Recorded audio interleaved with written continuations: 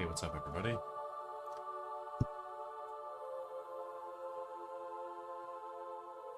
Happy Friday, everybody. YouTube.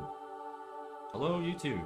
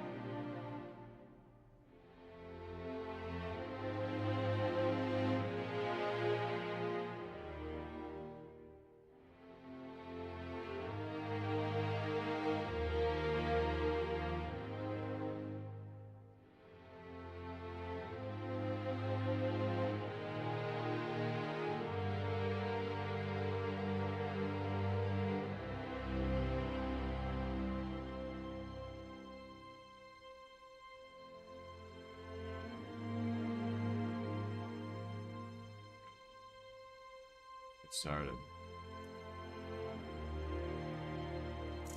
Continuing modding Halo 2 today.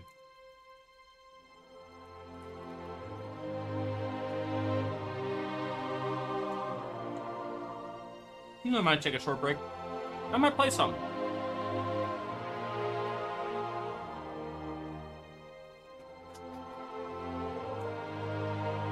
Not sure what it is, or what it will be. But it will be something.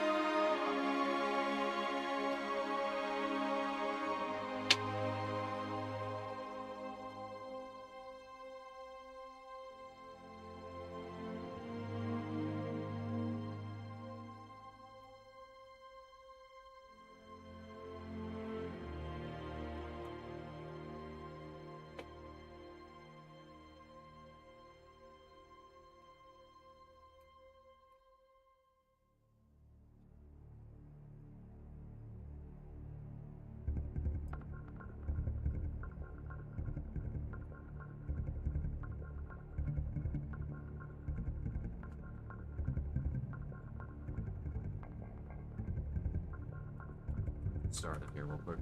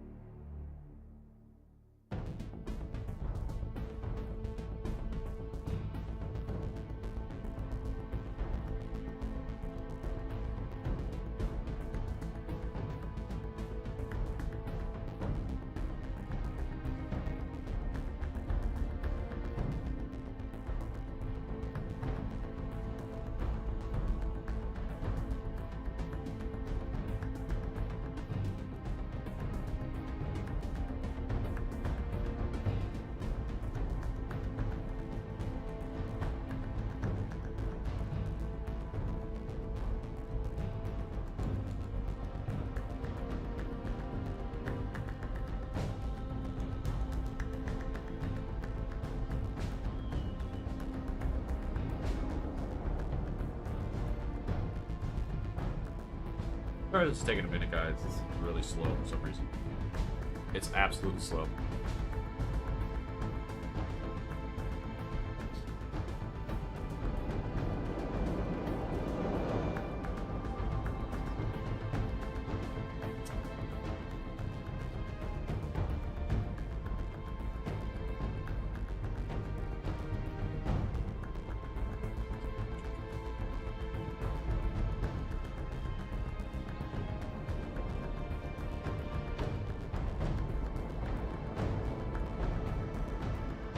We'll get started here in the next 2 minutes. It'll be 1 o'clock. That'll be a perfect time to start.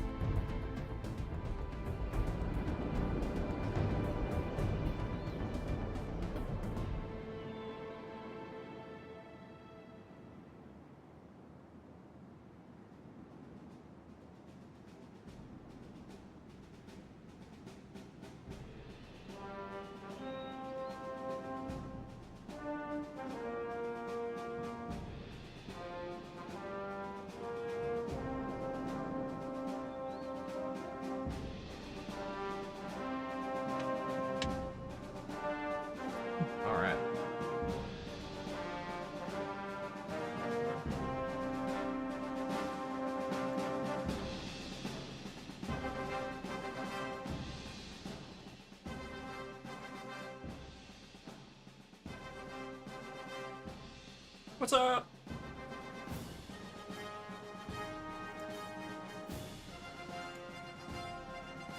There it is. Yeah, I was waiting on this to load.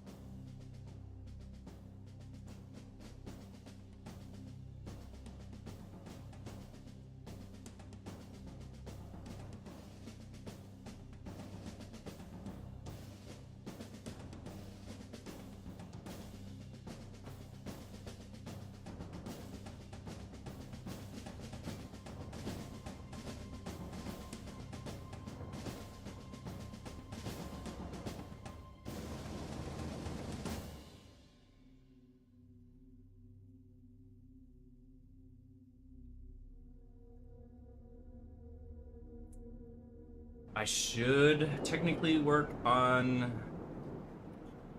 the other side of this Halo 2 mod. That's the campaign. There is a campaign that will be coming out for Halo 2, just like Halo 1. It's a small, short story, non-canon, tied to a canon timeline. It's generally the gist of Bootcamp. How do I bridge the gap between campaign and multiplayer, right? So I gotta make something up. I could follow the stories from the books. Then I'd have to stick to one character that has actually been present throughout the entire Halo universe. Not likely to happen. Just gonna say that right now. Besides Master Chief, he's not the person that would be... I mean, yeah, we use that character model in multiplayer. We do play as that character in multiplayer. But I think it goes without saying that everybody's a Spartan when they play multiplayer. So, without further ado... Oh, sorry about that. Sorry, headphone users. Oh, God. Yeah. So, yeah. I don't even know what I just said. I do have short-term memory loss. I have long-term memory functionality. Let's see. I'm working on a couple of things that these bots are doing, and I need to get rid of certain features that are currently present within them, and they only work outside of, and they only work in Beaver Creek for now, but I need to actually change maps. I'm going to change this to coagulation, because this will give me the good results I'm needing right now.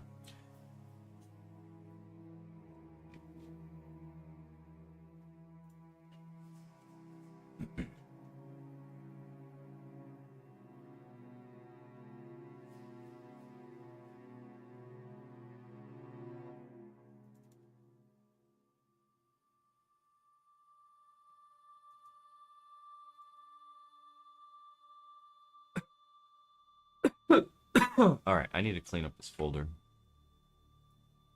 While this is building, go to my Halo drive real fast. Halo dev kit. Combating, no. Halo 2. Halo 2. Bootcamp tags. Objects. It's different here. Characters.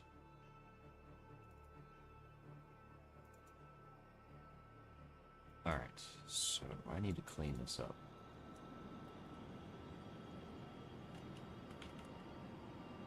Oh, the script's already running? Oh, no shit. Haha! Yep! Huh!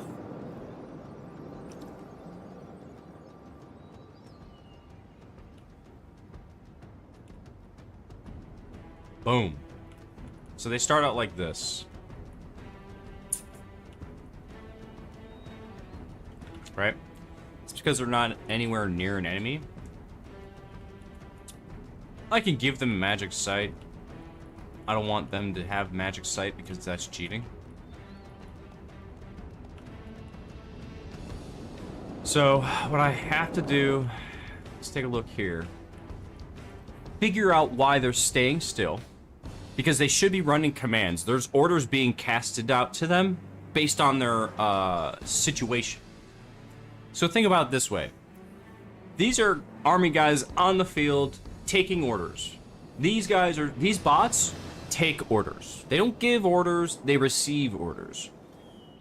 The game is its controller, right? Just like the controller is for us to manipulate the character we have on screen, right? As we play as that biped character. So to translate that kind of down into layman's terms, I guess, is I basically am designing a function through code to operate as if it is the commander that oversees all of these bots playing these bots, and whatever they do is the results of those, or is the outcome of those results.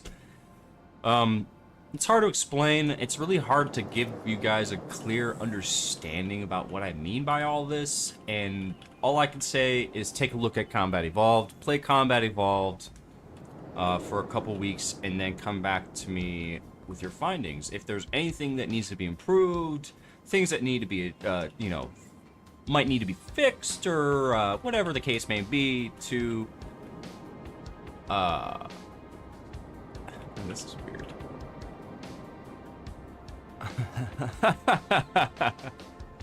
Things like, if you see something weird like this in your playing the game and I didn't catch this, let me know.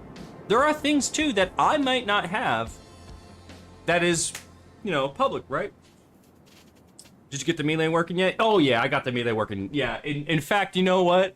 It's crazy that you mentioned that 21st, because like, before you showed me the little mode thing to modify, I had already started to tinker with that, and before I had stopped, I was like, you know what? It's probably buried in this section, and it was. You were completely right. It really was buried.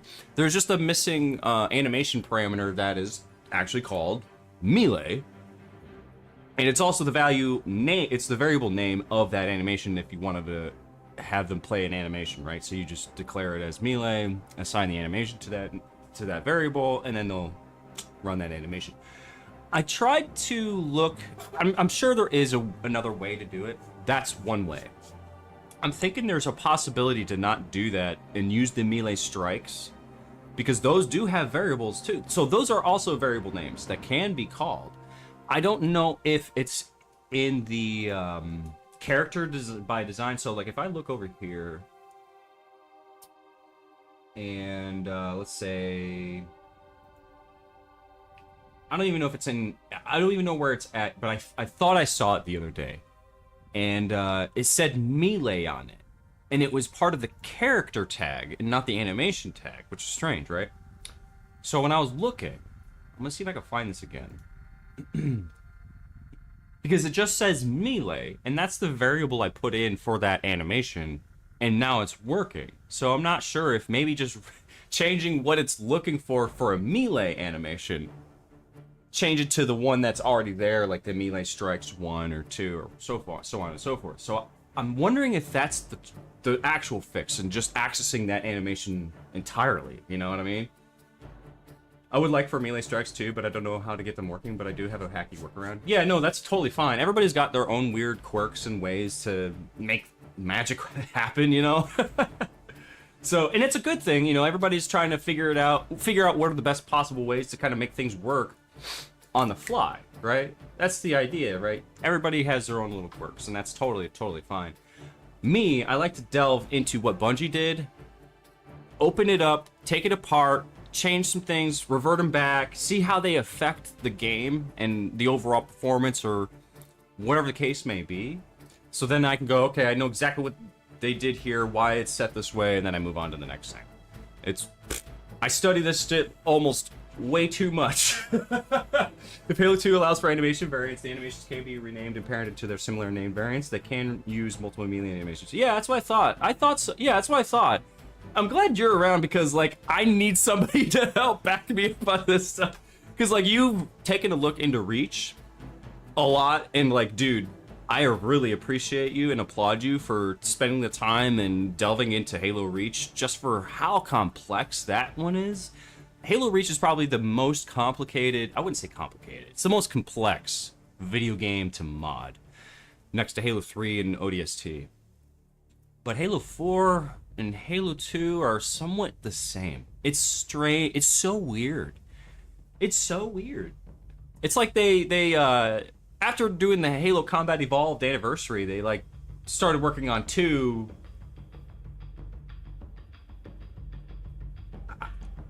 Did they like kind of revert Halo 4 into like Halo 2 so they could do the Halo 2 anniversary maybe? I don't know. I like that. I'd like for the AI to fire their weapons while airborne and reach, but I don't know how to do it. Don't know how to do it. Oh my god, English is tough today for me. It's Friday. But don't know how to enable it. Yeah. So firing while airborne, CE is the one thing that I know has it right in the surface.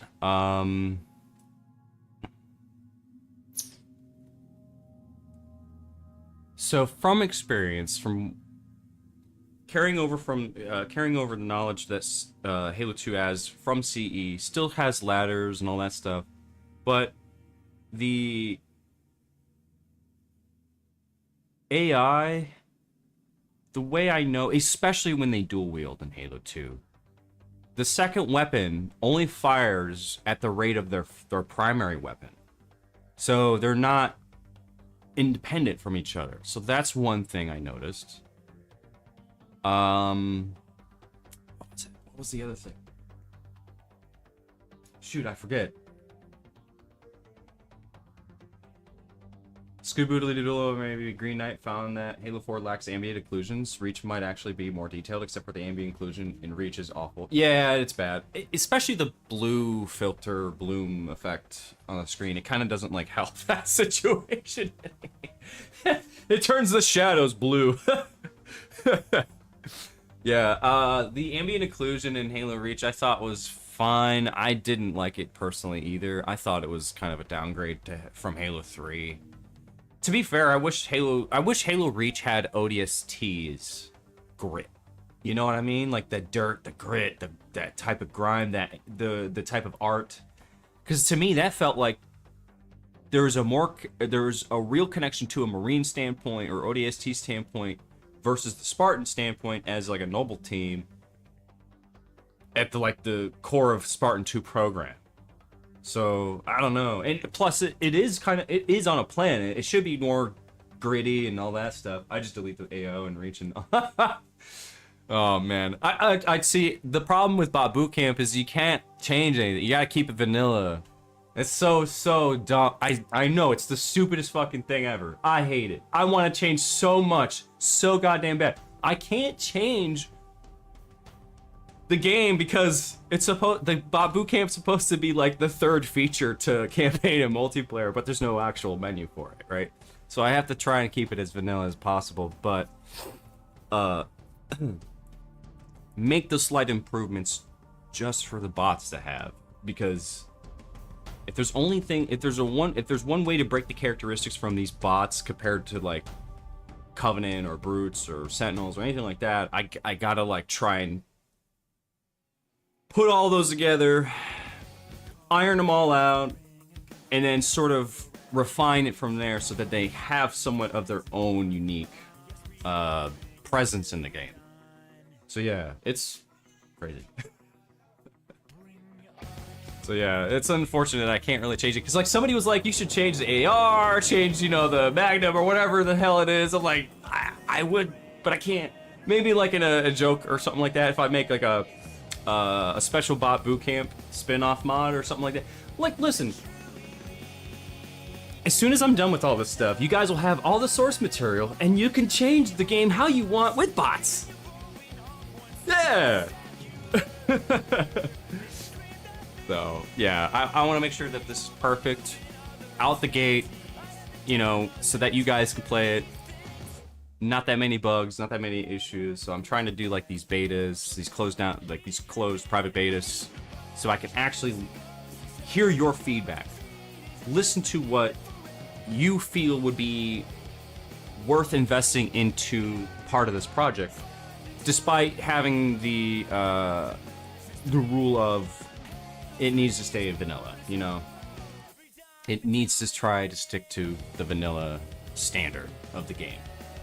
So, that's all I got. So yeah, there will be a beta, testing all these guys out, feeling them out, what needs to be adjusted.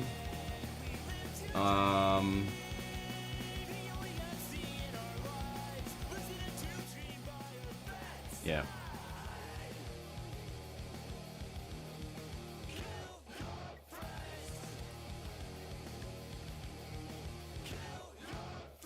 We do got to get a campaign going here. Okay, so he's running a command.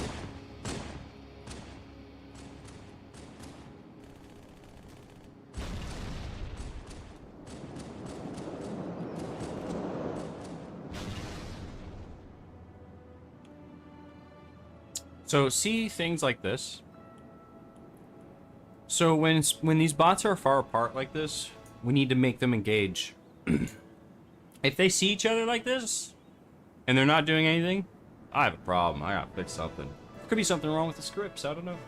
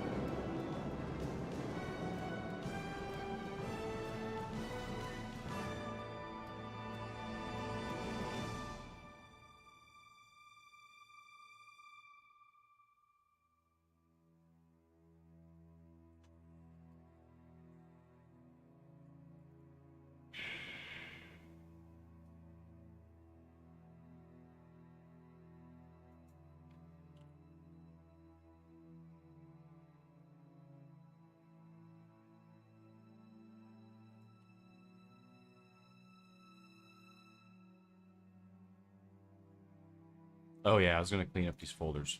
So let me get to this first real quick, because I need to actually reorganize all my shit.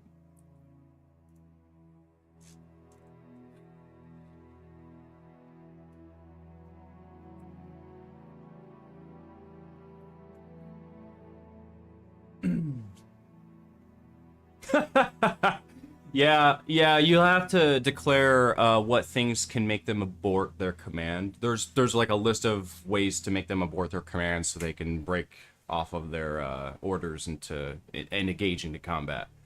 Yeah, I know. There's if you don't do that, they'll just keep running until they get to that objective and then engage. Yeah, it's a pain in the ass, because like I saw this in Halo 3. I'm like, wait, there's more. They added more things to break off their commands, so I'm like actually trying to backport those scripts into Halo 2 to see if they work. Yeah, they work. They were just defined in Halo 3, but they didn't actually get logged or documented for Halo 2. I don't know. It's like stuff that got swept under the radar, swept under the rug. So let me get to these commands real fast, because these are the same commands that are working in Beaver Creek, and they seem to be working just fine, so something else is wrong here.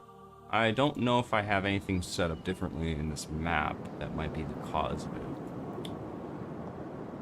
Okay, so we got our chapter titles. We don't want to strict pathfinding. Oh, you know what? New path generated. Okay. Recompile.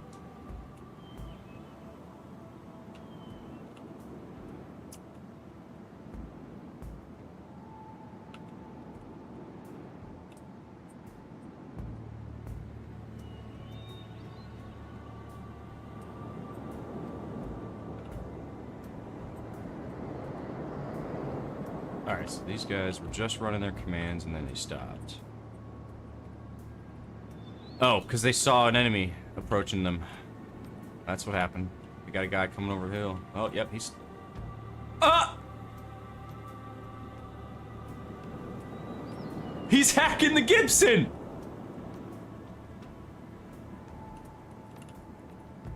He's selling BitTorrents like a digital pimp, bro! What was that? Oh, now he's engaged. Because now he's got the gun up. He's like, oh, I found him. And then he stowed it. He's not sure what to do.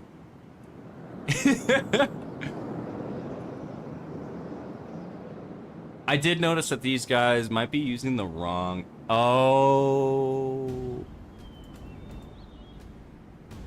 No, they're using the right bots. Brutes, yeah, the brute red bots.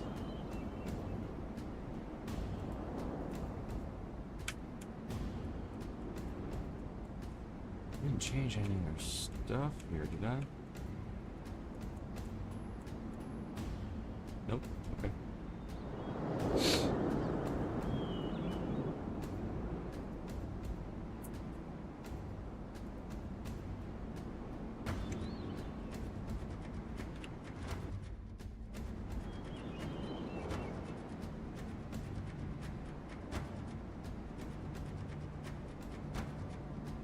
All right.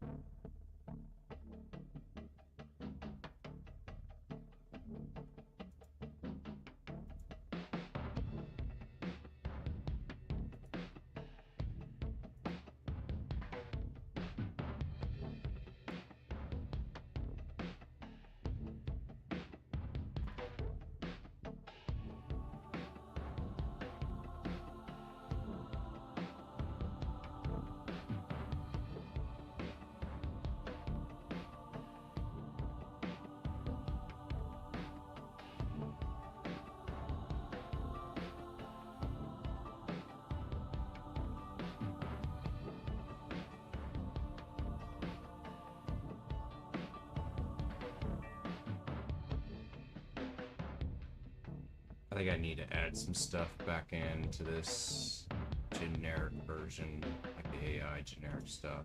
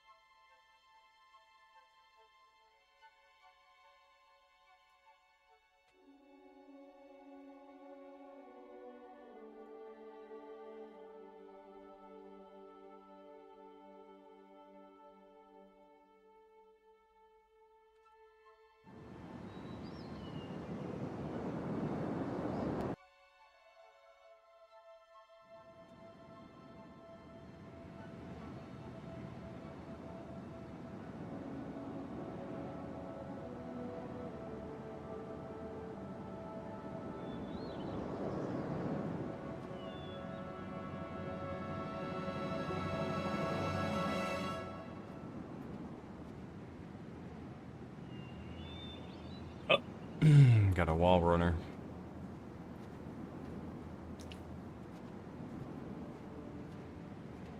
Why is that like that?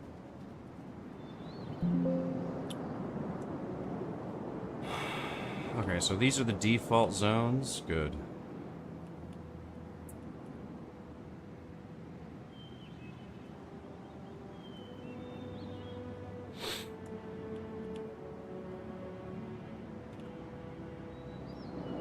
Got no engagement. No engagement.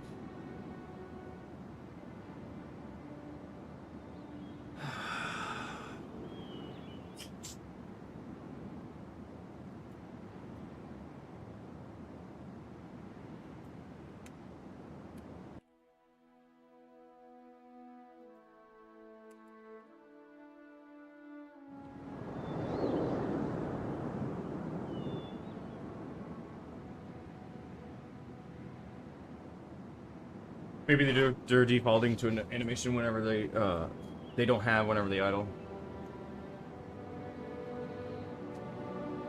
Oh yeah, that would be good. Yeah. That would be totally worth investigating if that's something you're willing to try. Cause me, I'm just gonna try and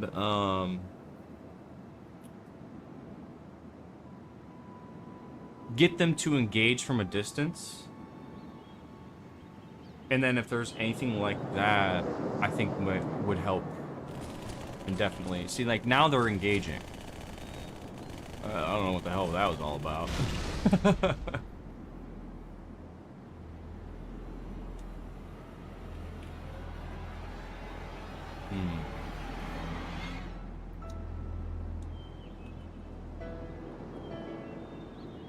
He's hiding behind the rock.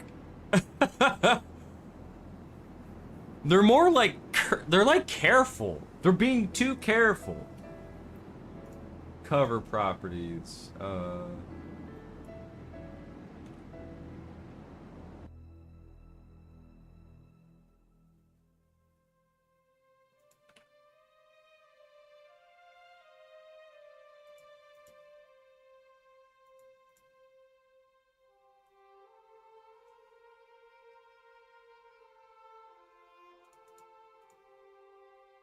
Alright, so do you have an SMG?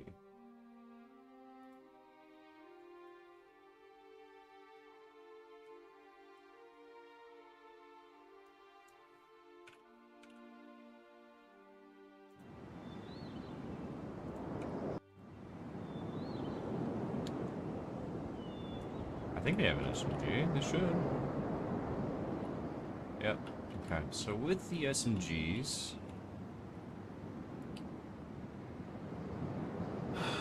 how do we want them to engage? How do we want to do this?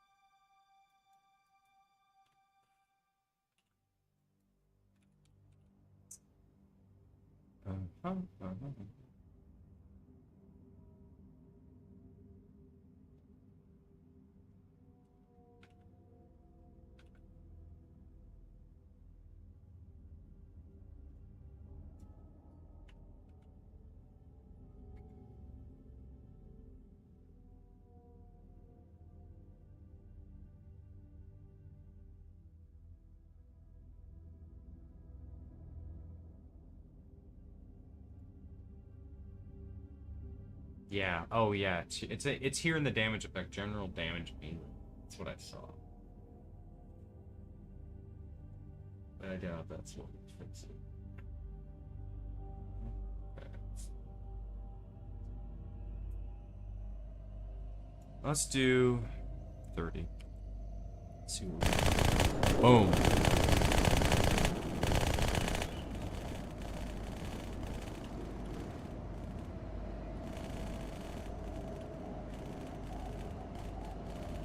What I should be looking at is the projectile lifespan to do maximum firing ranges.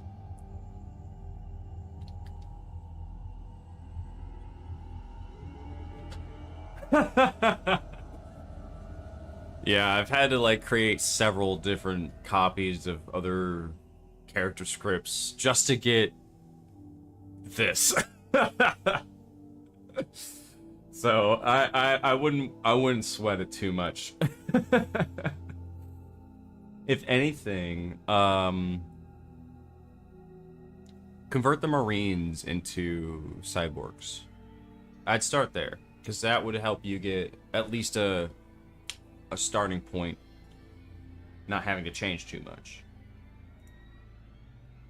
Because I did do that. That's where I did start here, and then I pulled the elite, and then I pulled the brute together in those three to mold the bots.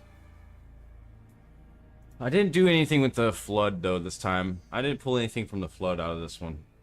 Only the brutes mostly, and the elites and the marines first. Let's see here.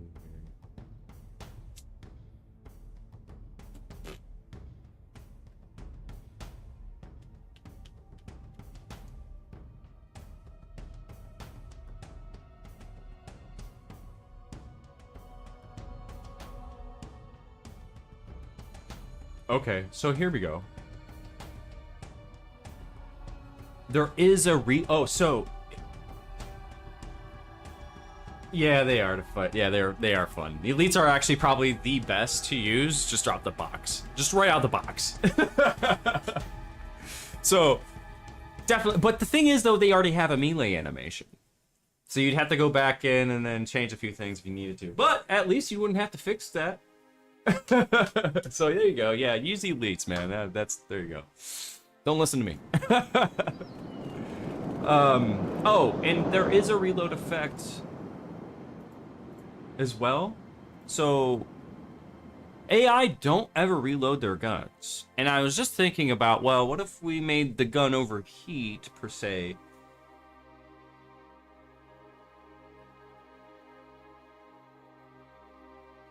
But the player would be able to pick that up. I don't think that's gonna work. Nice. Yeah. I don't know if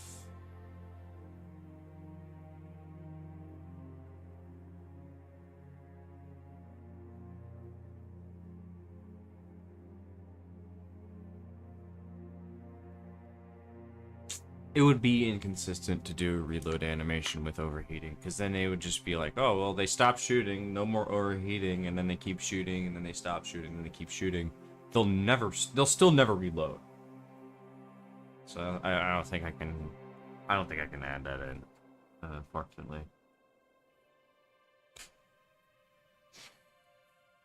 The one thing I'm really worried about is them using the sword. I haven't seen them. I've seen them pull it out, but I've not seen them use it. Like, they'll just stand there with it. Or they'll pull it out and there won't be a sword there. It'll be a dead sword. Or invisible swords.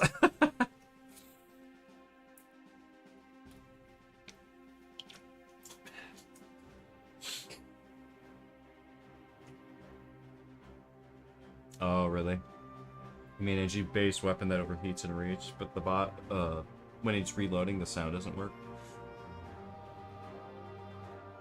Yeah, I'm worried that there won't be enough consistencies at play there if I were to try that. And I don't want to take too much time. I don't want to spend too much time on something that's fairly small like that. It's more of it kind of is a game changer in a way, but it also it doesn't break the game, right? It's not a game change. It's not truly a game changer, because technically they're all still like their counterparts in campaign, respectively, with some mild adjustments and tweaks to have these guys feel a little bit more up to date, if like the AI ever got updated somehow in the modern era. Right? You have a valid idea to make the bot's weapons overheat? I think it's possible. You just need to replace the weapon as soon as the bot dies, but trading weapons should be disabled on these bots. Yeah. And the fact they are disabled already. And that will be integrated. So you won't be able to switch weapons with these bots. Bots, though, I will have them pick up or change weapons mid-game. So I have scripts that do work on that behalf. But yeah, when they die, they'll have to drop, like, the regular version. So in this, then I can do that. So I should be able to do that then. Yeah. Because what you do is detonate the weapon. You detonate the weapon from spawning on the ground, or falling onto the ground from the biped that carried it. Just like Halo 1. Because then, where is it? Where is it? Where is it? Where is it?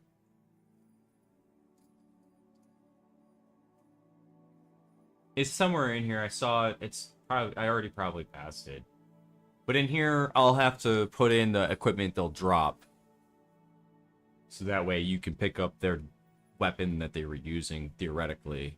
But it's not the weapon they use, it's just a copy of it that would be the vanilla version. So, yeah, that would work. Yeah. The weapon can be replaced after detonation and works unreachedly. Yeah, cool. Sweet. That's good. That's really good. Oh, man. So, right here, weapon drop when killed. Drop weapon loaded? No. Yep, that would have to be zeroed out first.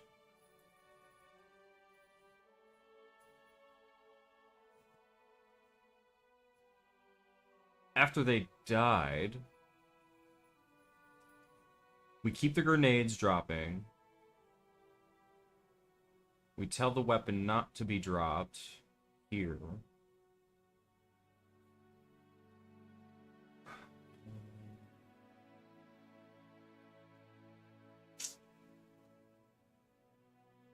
Let's see.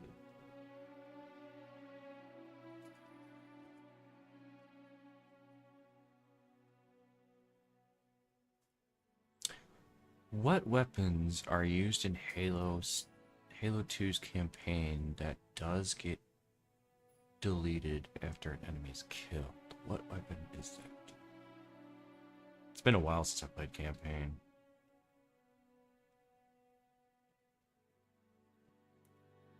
Or perhaps since this is Halo 2, the real weapon they carried could be the secondary weapon. Yeah.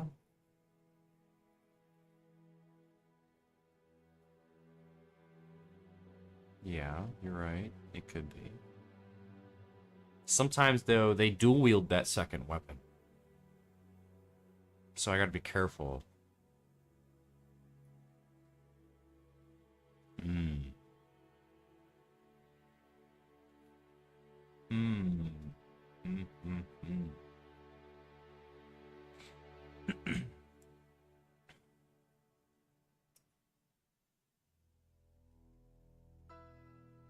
Oh, yeah, that's true.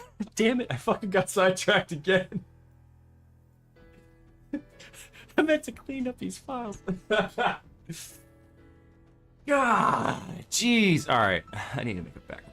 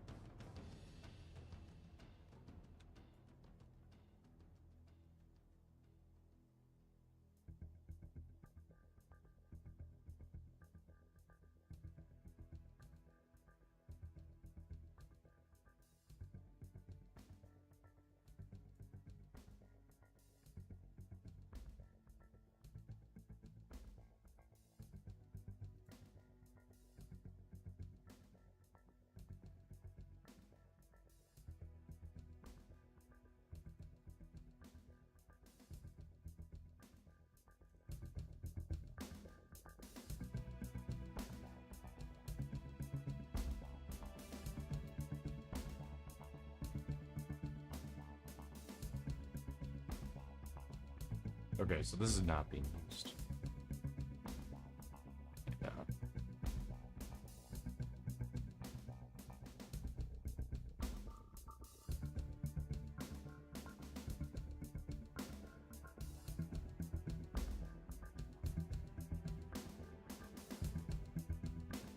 AI bots.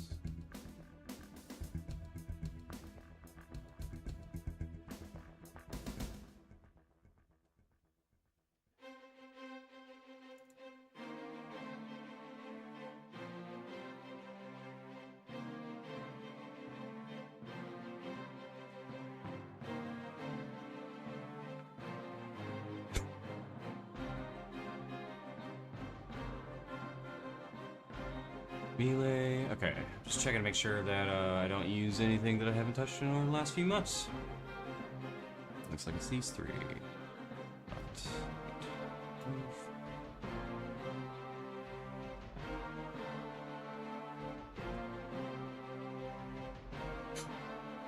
if you want ODST,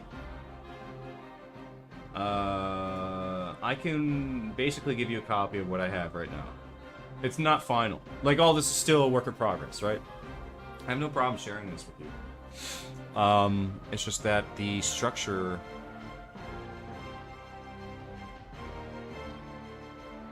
is kind of crazy right now. It's kind of all over the place. So I made a style under AI.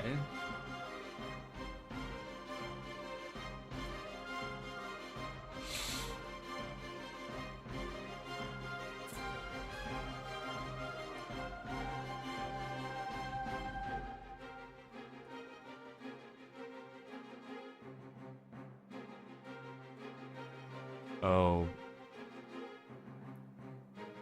We're gonna need a lot more than just what I have.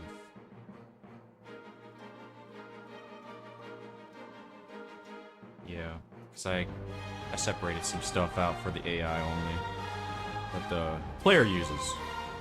So.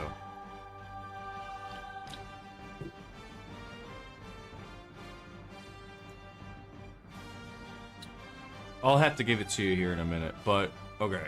The everything looks fine file-wise. Okay.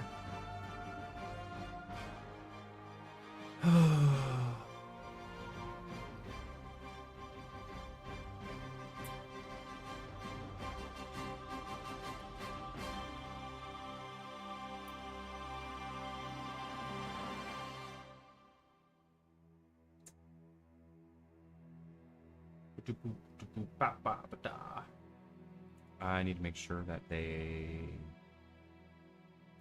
are used here. Okay, that's good here.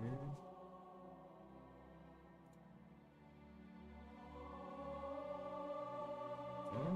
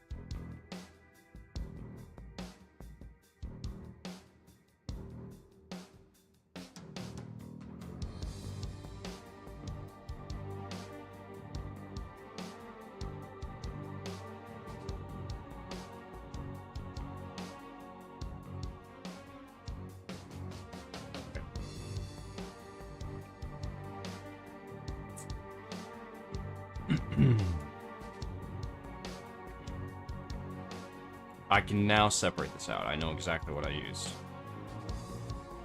And this might change, who knows? There's always something that's gonna fuck it up and break it, and I won't ever know what broke it to fix it. And then I have to basically do the whole thing all over again. I hate this. This engine sucks. I hate this editor. It's so bad.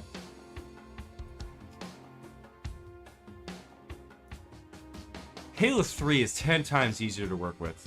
Like, really, it really is. Halo 2 is really bad to work with.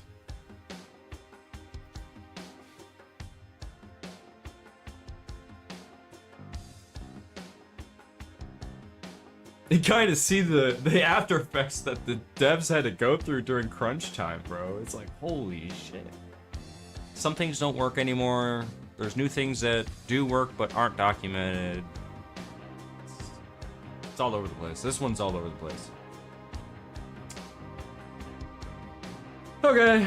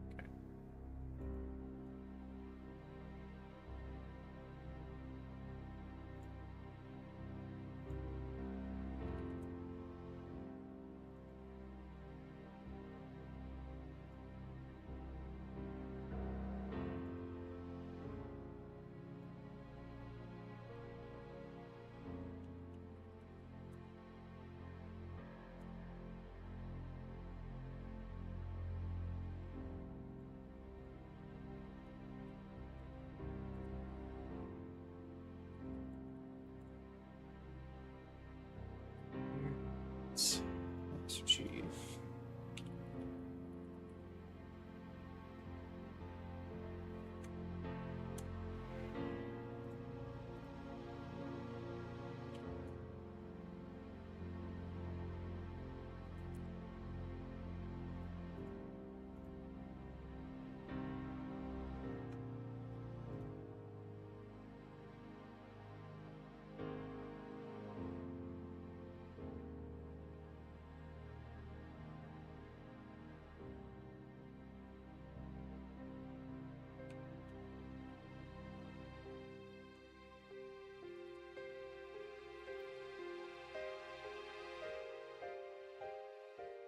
Yeah, these are all the files that I am working with to get these bots working. There's a lot of files here. Okay, so that's set. We need to add.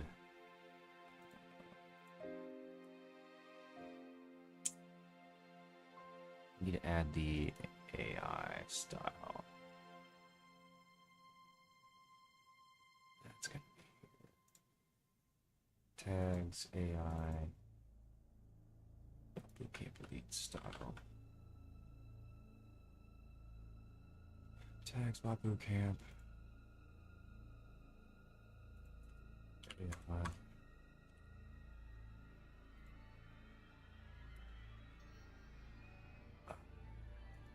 Okay.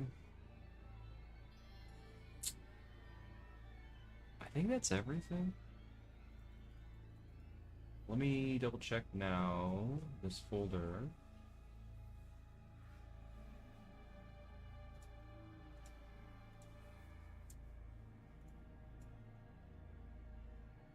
I'll have to reload Gorilla.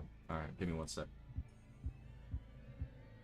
There it is. Alright. Here we go. Oh, I need to add.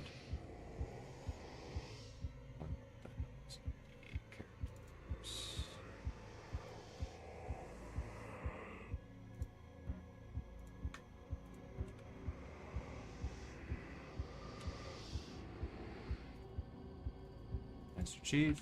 Here we go. Got the bipeds in there and the multiplayer biped. The multiplayer biped's used for some of their base foundation. It's the model, really. Oh, and this model too. Yep. That should be good.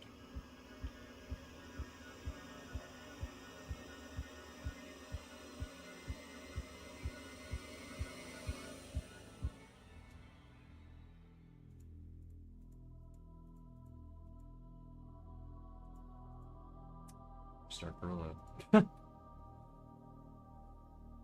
Alright, cool, here we go. Sweet.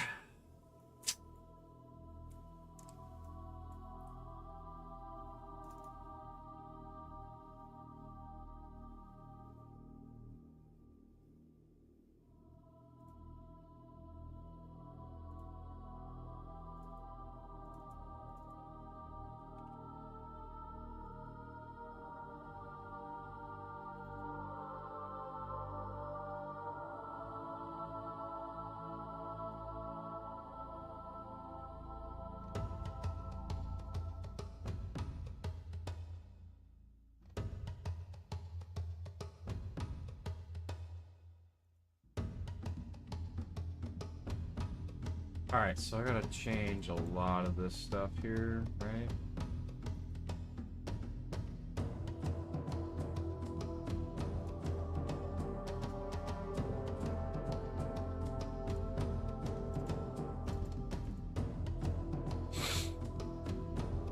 AI multiplayer model.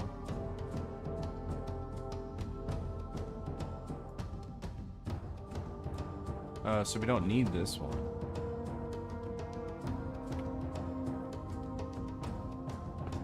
Yeah, we don't need that one.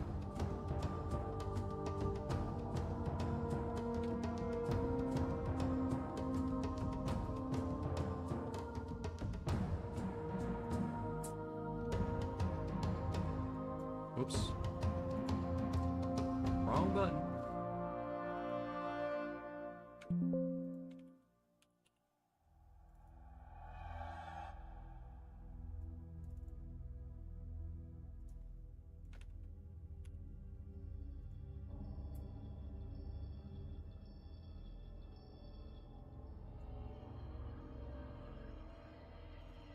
So we have blue using Bootcamp, red using Bootcamp, and sage using Bootcamp. Next we have actors. So AI blue.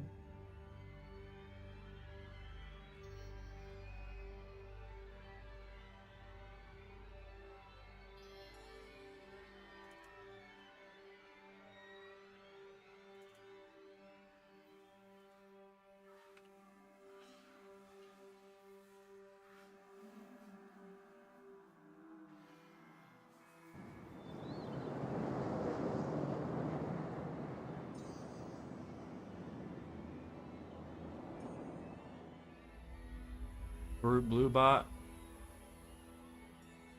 Go. Same for red bot. And the sage actor.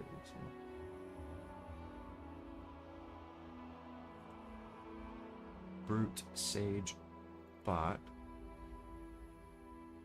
This would be the sage biped.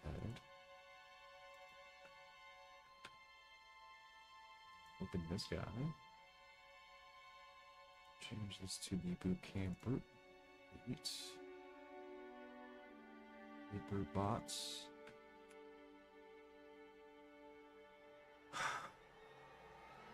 Sage.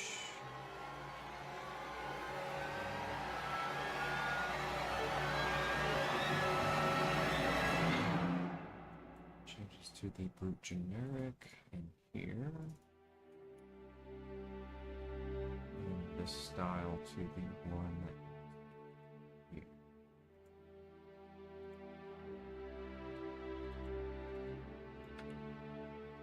Brute generic. Oops.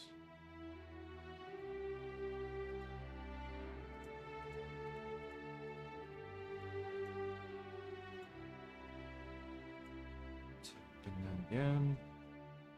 All Bootcamp style. Good. Good, good, good.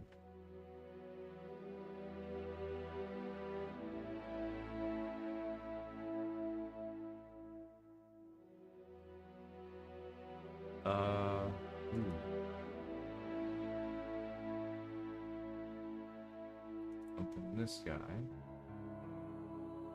The animation graph needs to be updated as well.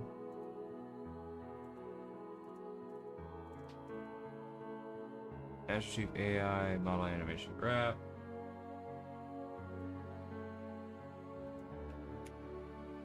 That should be it. Okay, so to validate this, I'm going to add them in.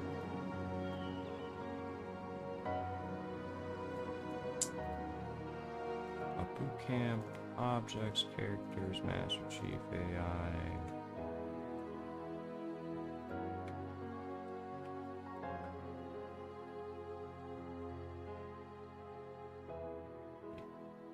Yeah.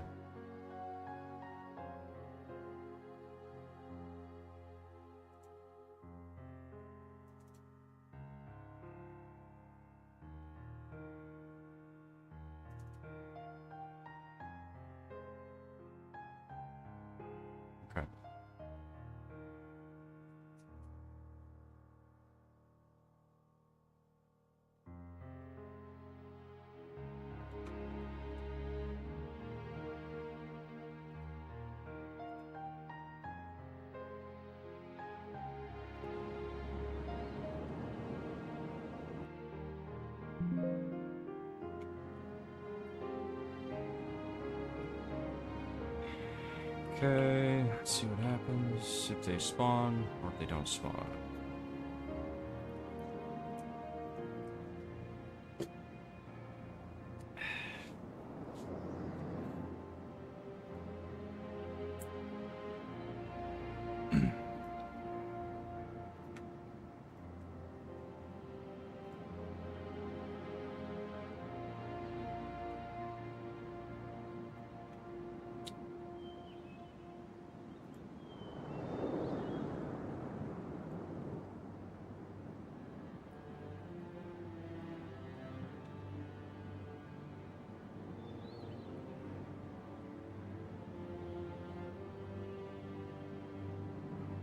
Oh, cool.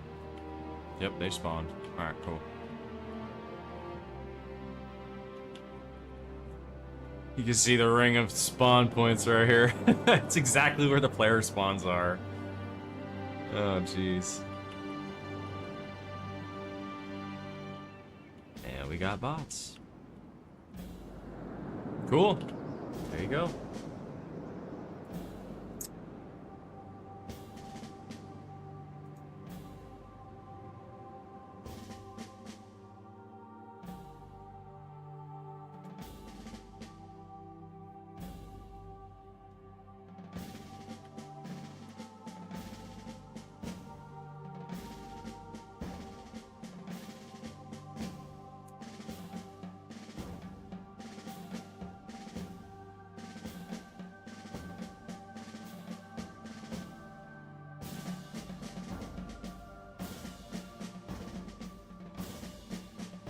Have fun with that, ODST.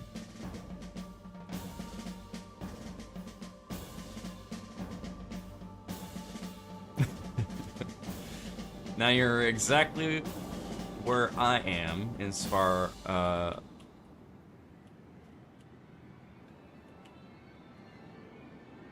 development has come, so yeah.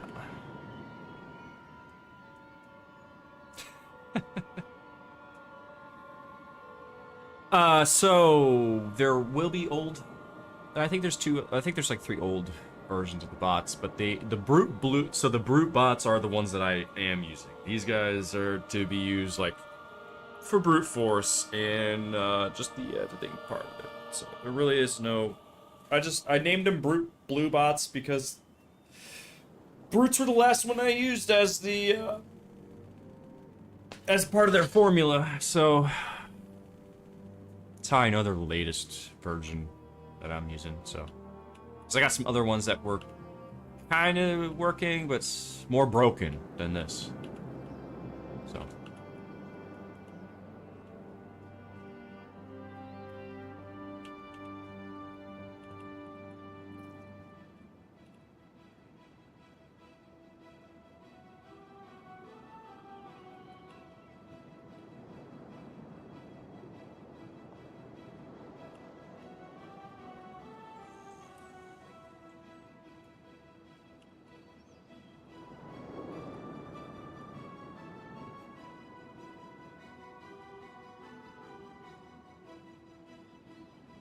So I do have a Warthog here because I'm also testing another script. If they decide to use a vehicle, I'd like to see them try it.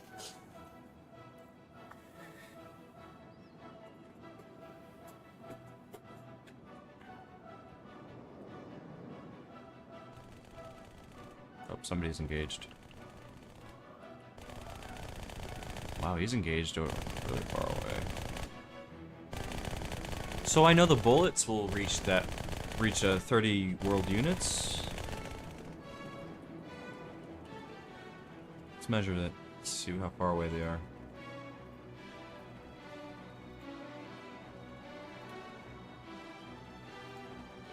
$25. Okay.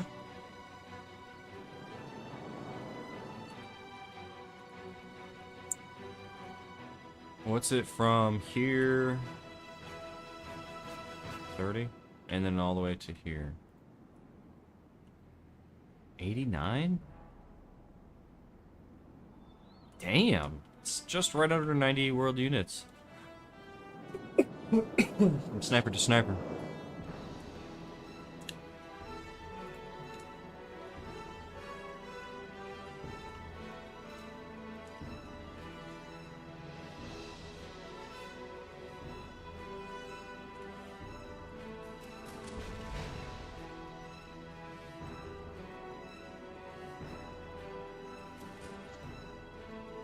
Oh, somebody got karate chopped.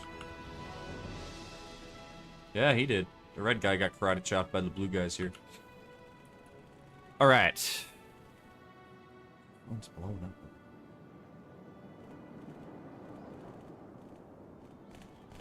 Wow.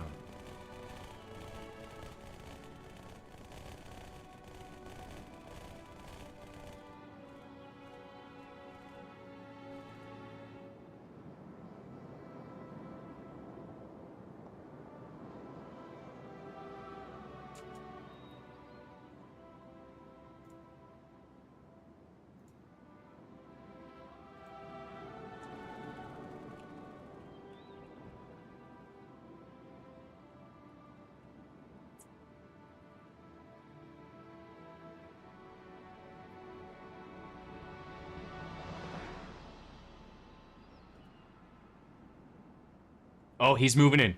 He got tired of his shit. So he's moving in. Up, and he stopped.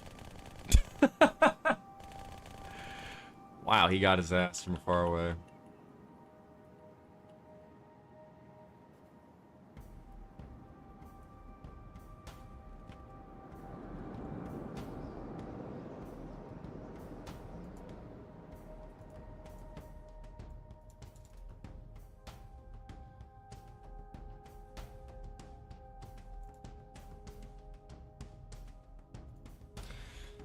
And so Brute Generic is what holds their weapon database, as well as vehicles. It's basically a copy of the AI generic. Okay.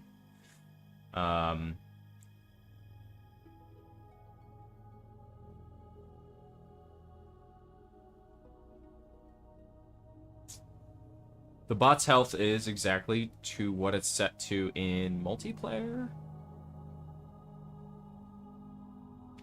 So that should be fine.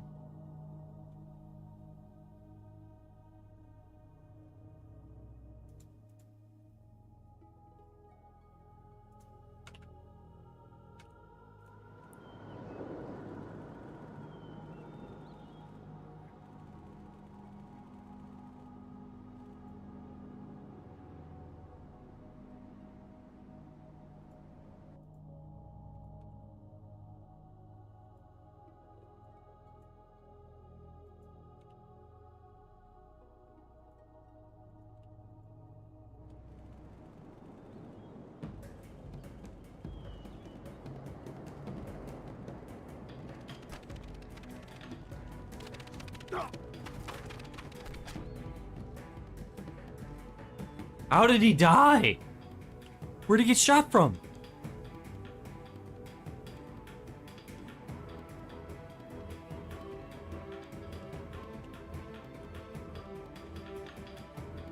He just took an abundant amount of lead. It has to be this guy. It has to be this guy. Yep. It is. If it's not him, I don't know who else it would be, but it was definitely this guy. He was definitely the closest. He has the SMG, I think. Uh-huh. And maximum firing range is 30 world units. So he just took a whole fucking load of lead, bro. So bullets travel pretty far with the SMGs. That's good to know.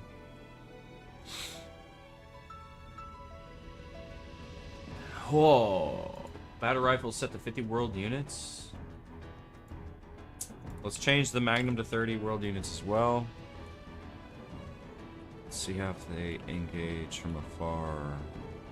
How far away are you to you? 32. Going 40. And same with the SMG. Normal combat range. 3. What do you have, dude? A pistol. So he has the Magnum.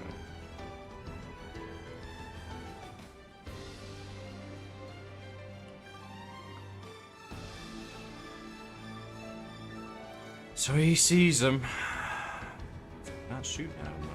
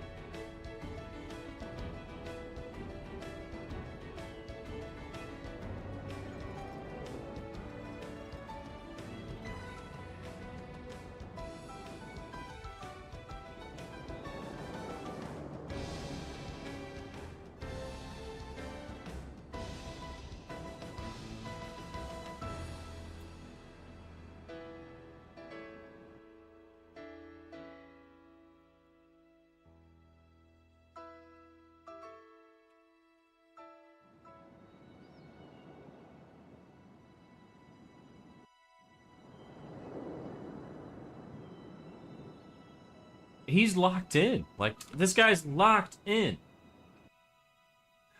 Let's see. Really accurate.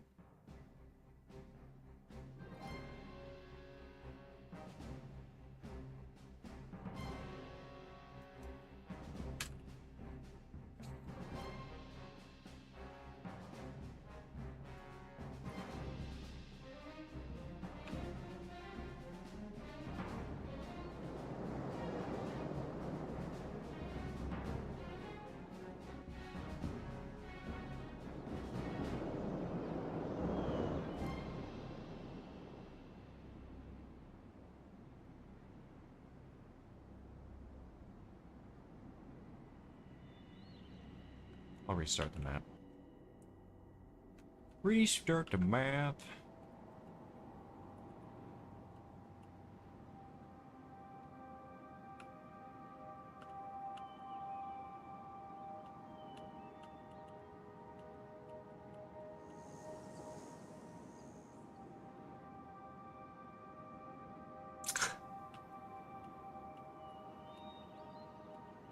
He's like checking out the cave or whatever.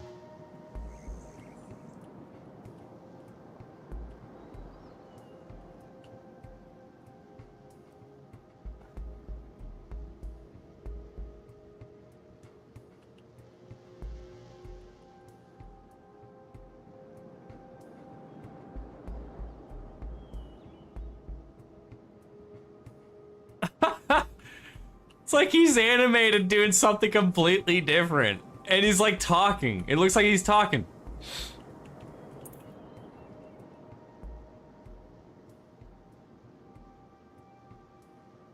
It's got real important things to say.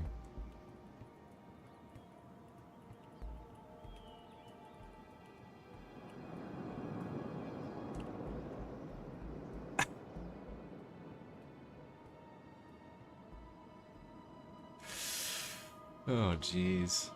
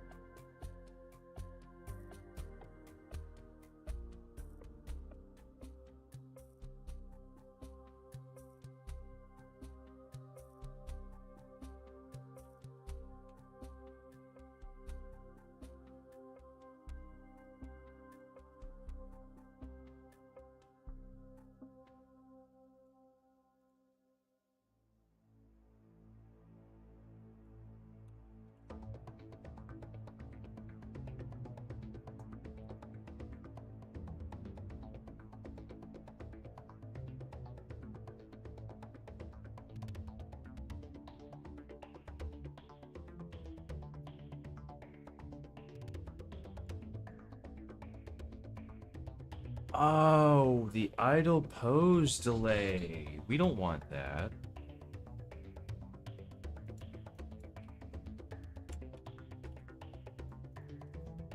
Uh-huh. I don't think we need that.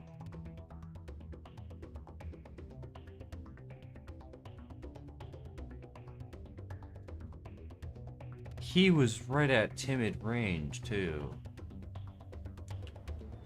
Oh, he's moving.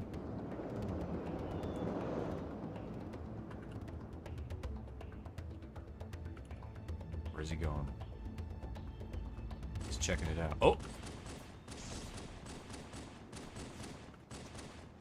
He is approximately 10 world units away, carrying what looks like an SMG, I think. Yeah, so he's got the Magnum, he's got the SMG.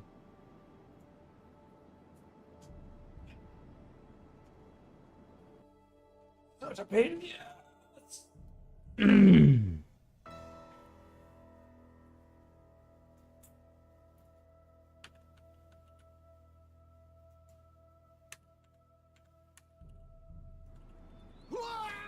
Oh, shit, I didn't mean to do that.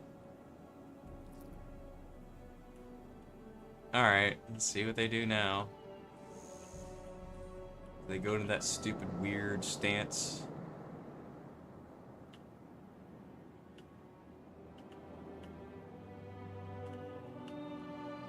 Boom! Teleporter runner! Okay, now he's walking.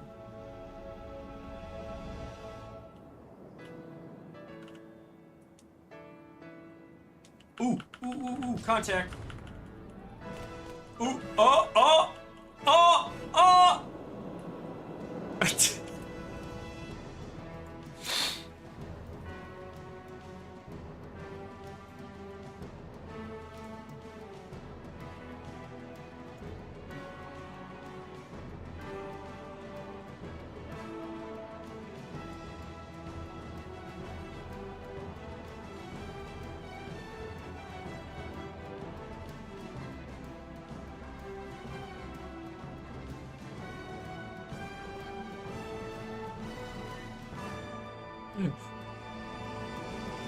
They should be lunging. I don't know why they're not lunging.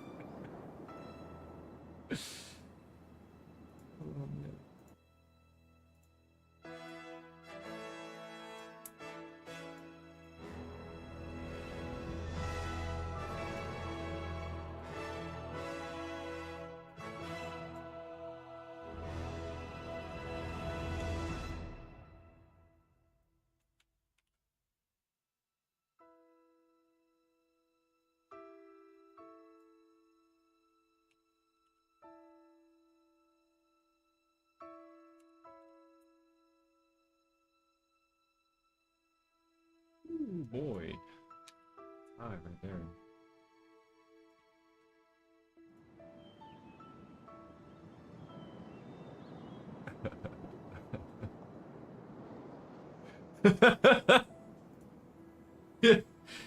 These guys are so fucking funny, dude. This is what makes me so happy to see, bro. I'm not gonna lie, man. This is what makes it so much fun.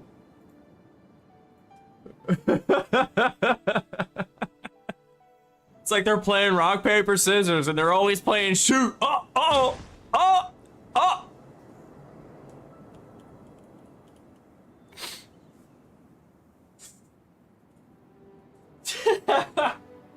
Where's the kinetic force? Where's the connection?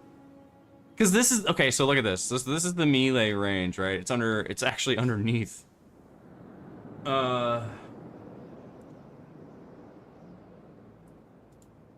So here's the normal range.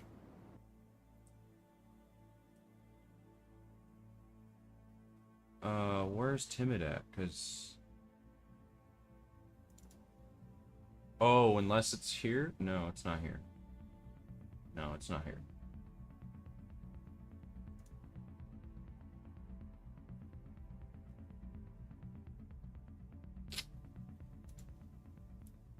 It's gonna be in here. With SMGs and Magnum.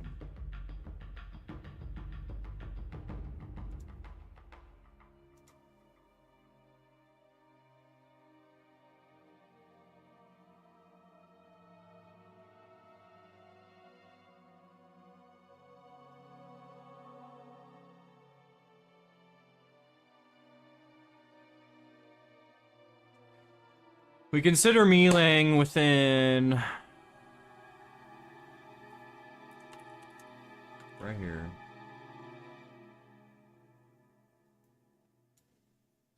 $31. Melee abort range. So this is the abort range. So we can say 1.2. Actually, no. 0.8. 0.8. So if the threshold is above that, oh, actually, wait a second. No. 4. And the consideration is 311. Attack range, same thing. That's that's aggressive. That's being aggressive. Timid, being a little timid about melee. Still within the same parameters, probably a little higher. So 3.7 to 3.8, so 3.7. And the abort range would be probably 1 in this case. So they would have the chance of missing if they were to a strike. And normally, we're gonna lunge. Attack range should be about 0.4. 3.7, 3.8, 0.4, okay. And the melee leap range, 0 to 1.5. Leap chance, 0.5. Ideal leap velocity, the leap ballistics, 0, so might not work. Alright.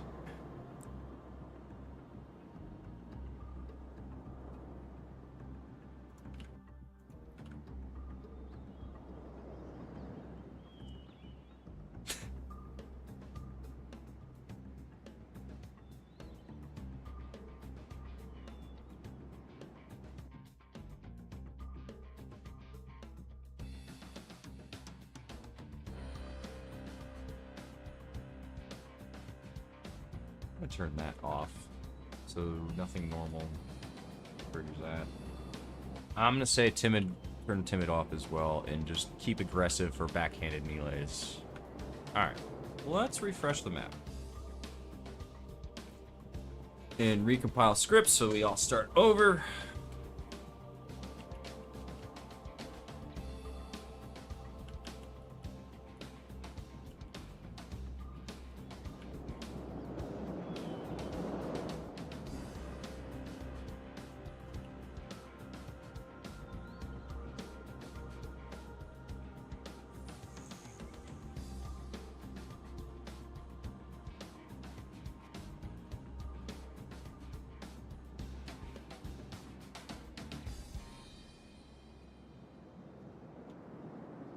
Nice.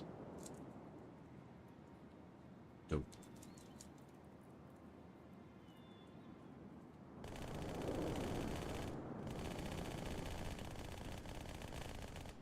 Wow.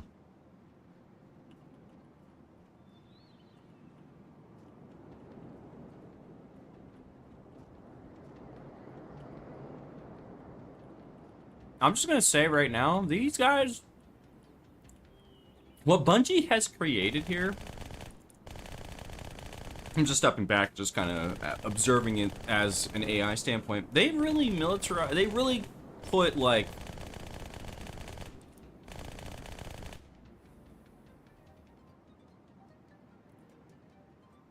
real like military approaches in their behavior. And these tags are just fine-tuning that behavior.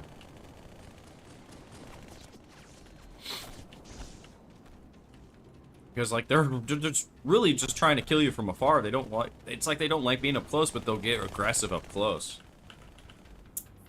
Yeah, it's like 3 stages. Like the 3 stages of their like their emotion. Normal, timid, and aggressive. Their style, yeah, it's their style.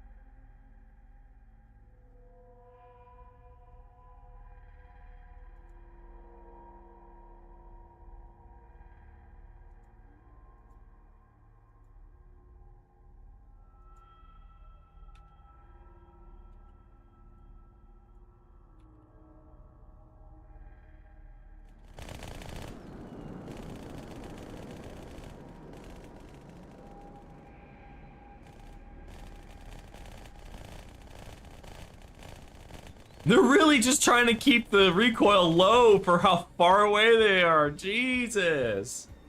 Ha! Damn, dude. Alright, what is the projectile decay rate at?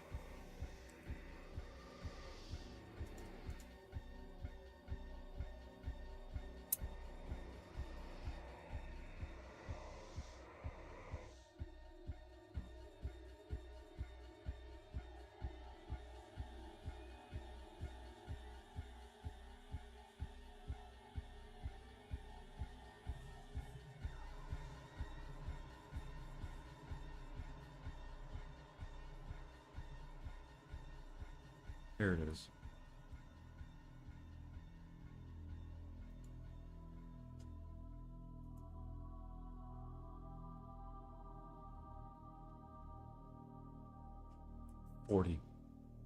Forty world units.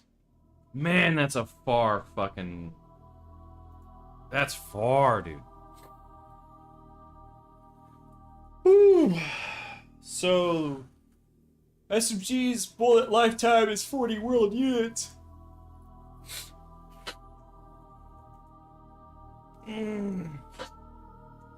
Yep. What about the Mac?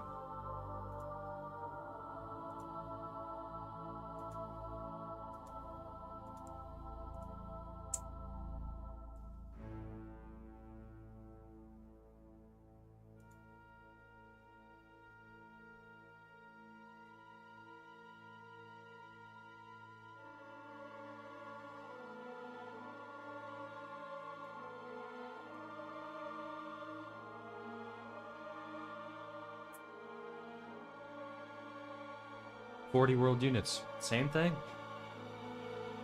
Son of a bitch. So let me track where 40 world units ends. So let's say it starts here, ends here, ends here. Okay.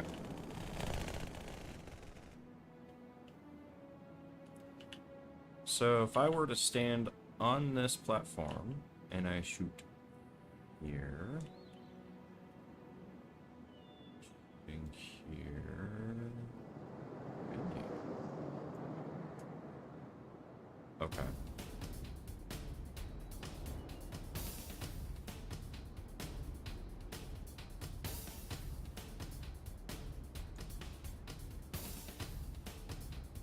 I think the range is half of that. Based on, you know, player mechanics and how players shoot. I'm gonna do the same thing for SMGs.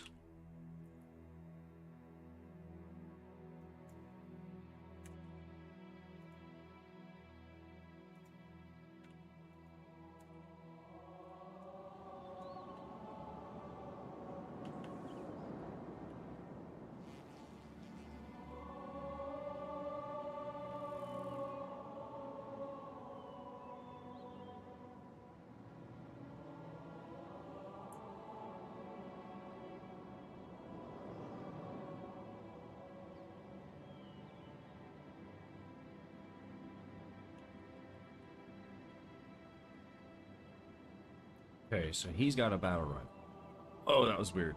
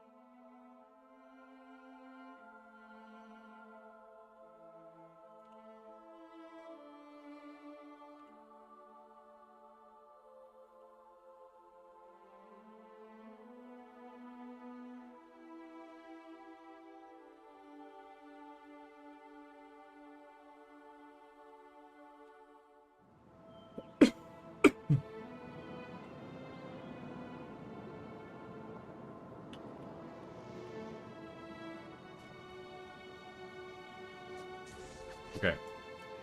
He needs to be engaged completely. He's carrying a battle rifle.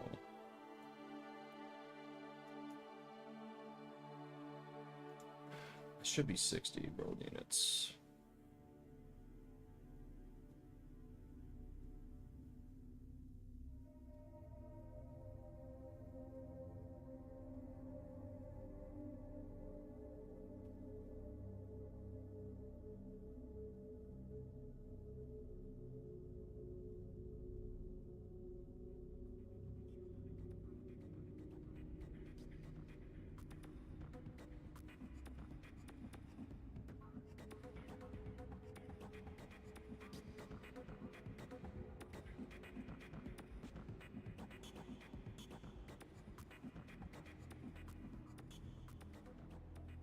$40 world units too? Holy shit.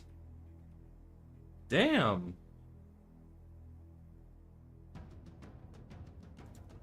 Alright. These guys need to go full tilt then.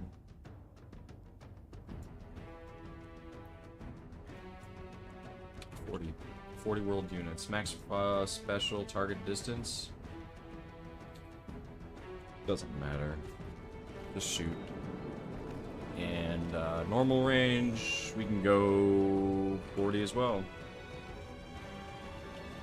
Timid, we could drop that down to 25. And aggressive, combat, up close, of course.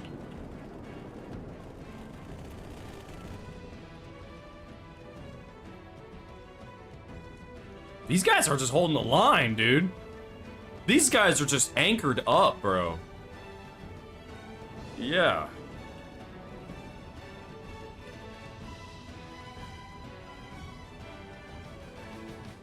Let's restart the map.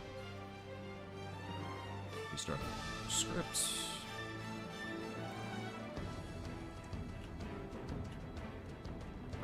Okay.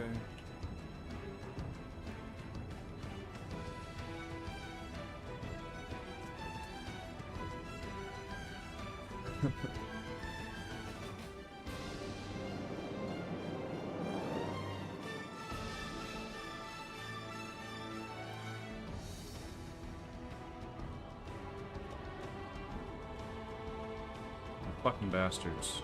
Why are you doing this?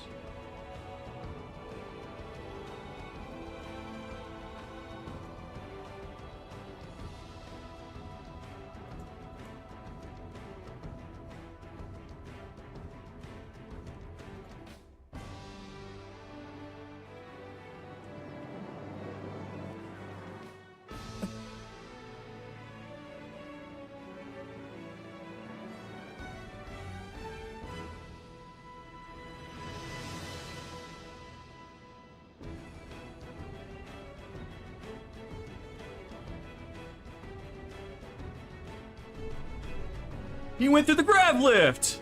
Yeah! That's my boy! But he's still acting retarded.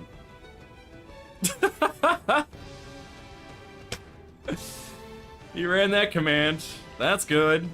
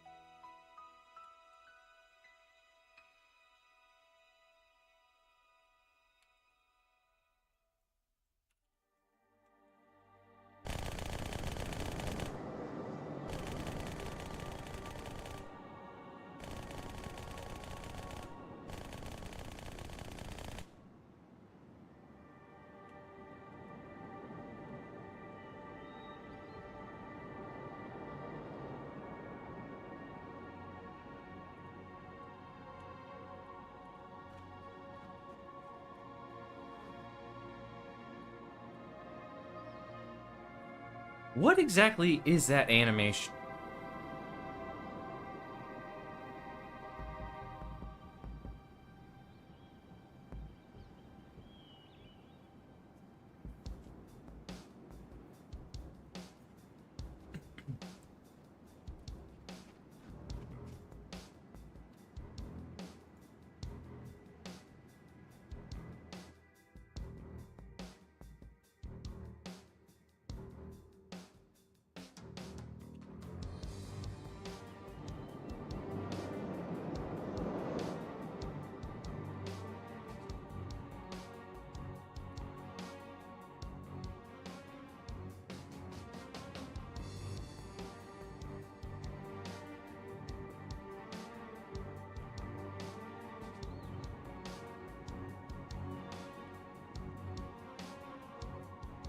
What the fuck? It's obviously not the ready flag. You just pushed him out of the way.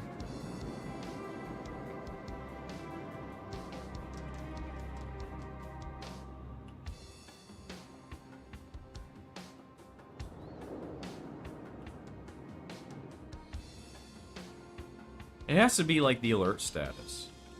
It has to be. Because whenever they're alerted, they break that. And I'm not sure what causes them to go there first. I don't know. I'm gonna take a quick break though. I'll be right back. I'm gonna grab something to drink.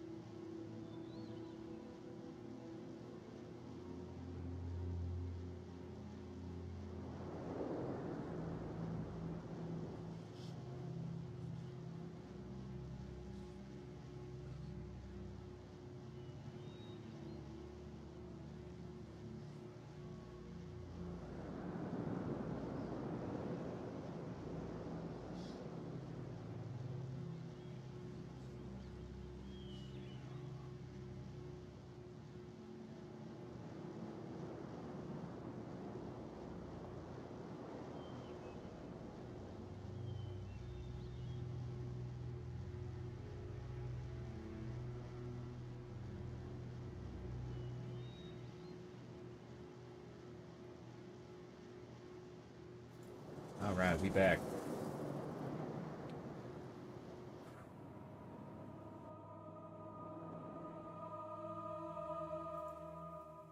Cool. There's proximity. Proximity. Preservation. So they try to back up when too close. Yeah. I need to tone that down a little bit.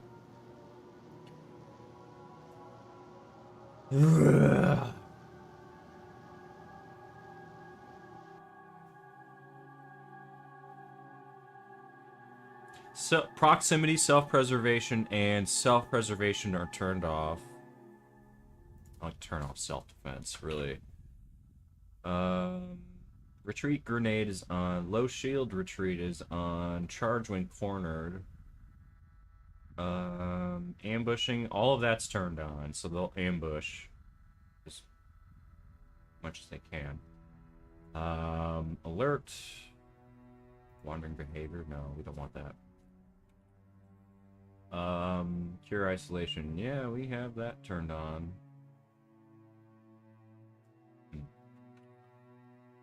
Not sure. Oh, shit.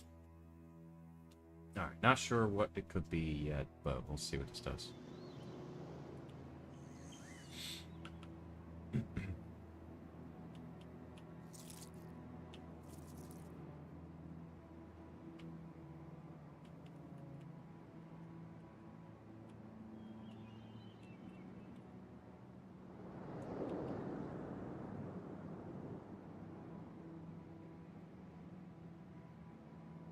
I need to update this structure here. I need to update this script. Let me... Oh, shit. Create another new folder. O_3. Here. Take this version, copy it into here, recompile. So now I should see anything that might be in the way, because I updated it from Beaver Creek, so now it should be the same here. They're going into this stance right away.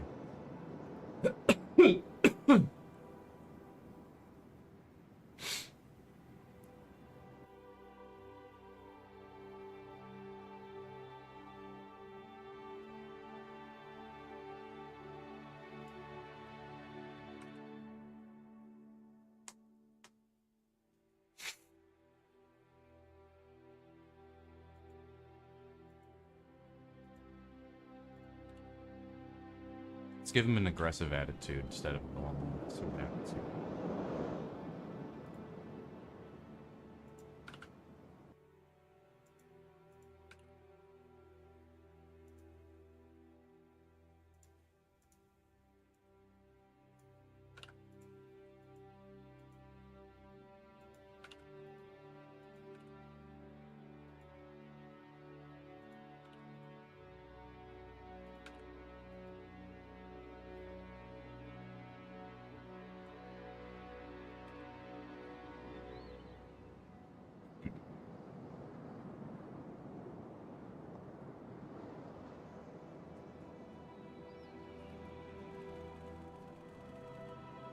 Their biped tags need a melee damage tag to deal damage? No, they already do. They just aren't leaping for some reason.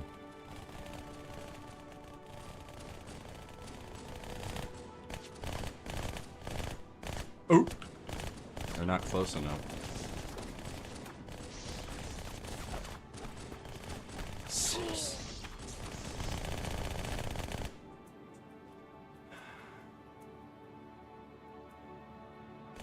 They take damage at like 0.3 world units. They gotta be like this close in order to take damage.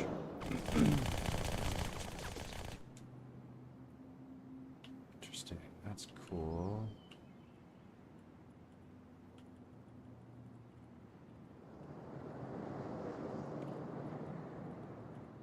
Okay, what the fuck?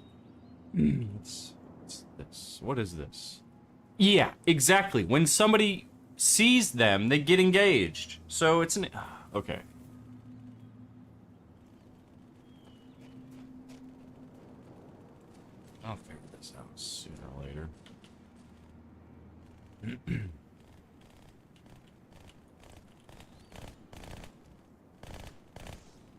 Ooh.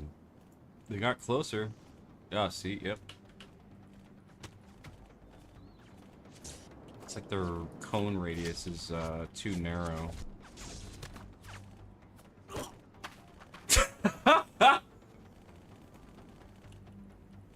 They were 0.55 world units apart?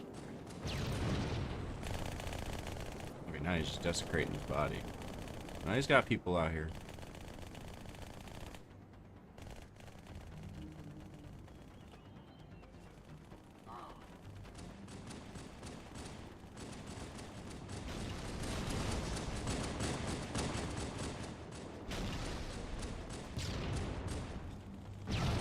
Oh.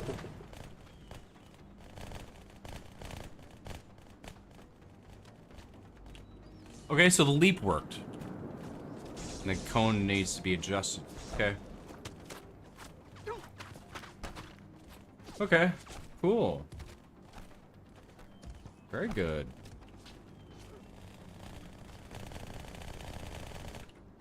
What the hell? So right at spawn they do that. Okay, yeah, he's busy.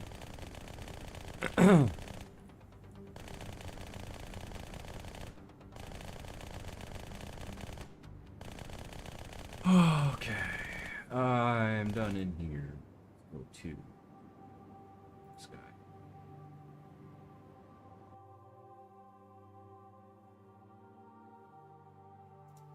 Yeah, see, every gun has a melee weapon damage attached to them. Just gotta figure out where the, it's probably this right here. Damage inner cone angle and outer cone angle. And the upper and lower bounds. So according to this, it had information at one point. Now it's not showing me.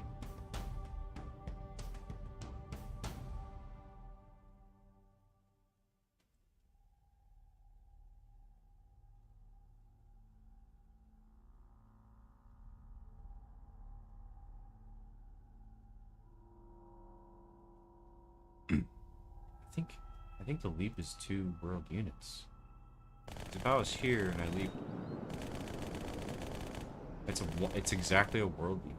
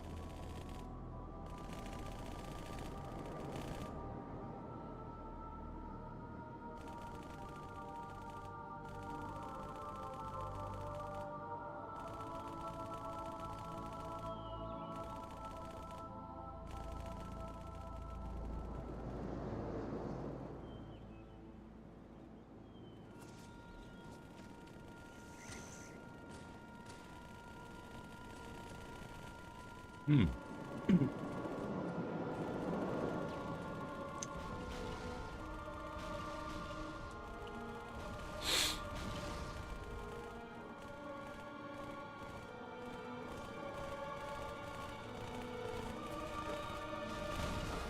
Oh, there it is. Yeah, see, he did damage. I can tell. He just died.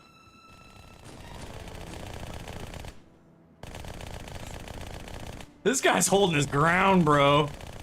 Yeah, he's just locked in, bro. He's like, I'm gonna get your ass from here, bro. Let's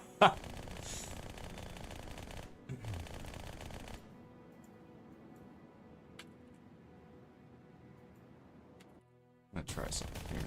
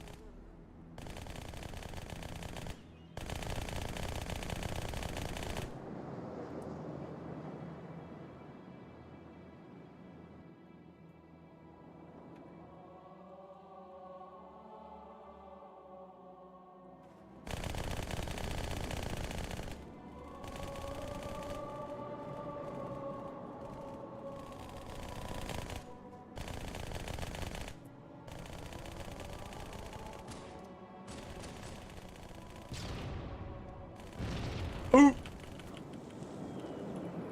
Great, now they're not.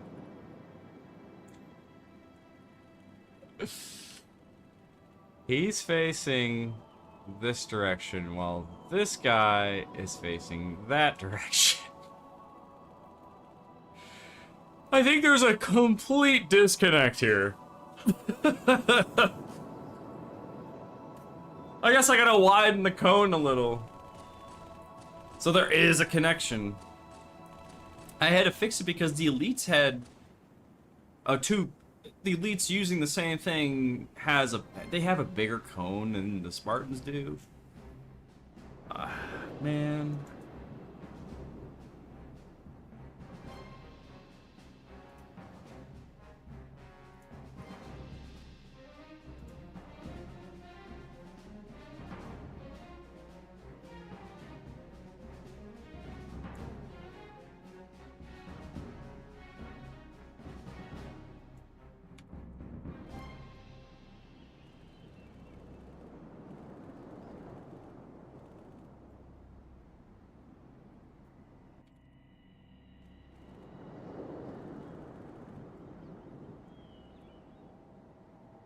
Damage inner cone angle. Damage inner cone angle?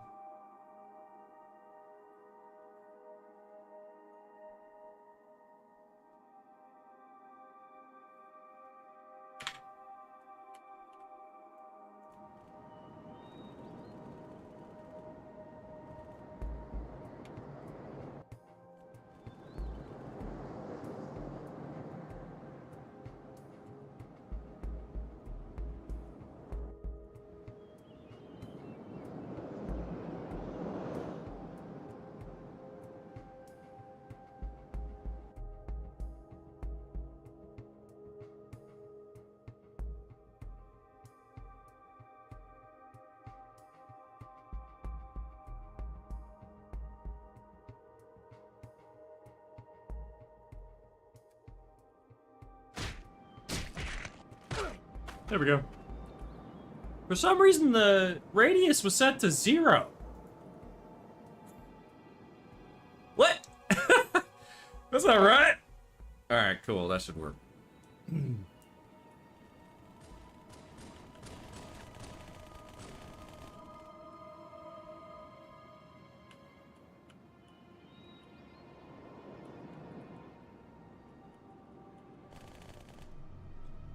Got a guy guarding the flag. Yeah.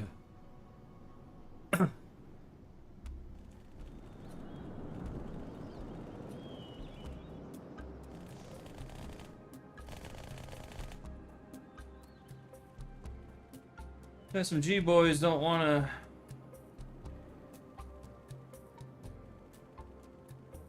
Let me add a cutoff scale to that. I want to see what it does. I'm gonna load up Beaver Creek. Check it out because it's more compact and actually gets them more active. So if I'm like checking something out like this, I'll jump back and forth in between maps just to check out the features, to make sure the settings are working as they are expected to, and then start tweaking other areas of their parameters, depending on large or small maps combined.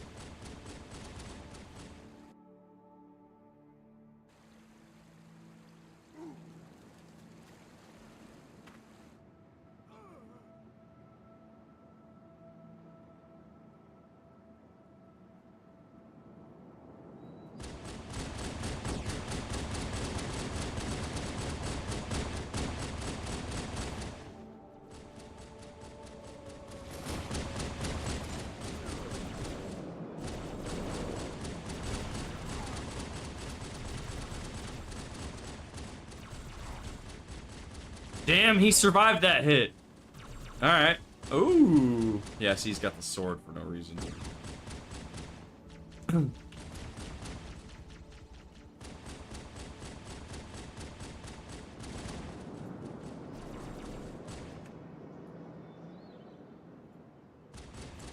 give them all an SMG and a battle rifle.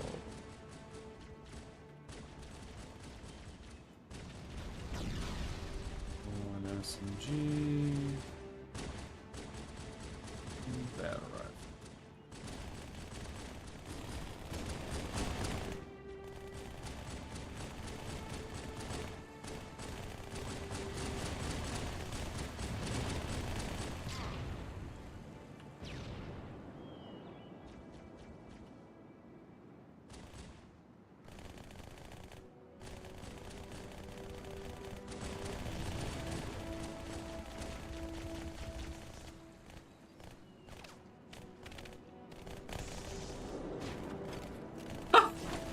Damn!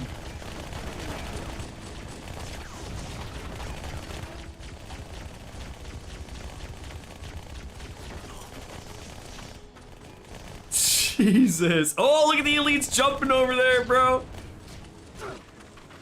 Oh. Yeah, this is, I think, yeah, this is why I turned it off, I believe.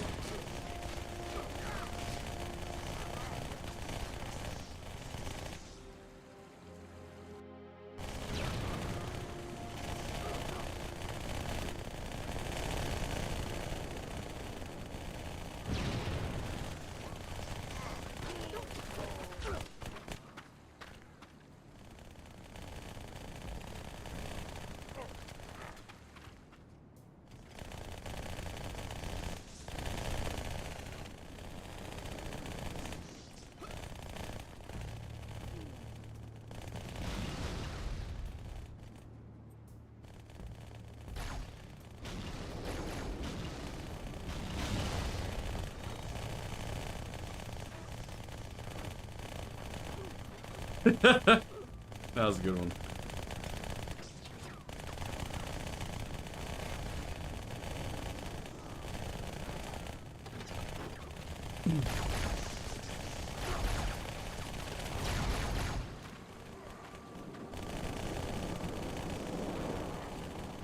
Oh!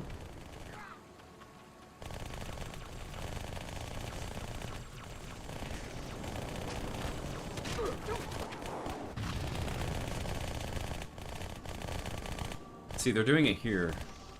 It's actually working here.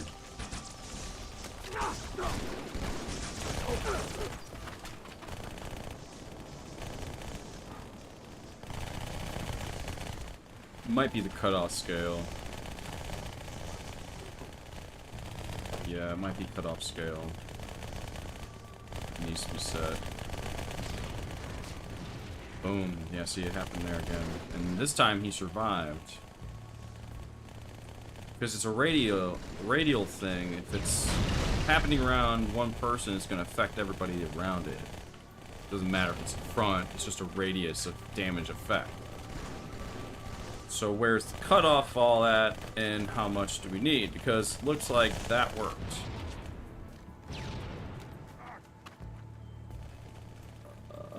Cutoff scale.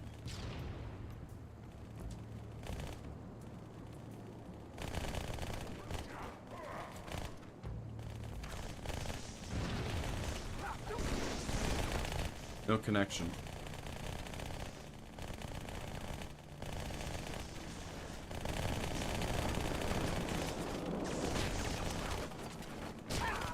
Boom! Okay.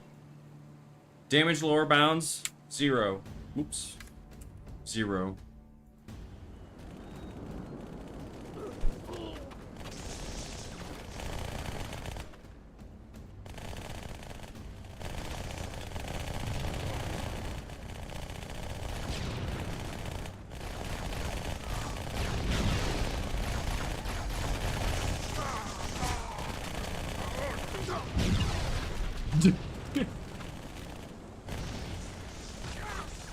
Boom, there it is.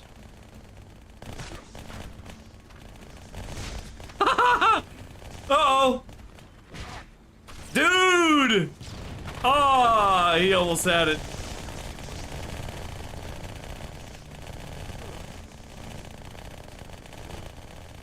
The elites definitely are using the old one, but they share the same parameters here. It's the same thing. It's the same object or same tag that's universal here. So I don't need to update the elites or nothing. I just need to make sure they don't kill their buddies, like their teammates, if they're right next to them doing a melee, and be a direct hit if they're directly on them. You know. So that's pretty much where I'm at. I'm just trying to figure out where. These guys just melt these dudes, man. He got in his way! I'm gonna stand right here.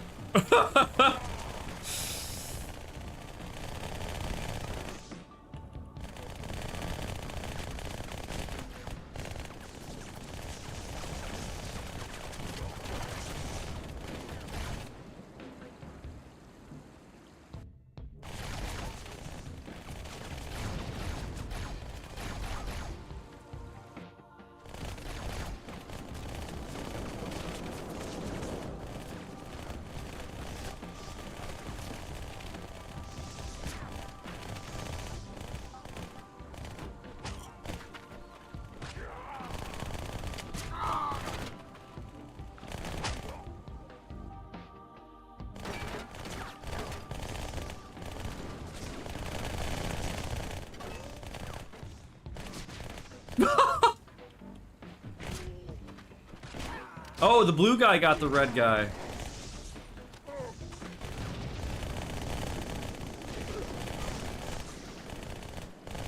Yeah, the elites have a much bigger cone than the Spartans do.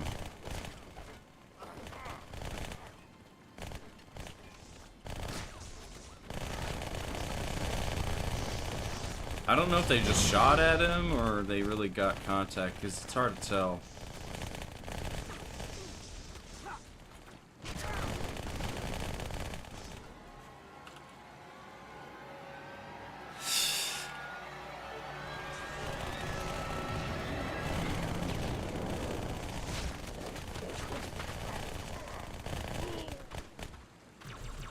The connection was there with the elite. Not that guy.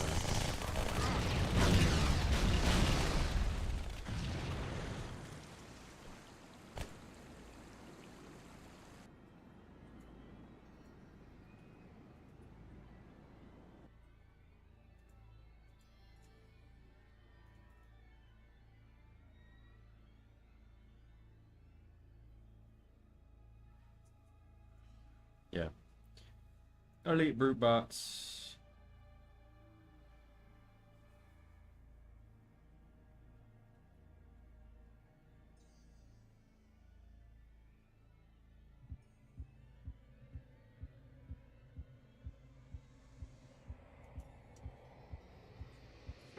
Yep, brute generic. So it's all led back to the same parent tag.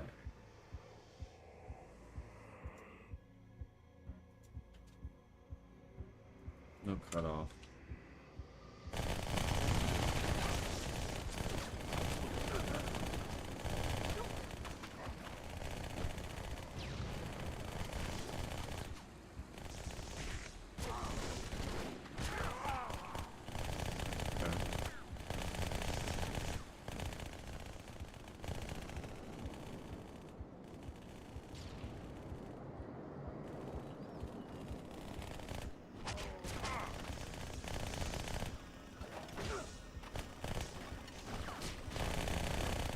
Elites are still doing damage.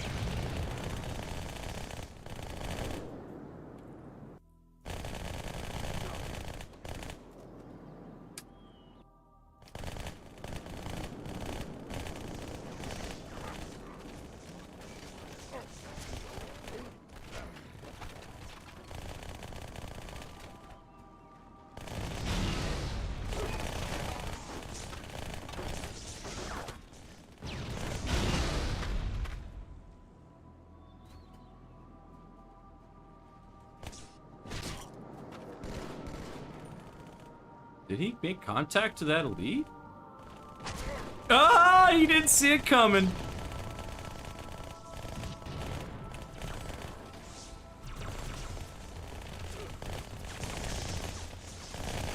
Melee, melee, melee. Nope.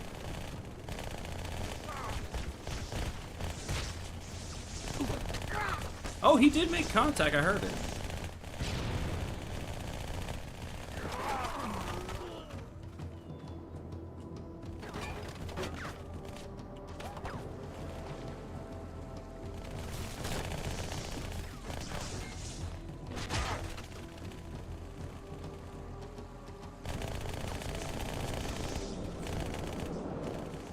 Did he just hit the tree?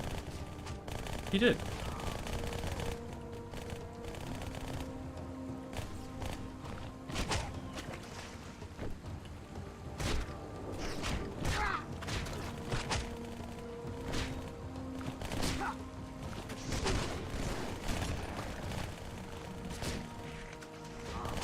Oh, he definitely team killed.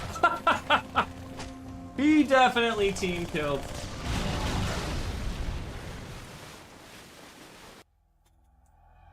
It's a cool spot. It's a cool picture right there.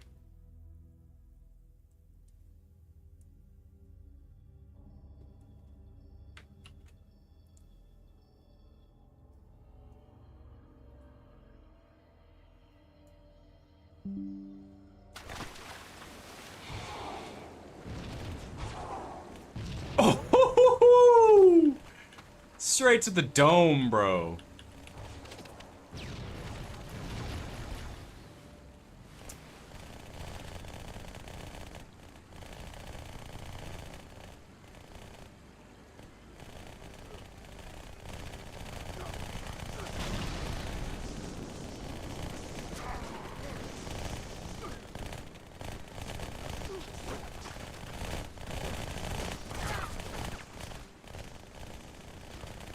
Okay, that one worked.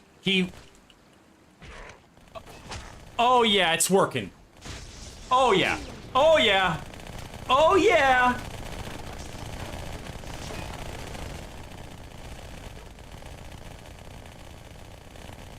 There we go. Okay. Too far away. Distance is way too far away.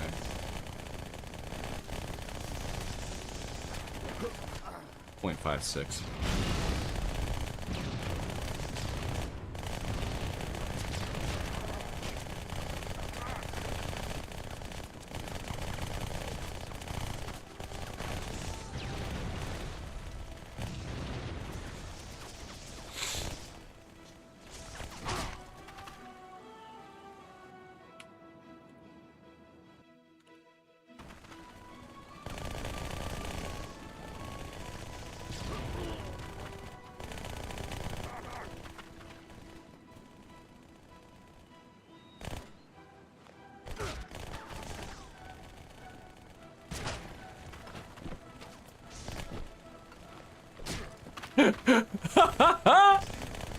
Okay, the cutoff was interfering then. Okay, we don't want to cut off.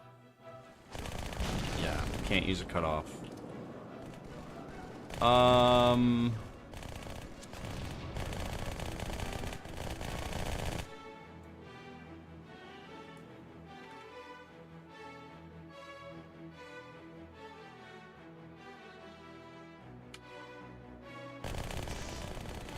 Try something new.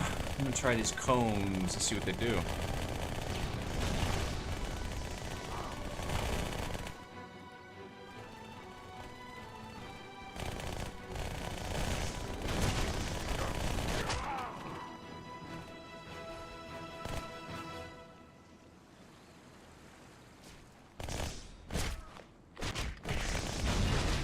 That's what they do.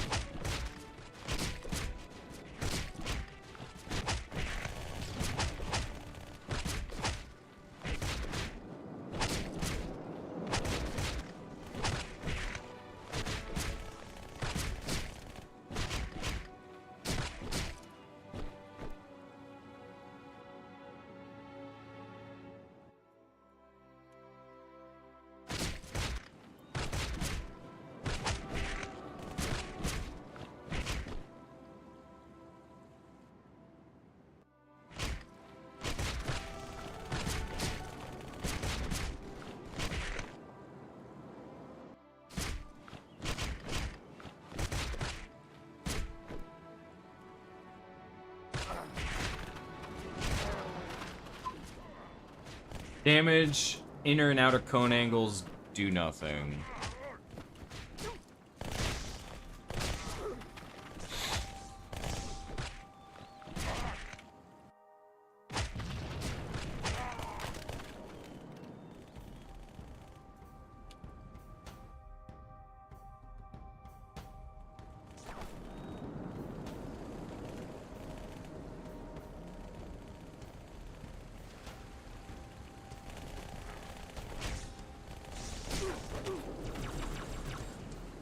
He's not even looking directly at him.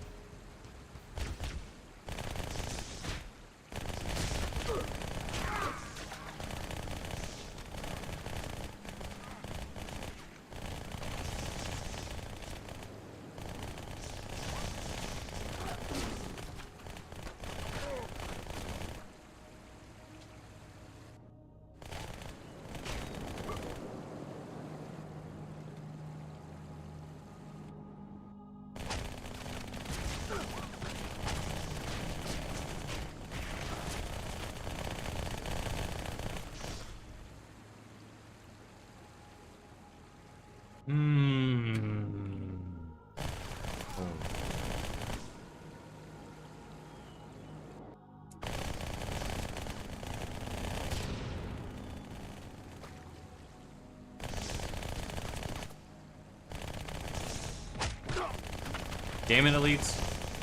Alright, I need to take the elites out real quick.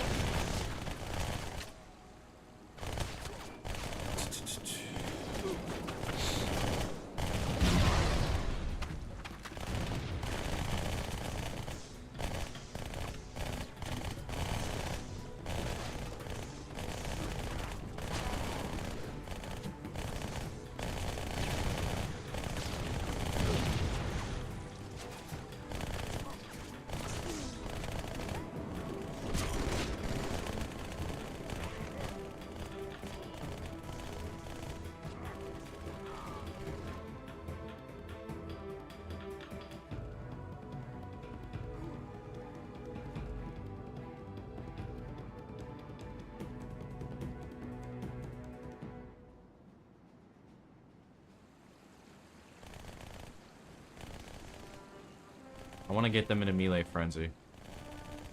Oh yeah, we need to get them in a melee frenzy.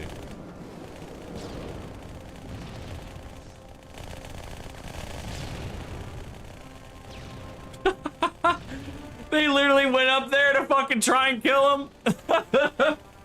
Damn it, that's not what I wanted. I wanted them to melee the fuck out of each other.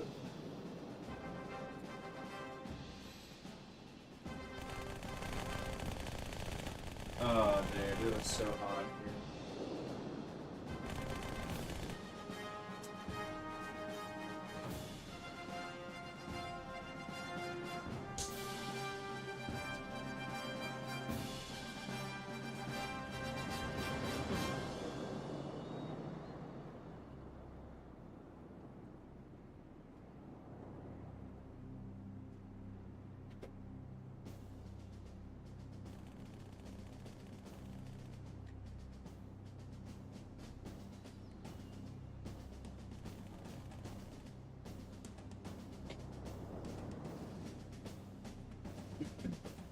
Okay, I think they're in a melee frenzy now. Yeah.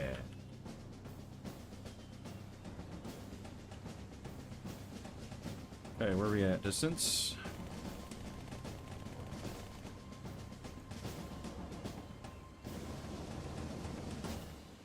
Okay.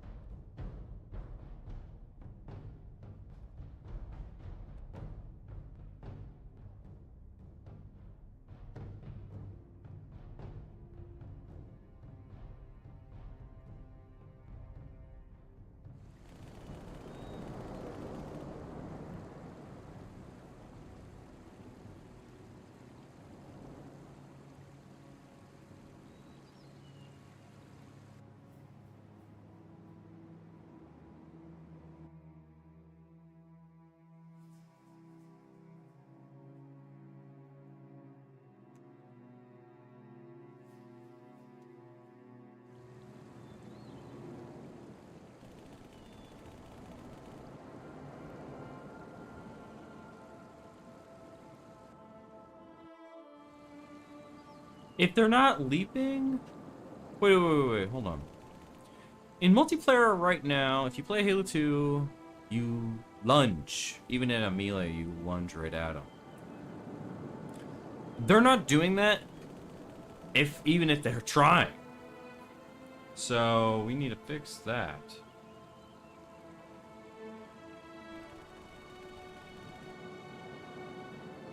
Let's see.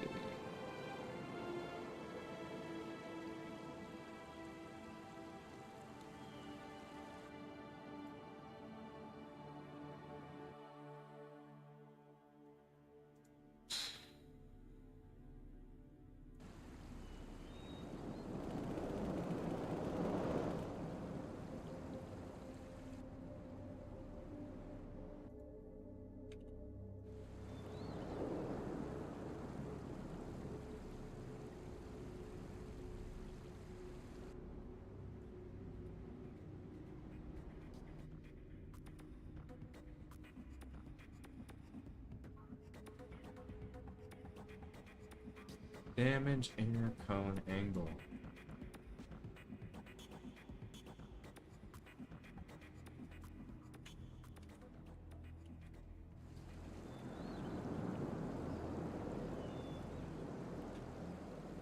And if we did this...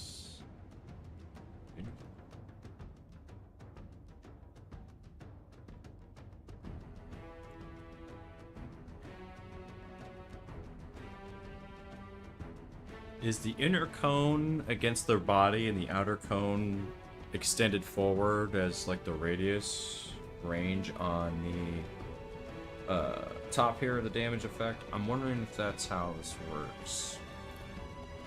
So let's say 13 degrees, 1 degree outer.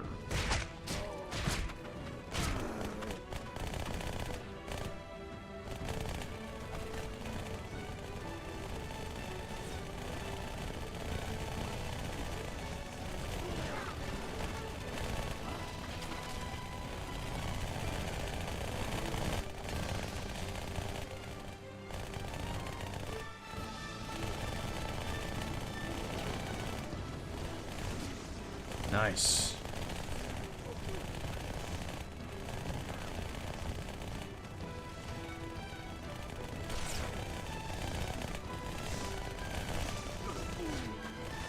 There's the leap. Considering a melee range.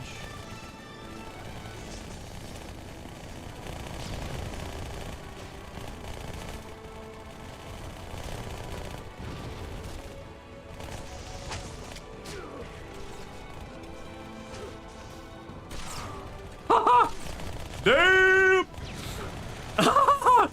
Holy shit, dude, they got vaporized. I think I figured it out. So you need to have the cone angles added to the radius as far as what I've just witnessed and what I've just learned, it looks like. According to these bots, as a result. Because if there's friendlies around, and I'm not saying does not hurt friends, so it can hurt friends. But what's that cone look like? I don't know what the actual player cone of that looks like. If it uses one to begin with.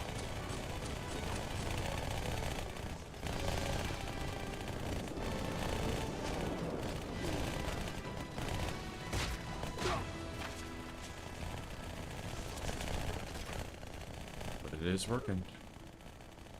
Alright, we can add the elites back in.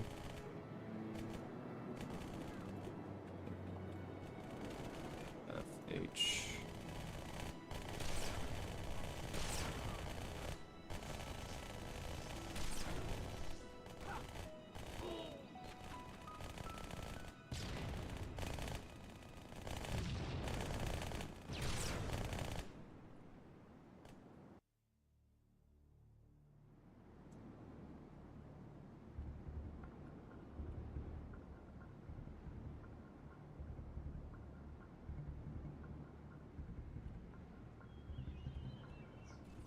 Go.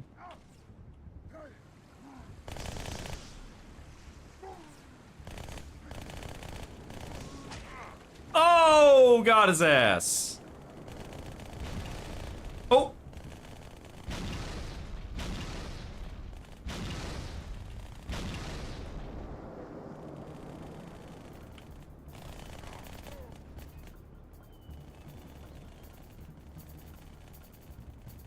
Where are they at?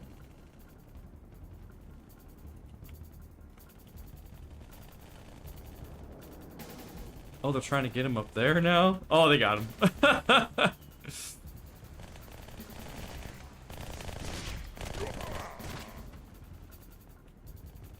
Oh, let's see what the elites do now. Jesus!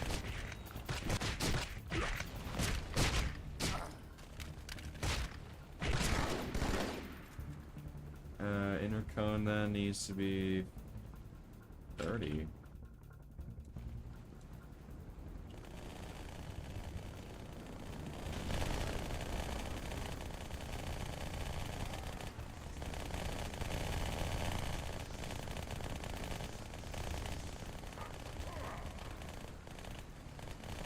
A nice toss.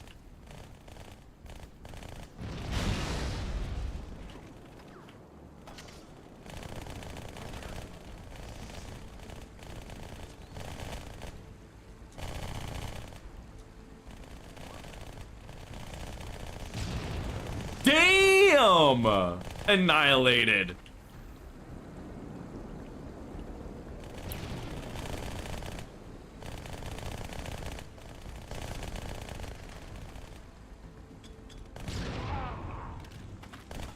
These guys are getting strategical. Oh,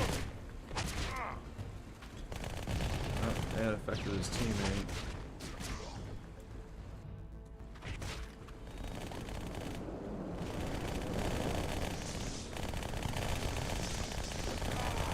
Ooh, almost got me laid.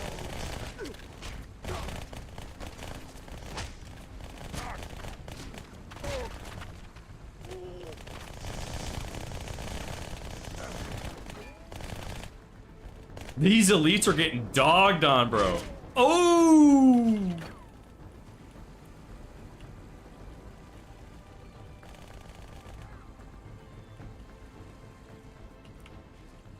Oh, he's sneaking in the front.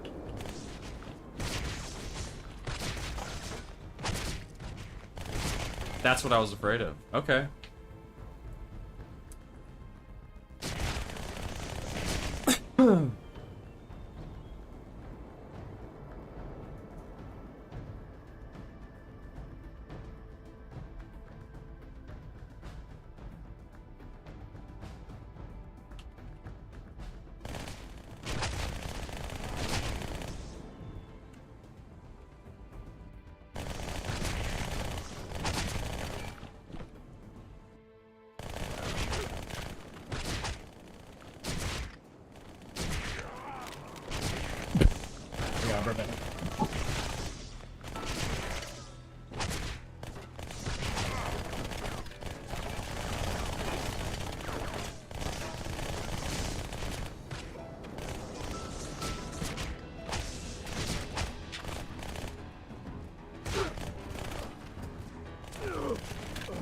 Okay, Spartans are working fine. Might need to do something different for elites. Fucking sucks.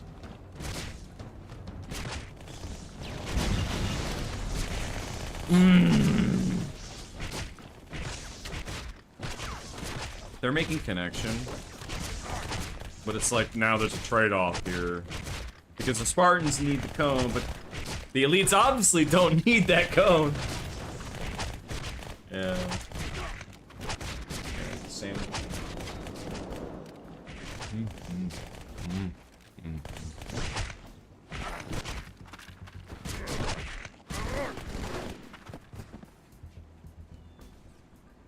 It took a few Spartans to kill them.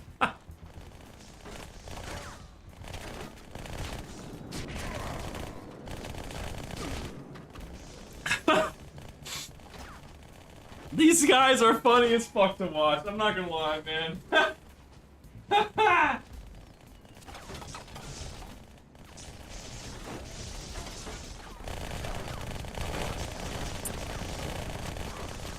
Man, they just got melted.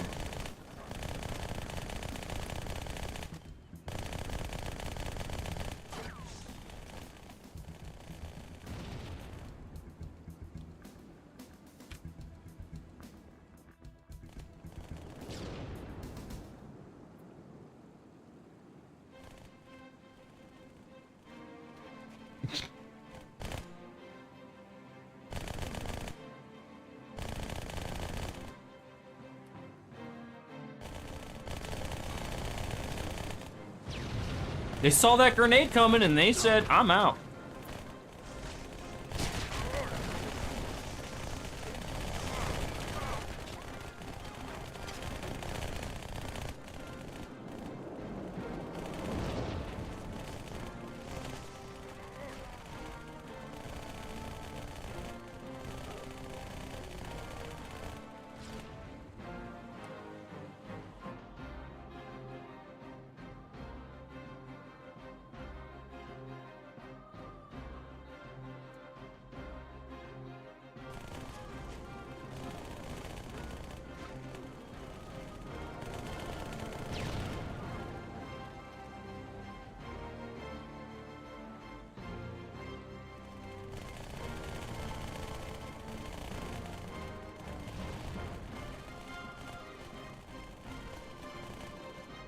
I don't know if that worked or not.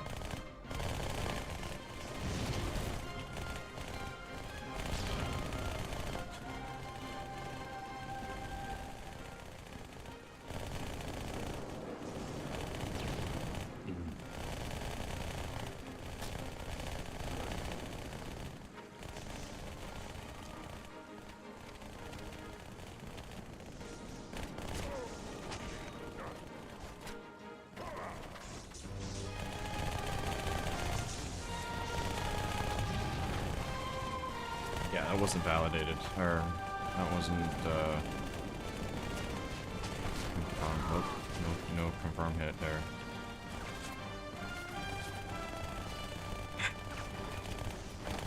It's gotta be something with the biped. Yeah. Let me look at this.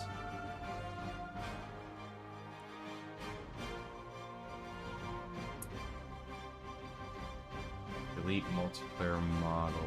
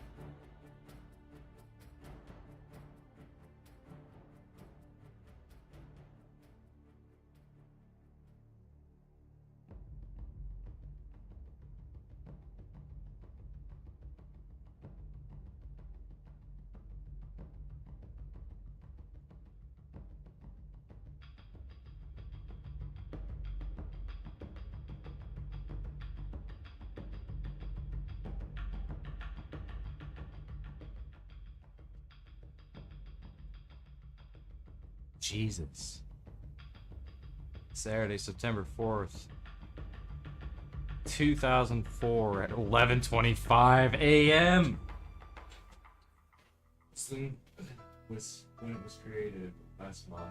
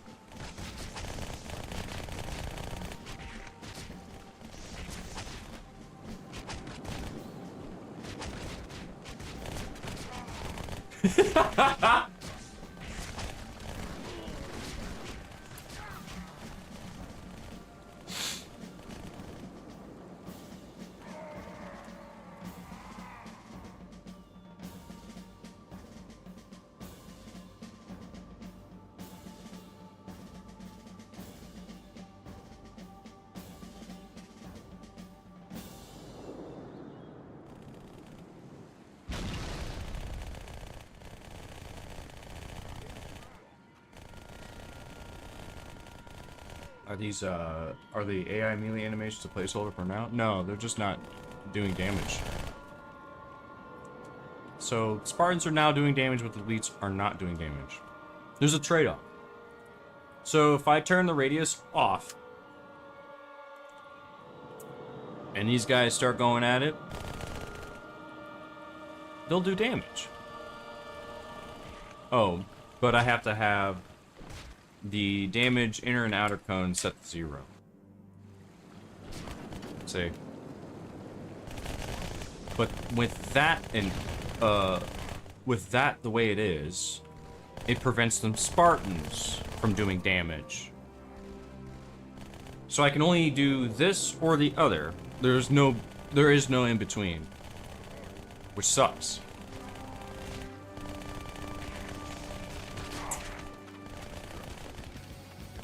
I know what I need to do.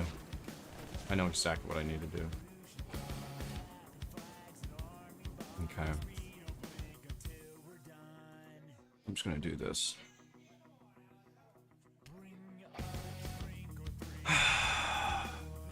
Strike melee, Master Chief.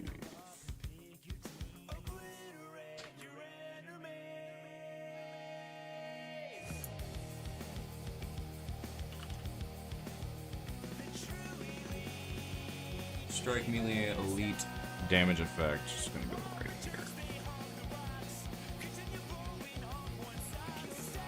Okay. And then add this back in here. Damage cone. 13-1.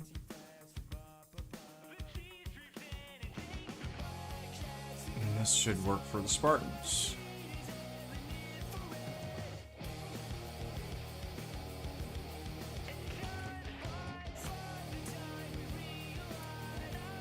Okay, now I gotta do this. This is what's gonna fuck this up.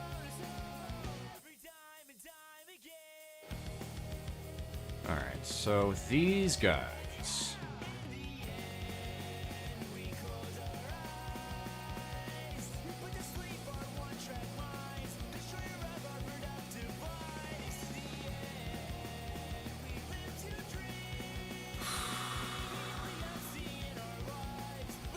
That's a good gear.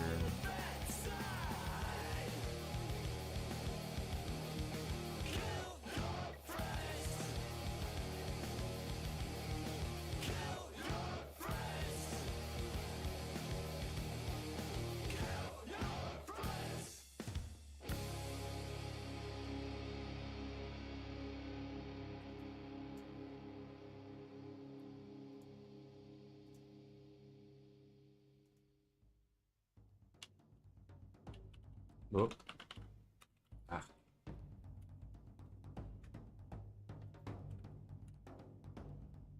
Yeah, Master Chief, save. Okay, so this is going to be the new one for just elites.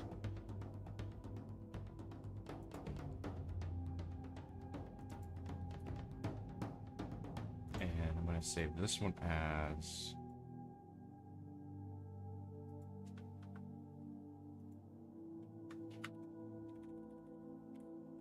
Elite Brute, Elite Bots. Okay.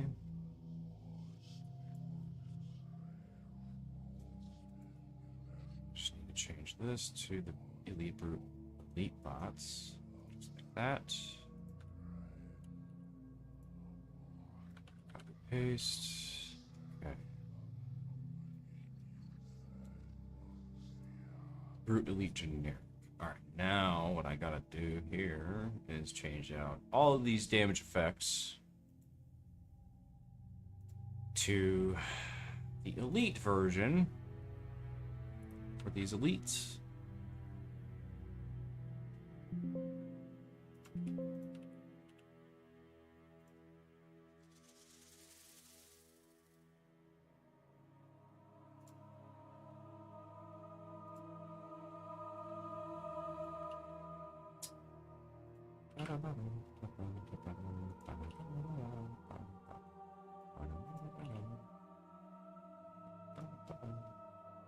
It's a good song.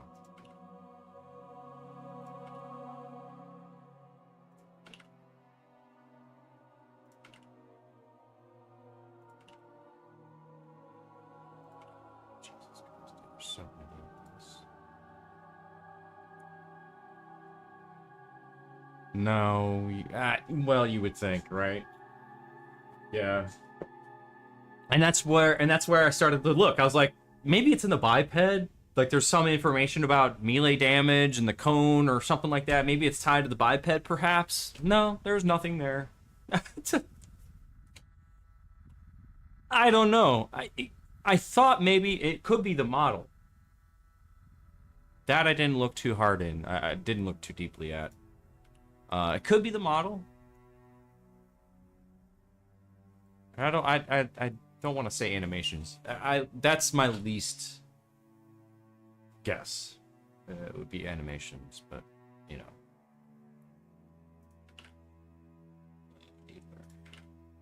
So what I'm gonna do is just make a copy of this whole thing, and gonna have to tweak the elites independently, just like the Spartans.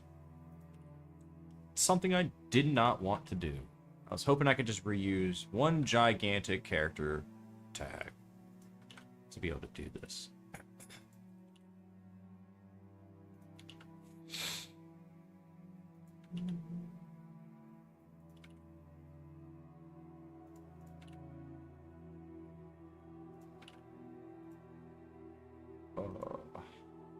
Certainly.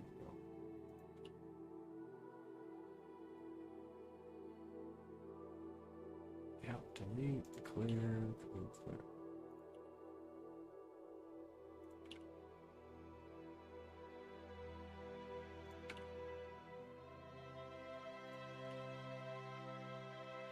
Alright, that's the last one.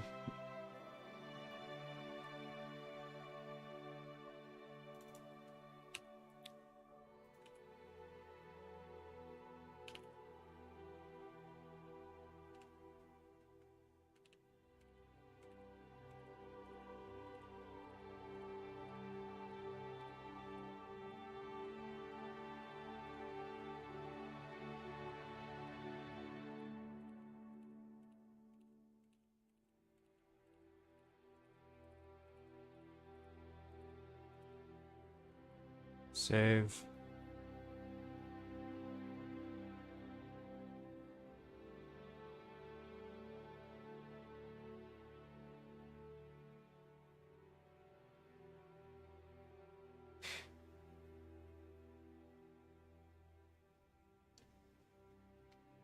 I just gave...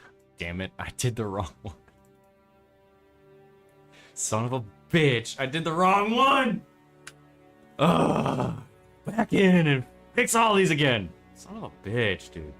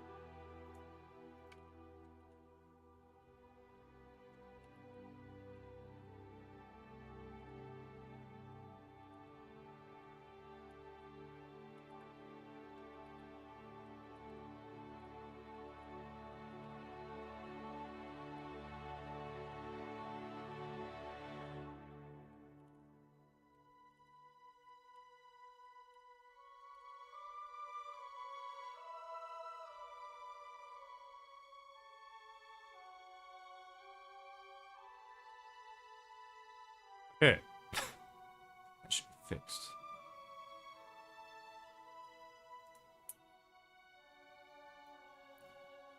Alright, so the strike melee damage effect for elites does not use the your outer cones. The lower bound just needs to be set to 1, because that's the only way for them to get you. The inner and outer cone stuff here looks to be fine. Okay.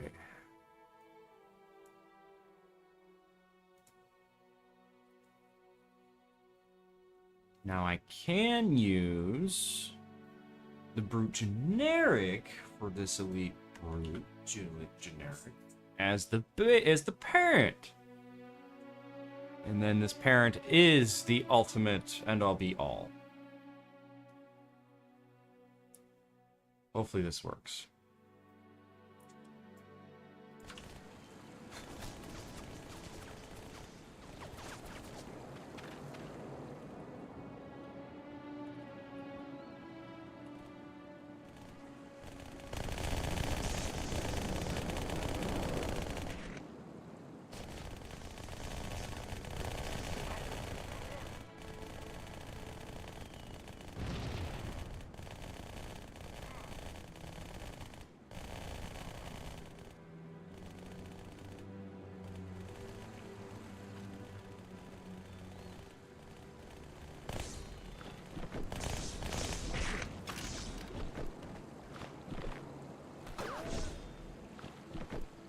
Need to change the upper and lower bounds.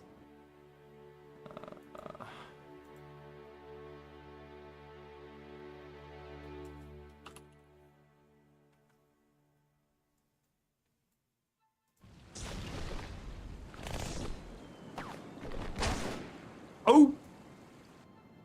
So that's a ramp issue.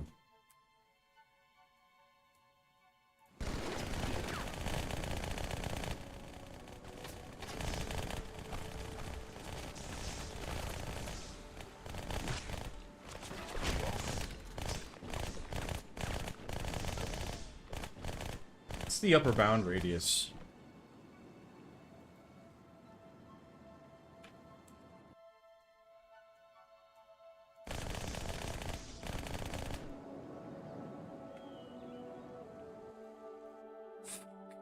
Uh, 40?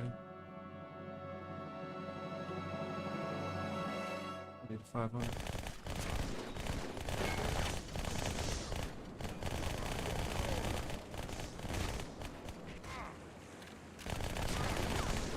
So going up the ramp seemed to work just fine, but down the ramp might be a problem. It's the lower bound rate. You know what? I think okay. Lower bounds. Let's move that up to 60.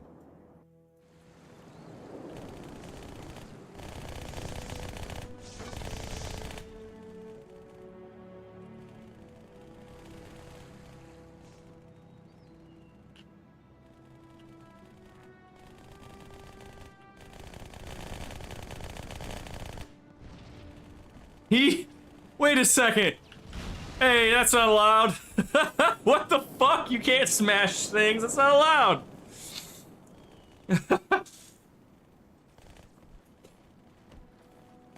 Quit trying to smash shit. You're not allowed to do that. Players can't do that. Stop that.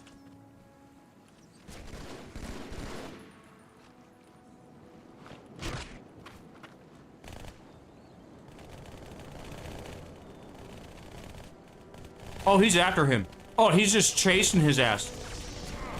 Oh. He wanted that guy dead.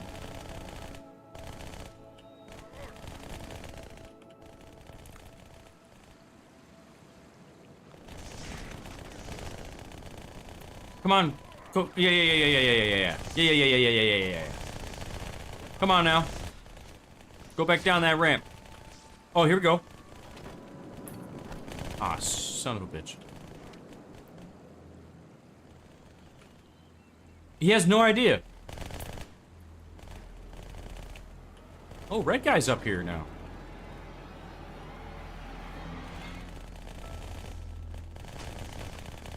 Okay.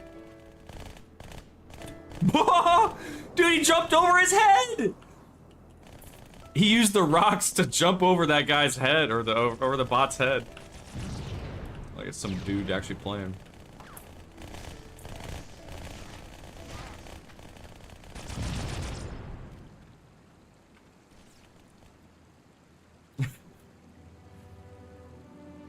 Let's bring the Spartans back out.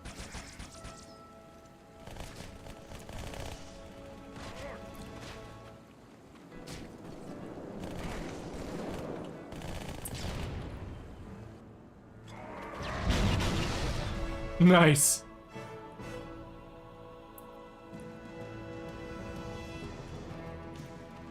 Okay, Spartans versus elites.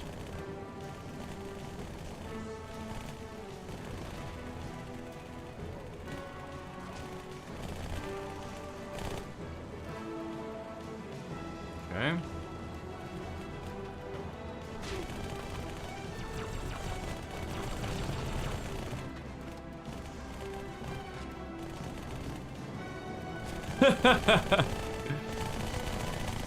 Yeah, you can set the max jump obstacle to like in mobile, so the bigger the object, the more likely they'll try and jump.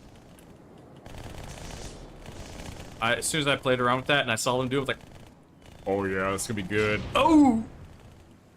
Oh, he ducked! Oh, he got him. Spartans and elites are meleeing. Finally. Just took a little bit of extra sauce to get him in there. It's just a weird way that it works. It's a really weird way. On a slope, that worked. One was higher than the other, and they seemed to get him down the ramp. Oh yeah. Boom. Ha.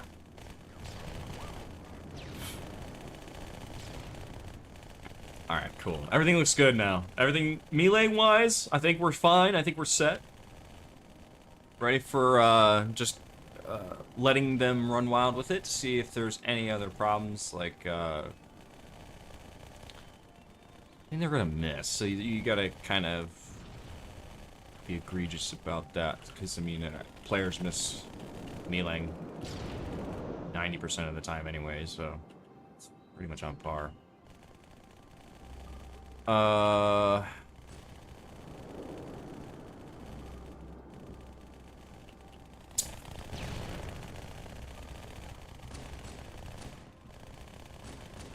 Alright, let's spread them back out again. Let's get these elites back on both sides.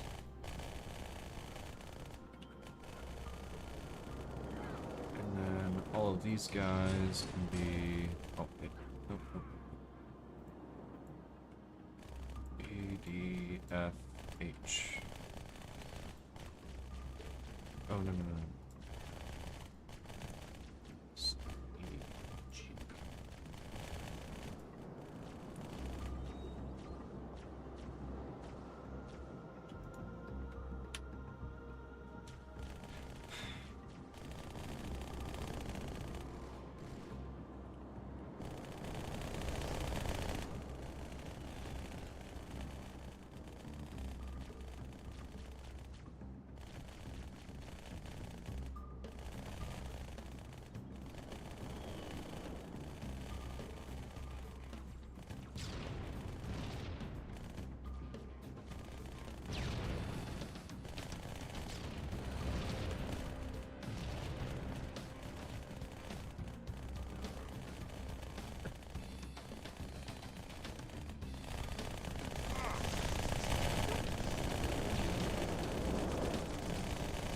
Oh, got some weird shit happening again. Oh, he got him this time.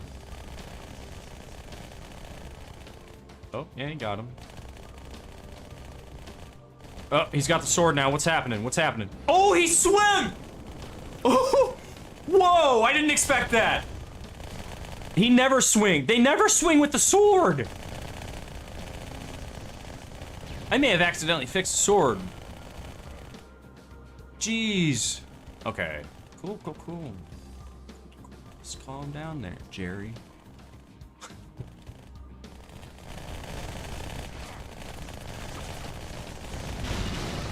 Ooh, Billy got your ass, bitch. They really do like to keep their distance. Holy shit. I see it here now, just like I did in coagulation. Man. What do you think, ODST? How's it look? You're still there. Now make the jump after player melee while airborne. Yeah, dude, that's the next move, right? Oh, is he sniping from the top? Oh, I thought he was the sniper. No, he's got the plasma rifle. What I can do is I can make it so like if they are holding that, if they have a weapon, and like say it's a beam rifle or sniper rifle, right? Say they have like that weapon, then I can make their command lists only accept the specific routes on the map if they have this certain weapon, right? I can make it do that. Yeah, it looks good. Thanks, man. Yeah, jeez. Ooh, I got an idea. Let's get crazy here, and let's experiment with all the weapons.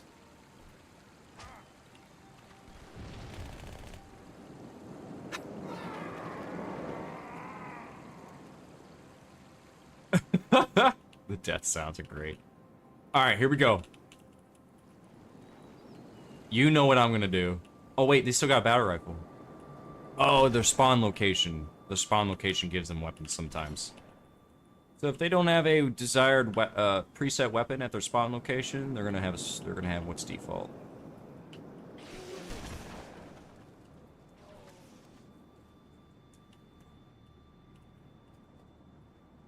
Okay, so they can't hold the grav hammer. Maybe, but they will definitely hold the energy sword. Let's flip it around and see what they do with grabs. I don't think they can spawn with the grab hammer. At least not yet. Right there. Failed to build effect location. Okay, so they got swords.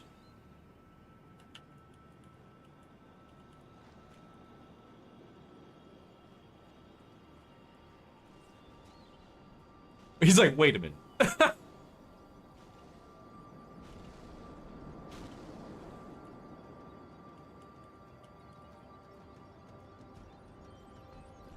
Oh! Oh, Jesus! Unable to spawn weapon in, unable to add weapon to inventory. Okay. So bots have an inventory system. That's good.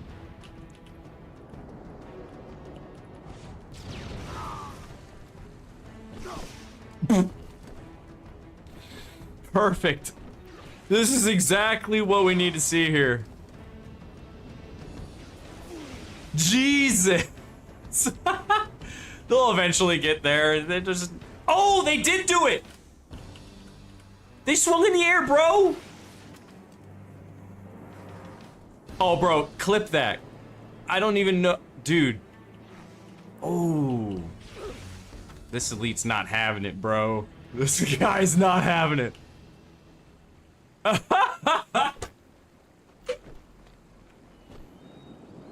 We gotta look at this weapon a little bit.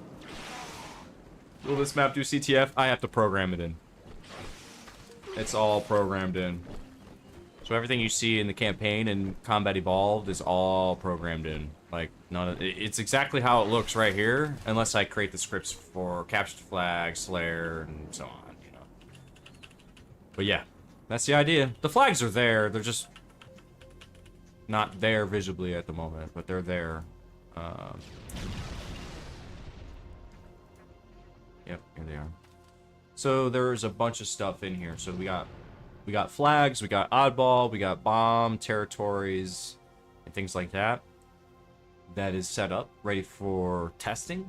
So every game mode that is available in Halo 2, I'm going to be going through and testing to see which ones work and which ones will not work. Due to the limitations that we have in memory. Okay. I really want to get them to use the grab hammer. Oh, wait, no, because the grab hammer wasn't in Halo 2. It was in Halo 3, right?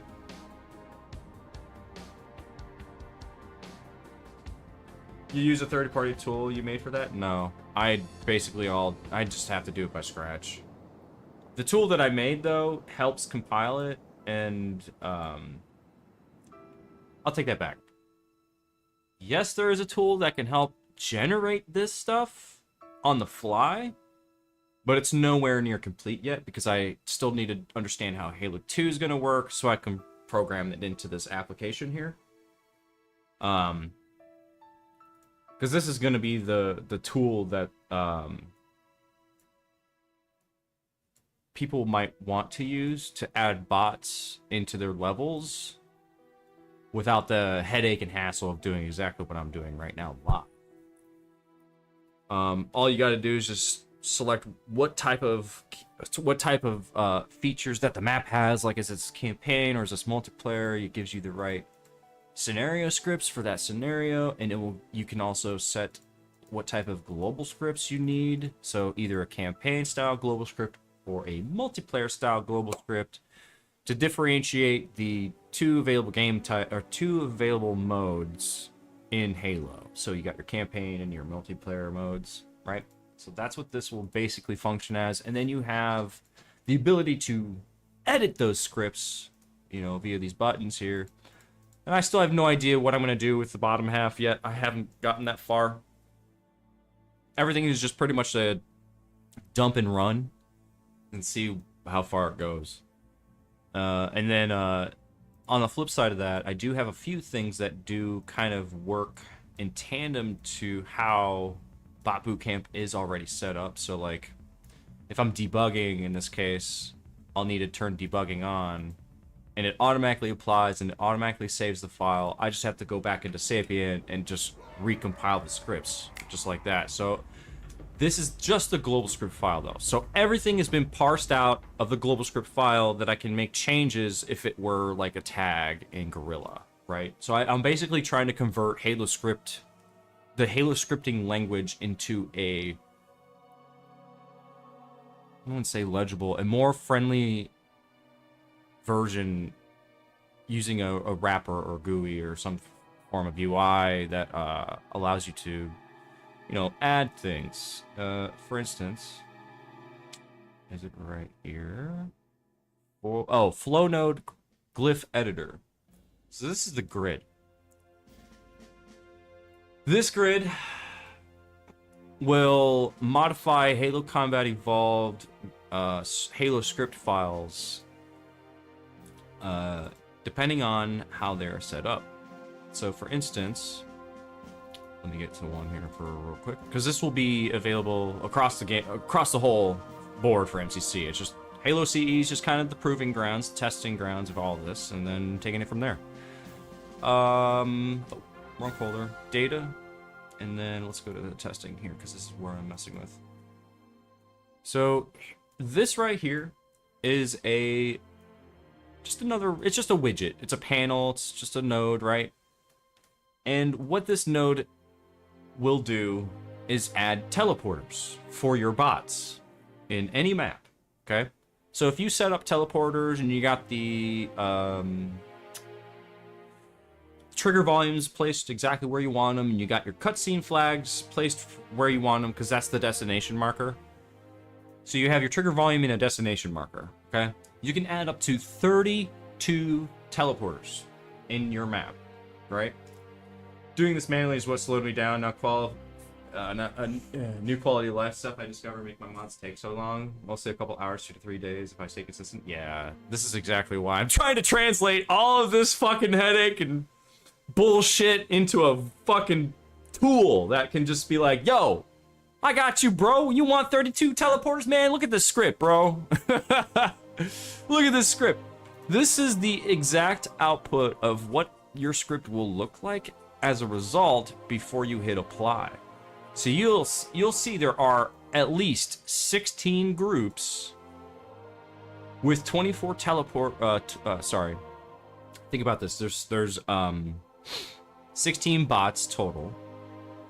You can have up to two teleporters per group, and that's how I grouped them here in the script. How I found out there's a limitation for continuous scripts, so this is pretty much the safest maximum you can have for a continuous script. Thus, I named them as groups, and then I listed each door, technically each teleporter, in that said group. So you got 1 and 2 in group A, 3 and 4 in group B, 5 and 6 in group C, and so on and so forth. And then when you're done and you think you got it, say like Chiron, the teleporter map, the teleporter maze, that map has 32 teleporters. And that's how I was able to get to work in Master Chief Collection, or in Halo CE. So then all you gotta do is just hit apply. Down here at the bottom, there's some progress bars. This is your budget.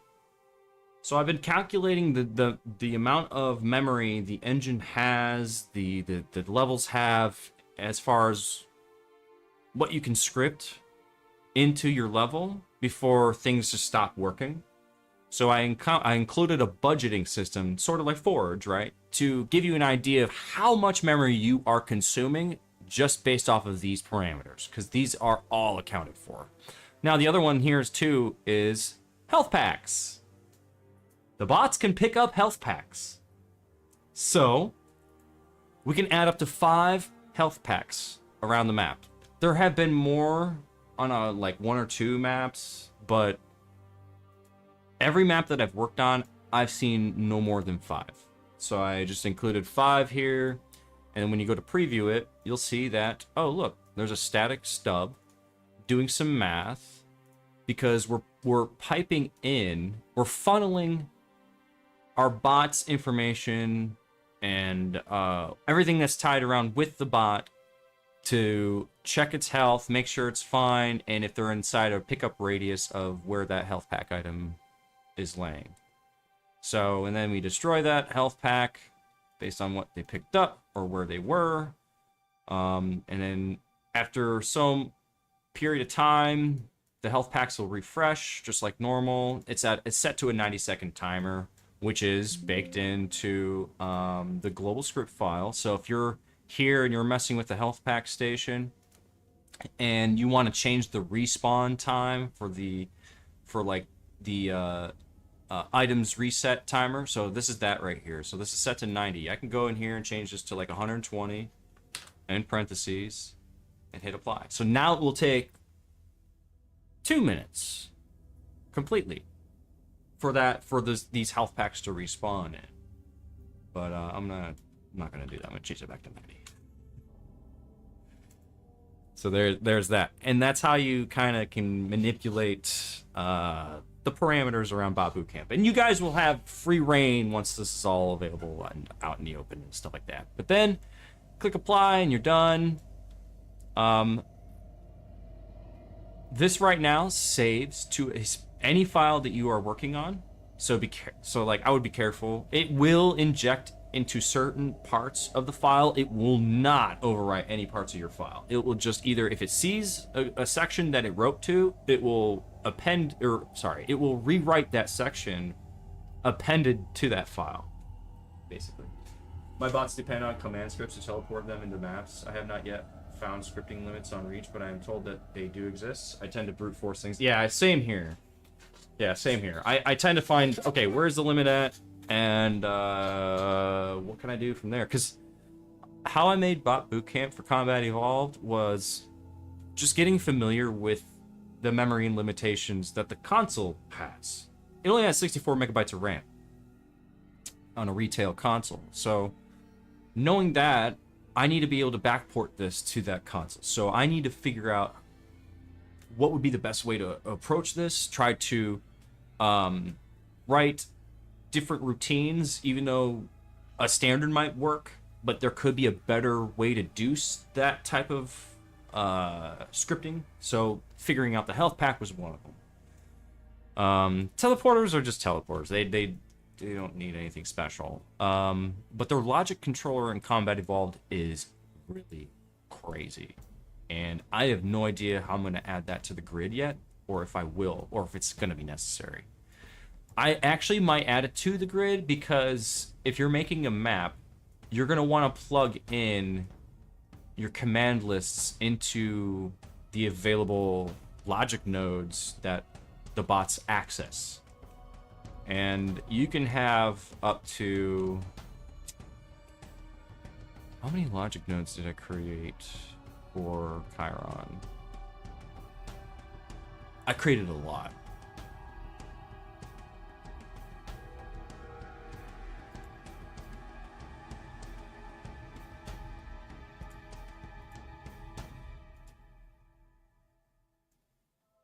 Oh my god.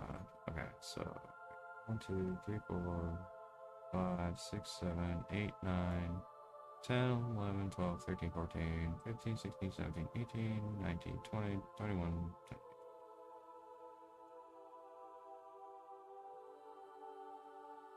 33 commands. 34. I jump to 34 commands. And that's not a lot. But seeing here, they're divided into zones. There are 15 different zones that bots might find themselves in and have to run specific commands inside that zone. And it changes. It changes. It's never consistent. So boarding action is another example, too. Same thing as zones, we have floors. Okay, so if you remember, boarding action is the two ships in space with a cutout of that you play inside as part of the map. Oh, it's 420. Woo! So you kind of see when there's 5 levels on one base, there are also there are also zones that are segmented with either some ladders or holes, things like that. So I have to include those inside that zone. So if they're on floor 1, they have, and mind you, this could be one side. So in the very bottom, there's like this thing you can walk up on in the center, right? If you're on the bottom floor. But on both sides, there's teleporters of that center thing. And so that's floor 1. But there's a ladder present and teleporter present. Well, 2 ladders present on one side, and there's probably the same on the other side.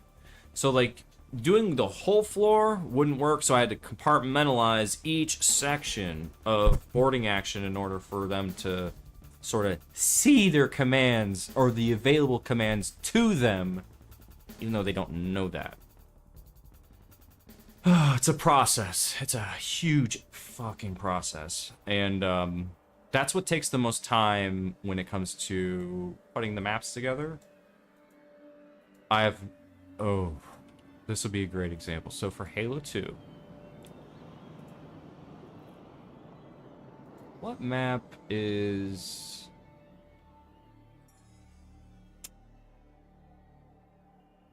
Man, I don't think we have any maps like that, to tell you the truth.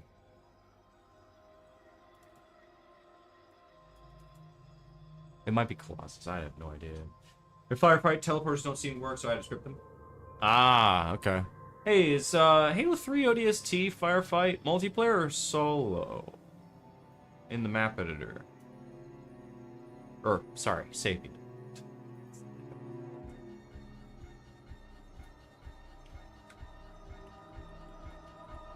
Actually, this might, but no. This wouldn't have any. Come on, station.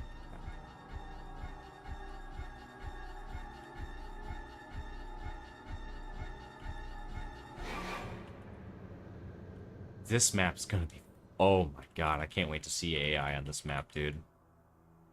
I can't wait to see the bots on this map. This map was so fucking good back in the day, dude. I love this map. I actually like this map a lot. I think this map is the most interactive that there is, besides, like, what the hell is it called? Last Resort. You haven't messed with the ODST Sapien before? Yeah, I was gonna mess with that. Just try to see if I can spawn some bots at least on your side to help you fight, like, the standard waves.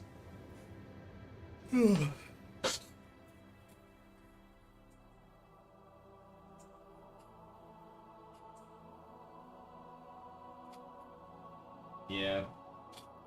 Yeah, I mean, the Halo 2 Sapien editor is still kind of reminiscent of Halo Combat Evolved. It's just slow changes were made, and those are the changes we got to deal with, unfortunately, right?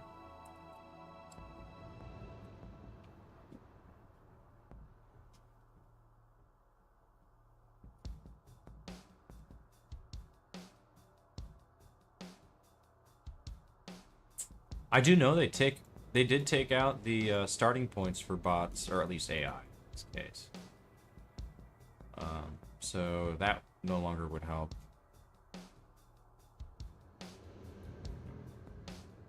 Cool.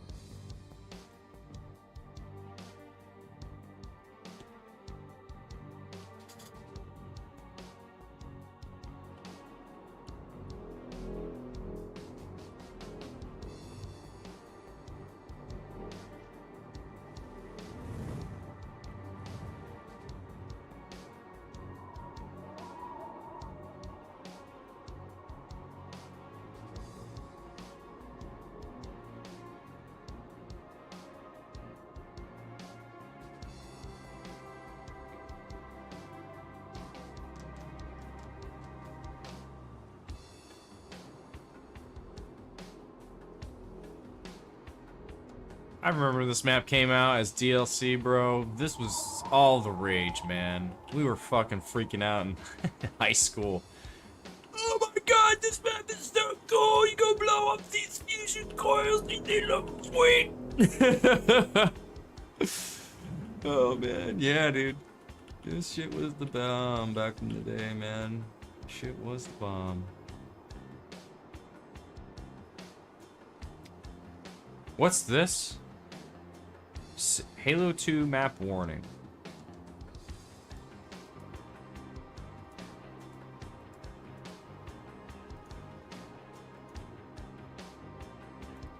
Okay.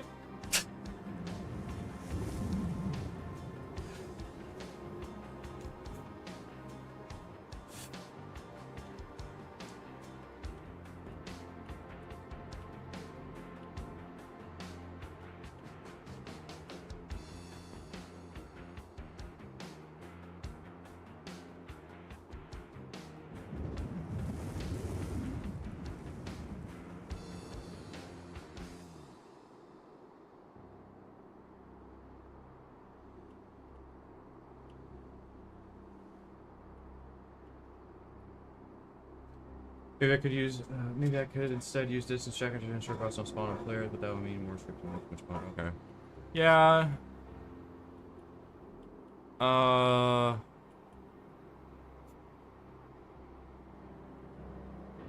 You could have them.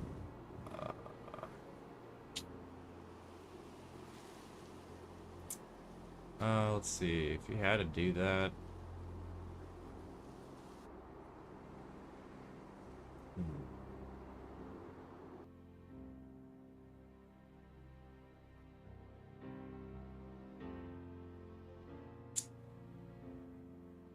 It'd have to be in their death controller.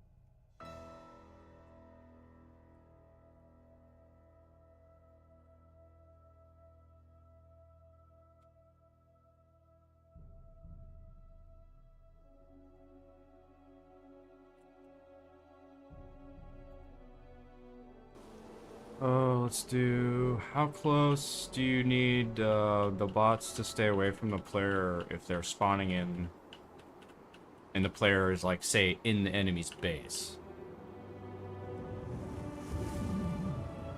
Yeah, it will. And that's the sad part, man. That's what sucks.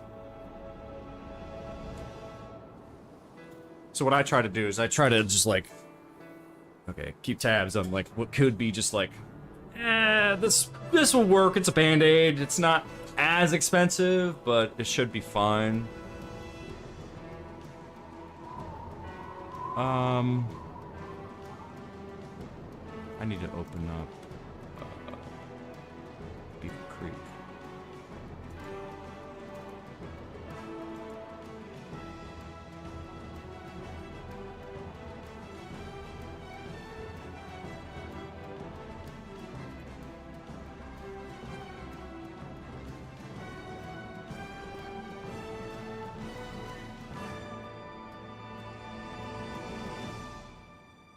They all got swords. Oh yeah, it's Bob. This is Bob. He's an Easter egg. Yeah. He is the Easter egg. I'm not doing anything special with him. Because in CE, he's also in Beaver Creek, and he does do something. If you kill him in time before he disappears, he's basically a Halo Reach Bob. Just to let you know, I started adding the Halo Reach Bob as Easter eggs in the Bob Bootcamp mod series. So if you see Bob, say hi to Bob.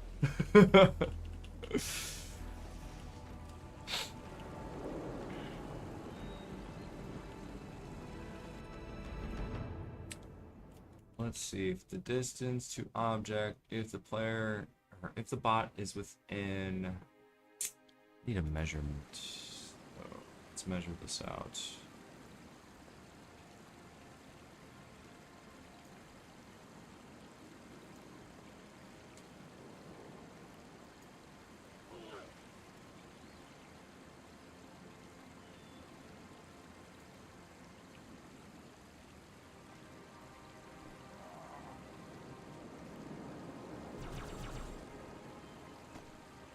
Yeah, I mean, if they're spawning in front of you and you're looking right in their spawn direction, that would be weird, you know. Who've been been wanting to learn the mod tools? Hey, man, you come to the right place.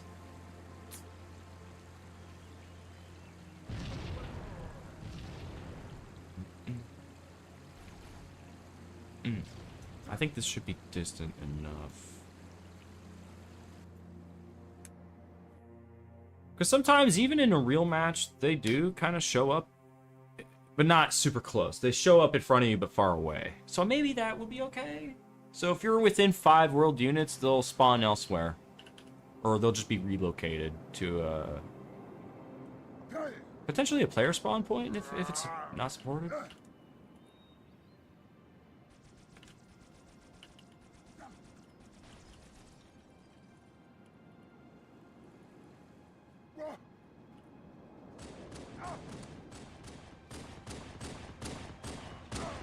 Here we go.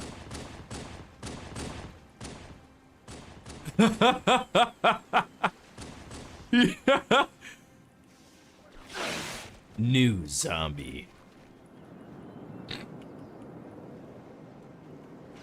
New zombie. Last man standing. What the fuck is wrong with these guys?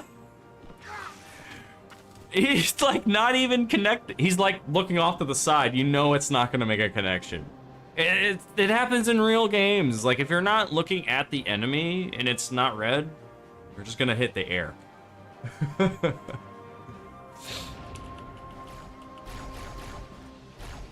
There will be stuff added, so like, you know, they'll have the opportunity to try and jump onto here. That'll come later. That's the cool shit that comes last. Yeah, cool shit has to be last. Mechanics are first. That's definitely the truth right there, right now.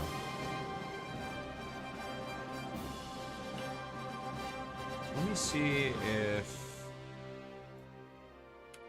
Let's take this out and move it in here.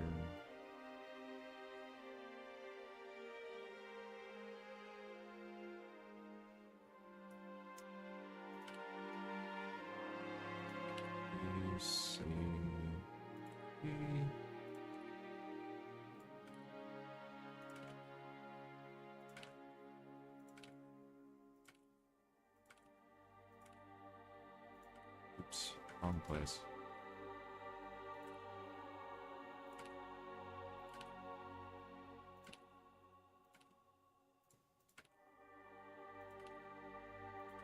Nope.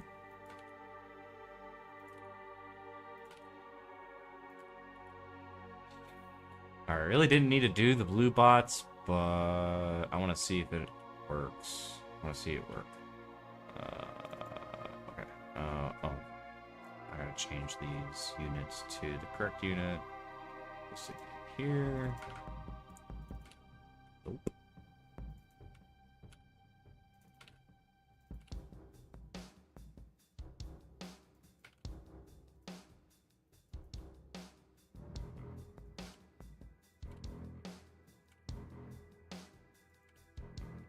Player 2, we can add player 2 as well. It's not a big deal.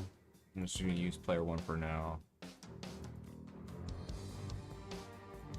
I am gonna make sure that this will support 4-player co-op, so if you mod MCC with 4 players, this should be supported out the box. I made sure that the global script can handle it, so.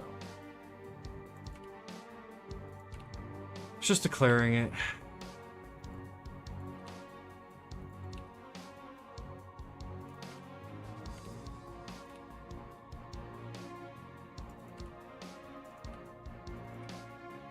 Oh shit, I didn't want to copy that. I wanted to paste.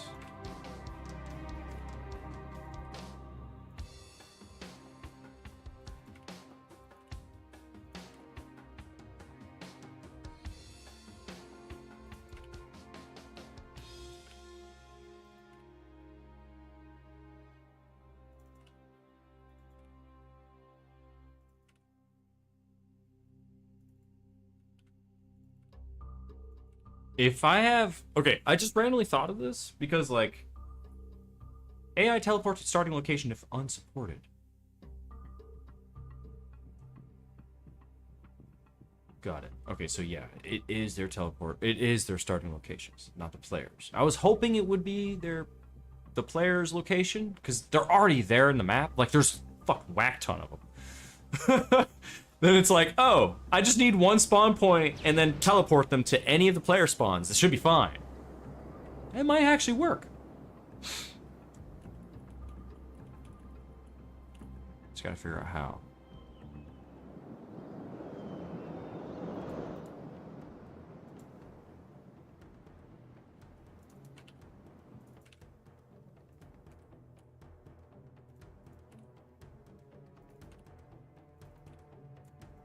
Oh, he's got to do the free-for-all bots. Even though they're second in line to all the mechanic stuff, they are important.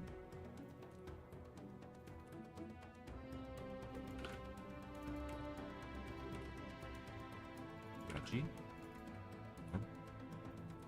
H.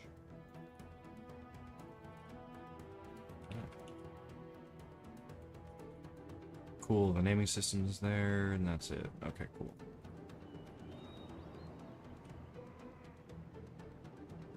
Not a valid object name. Okay.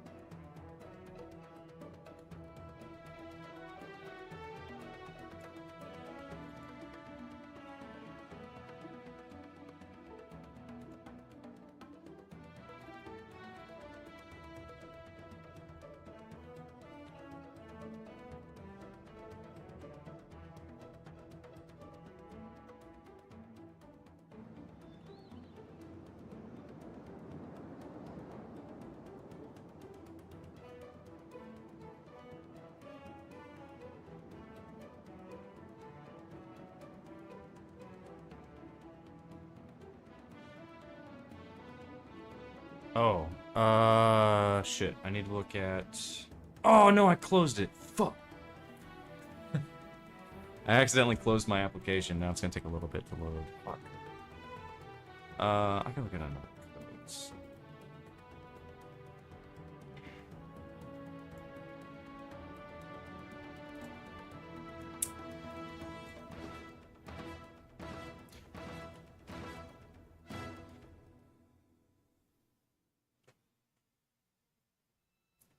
If you've been wanting to learn how to use the mod tools, you definitely come to the right place, but it's also a little bit very well advanced information. But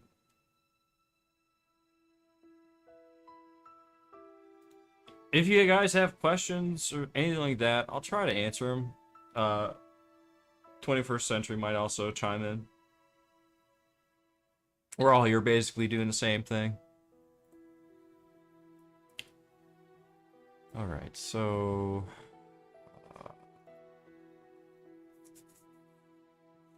oh, okay. Okay. I know what's going on.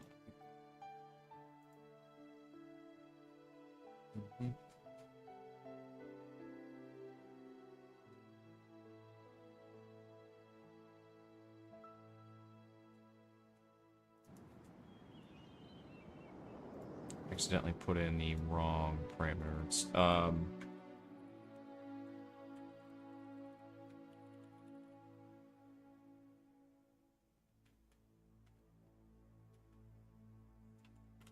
think it's AI.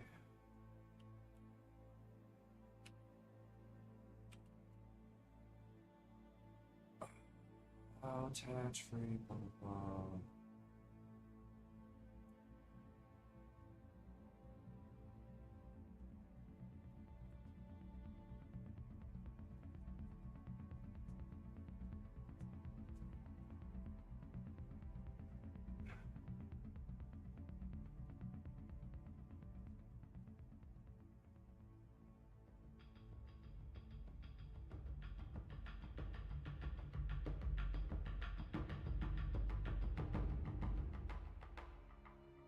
Hold on.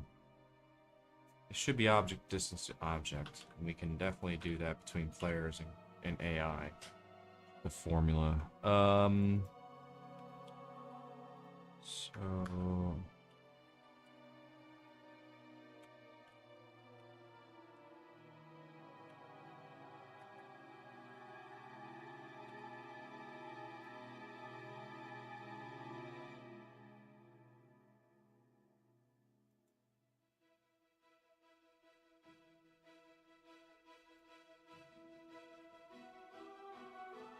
it's static, but so let's get object.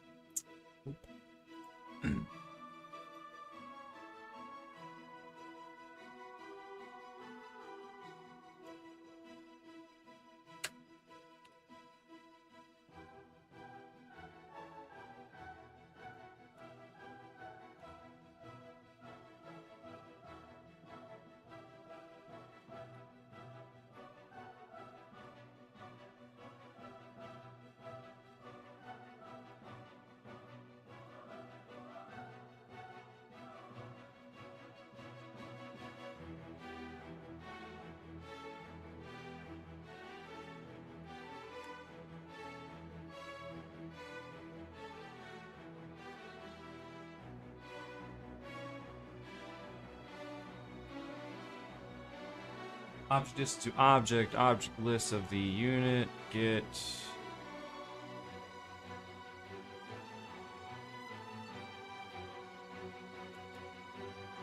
I need this then.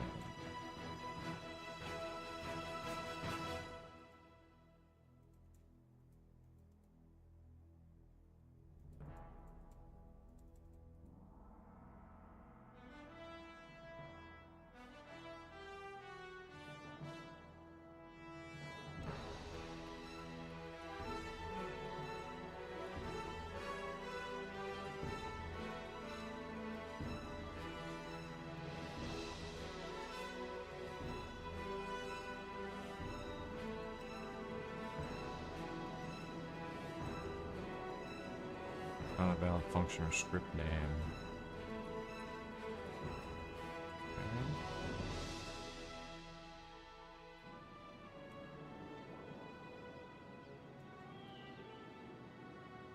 Okay. Oh, cool. It's loaded.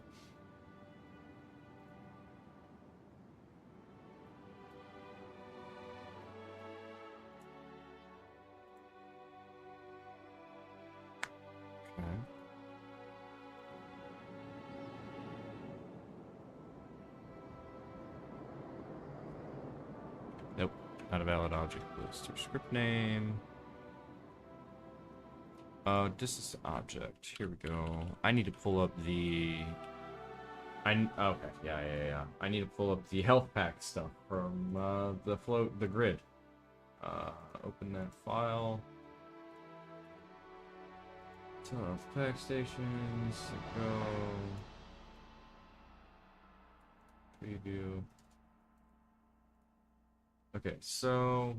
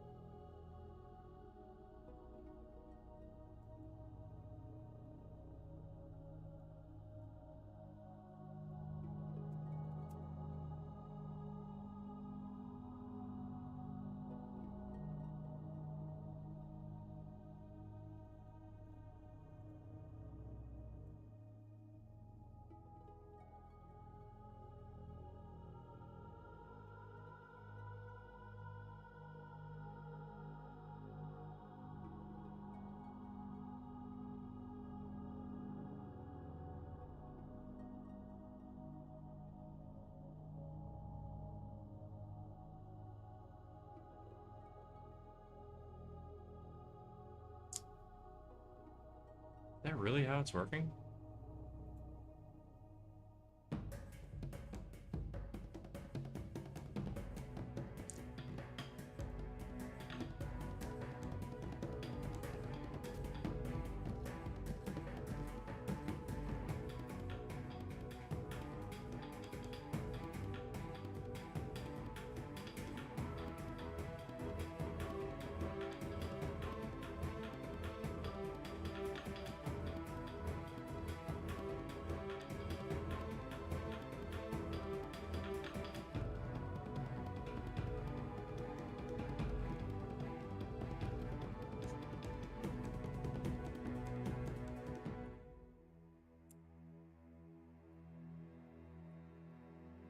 Here we go.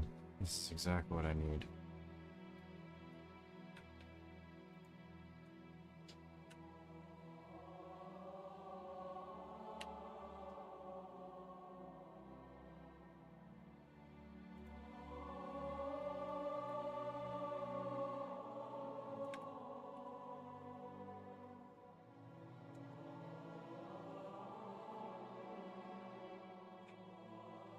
Let's see here. If we're distant to the object...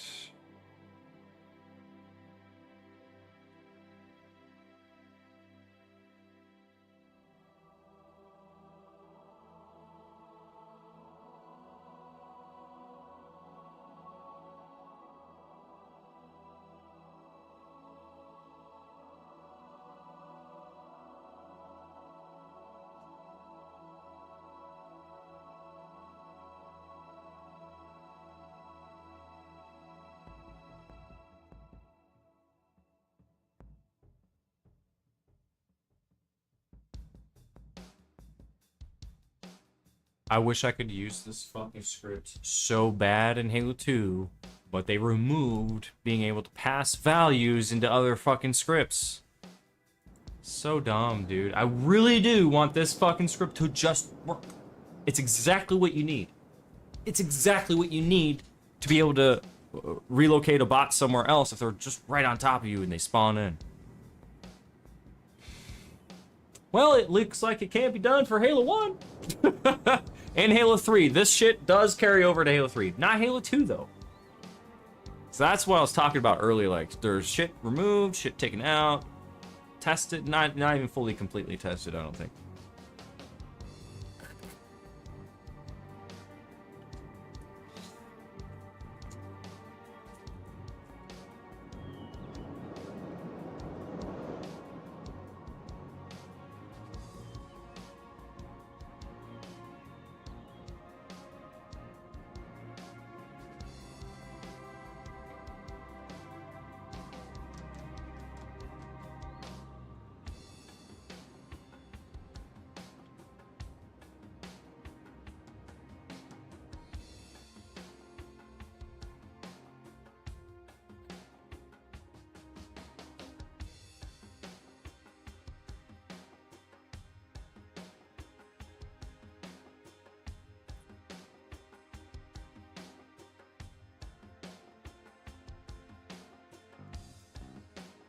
Let me look at the Halo 2 code.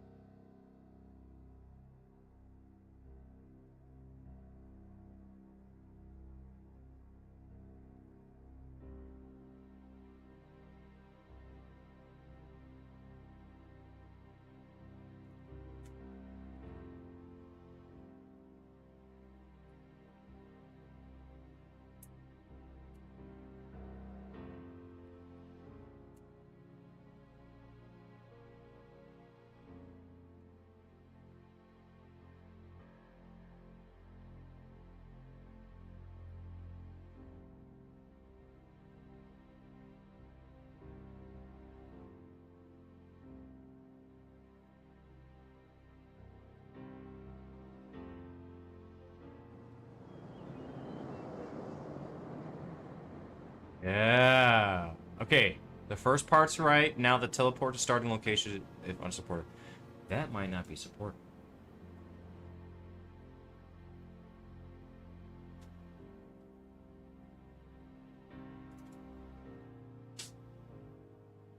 Yeah, they got rid of it.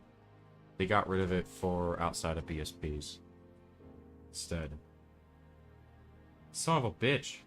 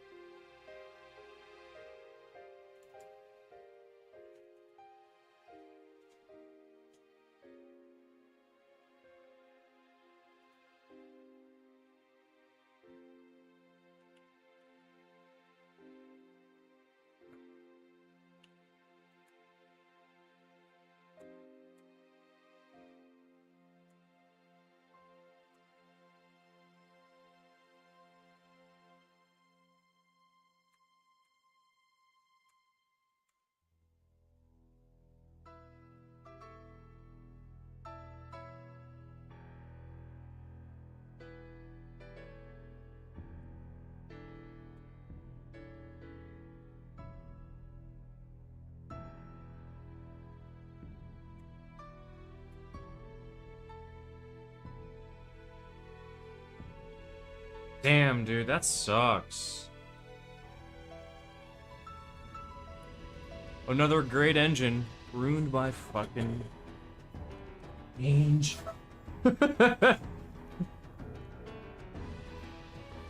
Although I did desecrate the engine a little bit ago. A couple hours ago.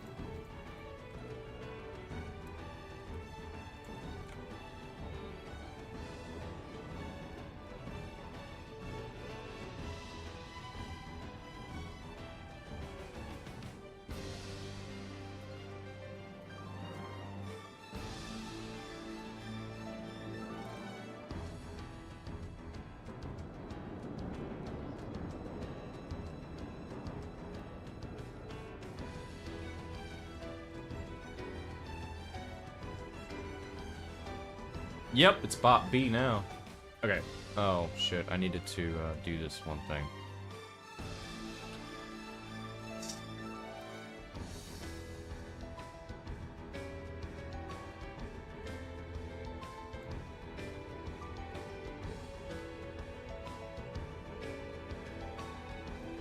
You know what? I'm gonna do it this way. I'm gonna get rid of that. This.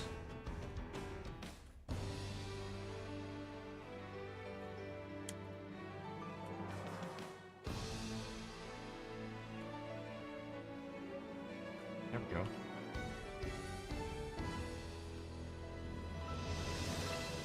Okay, it's still happy. Alright, let's try this. Let's see what we get.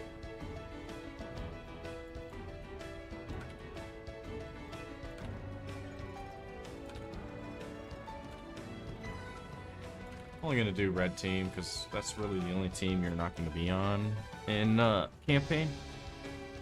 Because you can't change your colors in campaign, it's just not possible. Alright, just null this out. No, no, no. No. No. No. Blaze. Blaze. Blaze. Blaze.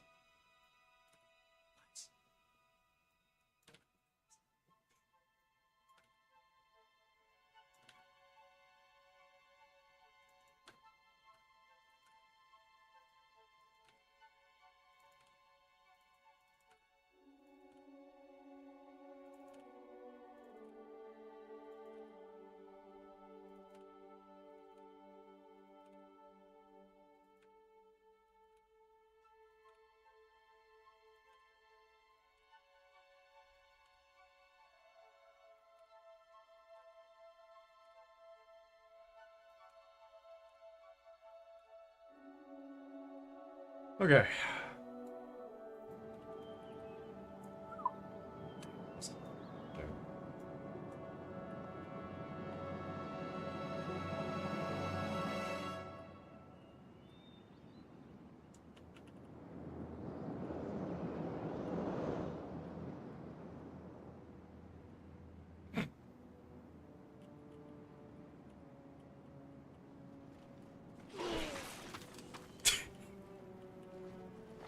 Wait. Oh, okay. I thought he didn't have a sword for a second. The camera's being all weird. There it goes again.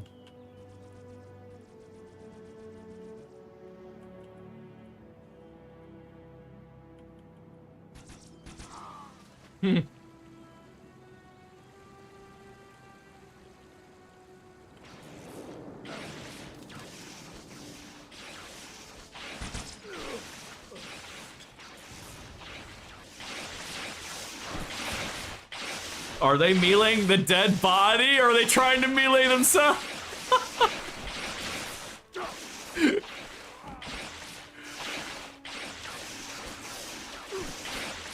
Get enough of that shit. Oh!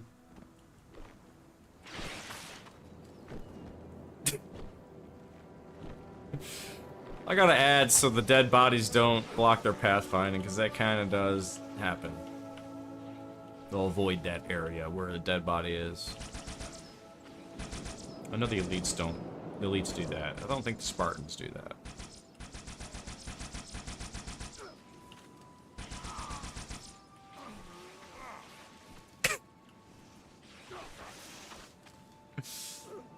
Damn. Alright, so I'll have to definitely look at the melee strike again for Spartans. At least. And then try and fix it.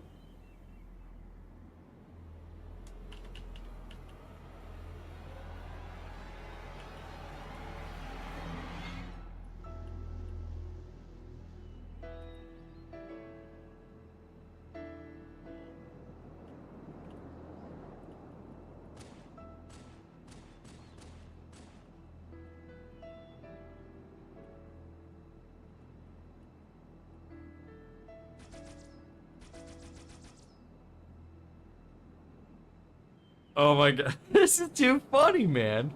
It's too funny.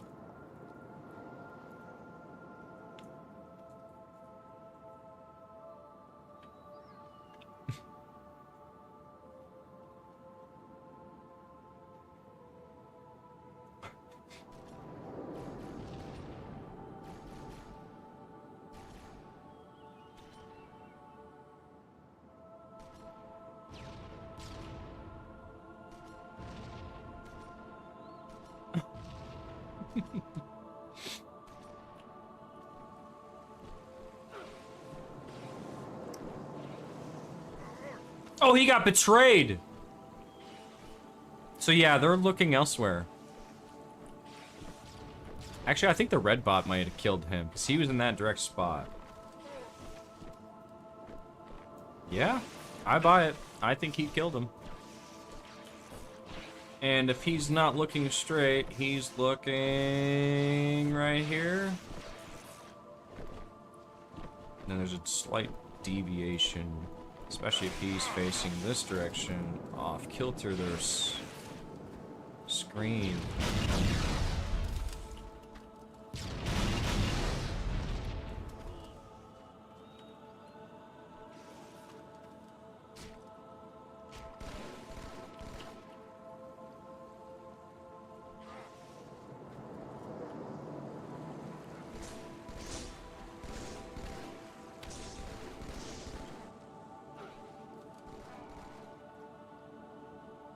They're squaring off, dude. They square off, they dance, and they crouch together, and then they go attack. Dude, that's funny. Oh my god. There's gotta be a slice thing for Spartans, and I don't know if... Did it work? I wasn't paying attention.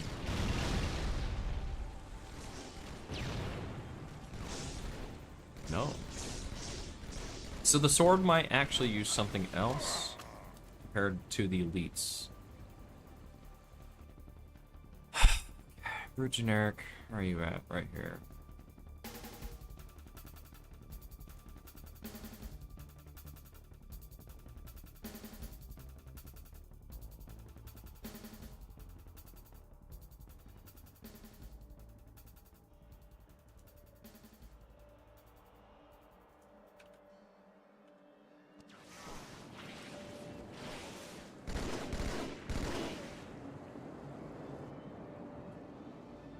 I'm gonna throw in the elite strike in here just to see if it's that weapon particularly.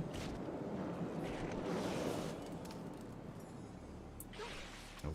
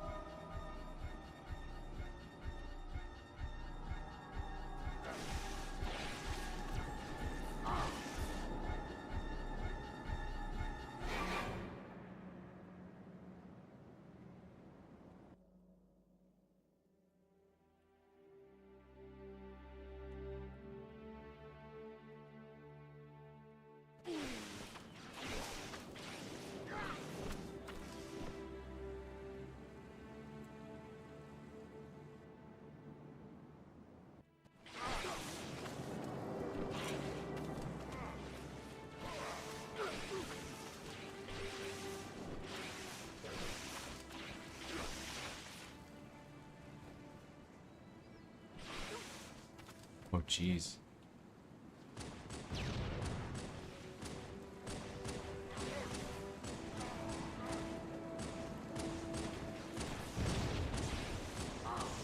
They're getting shot at. They're not actually spitting damage.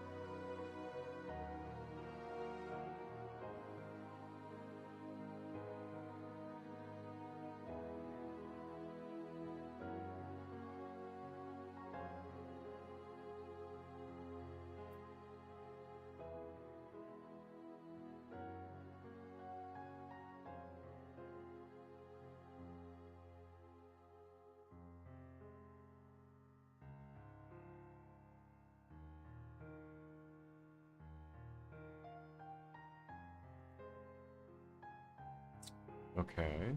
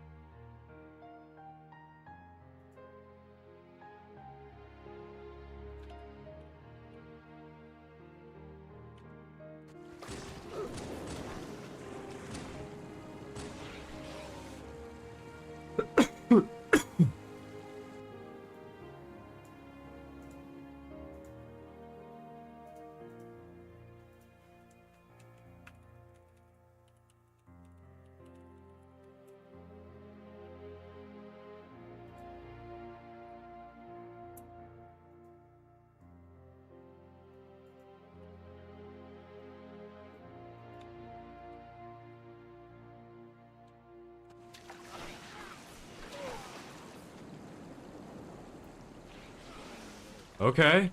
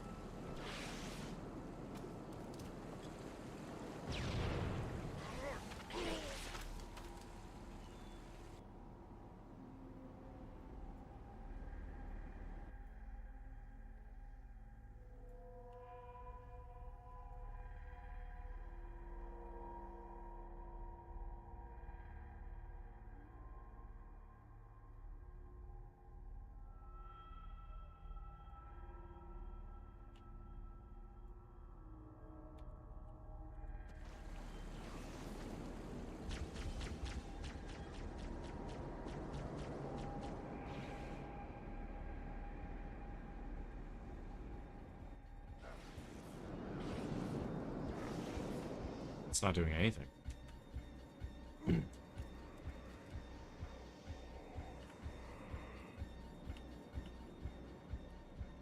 Back what I miss? Just added the a change to the sword melee with Spartans. It's weapon-based melee, so things are a little different. Oh, he got him. Spartan on Spartan contact. It must need to be a little bit farther. 2?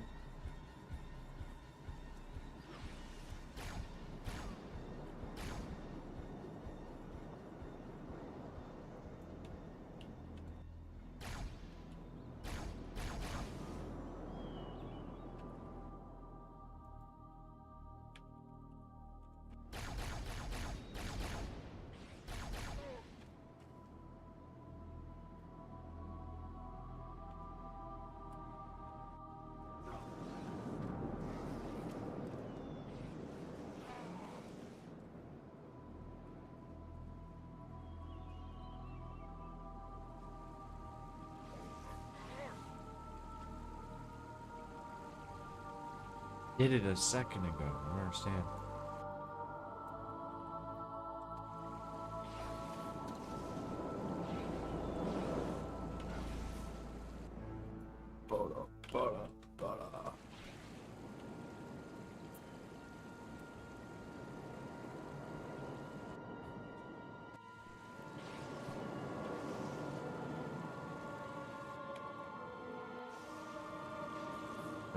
I wonder if they're like out of ammo or something.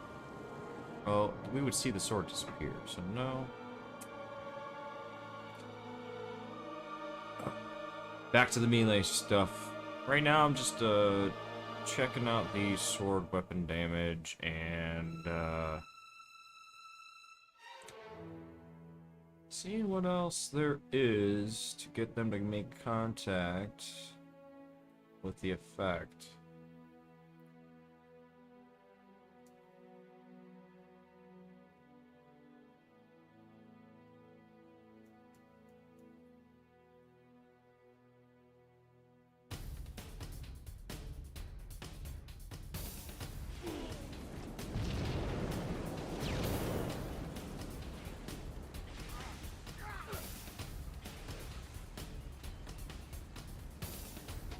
Oh, he got stuck twice, bro.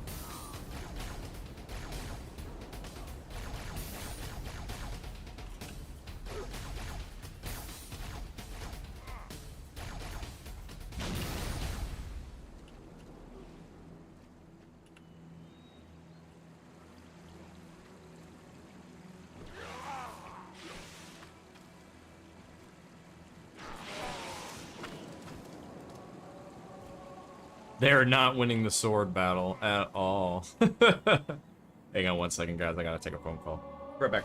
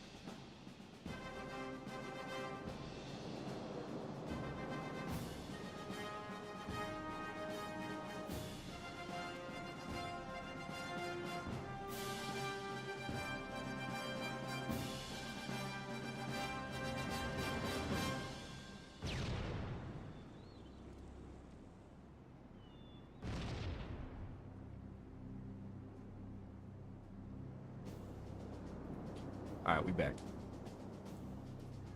That was the wife asking what I want for dinner. I said that and a bag of weed.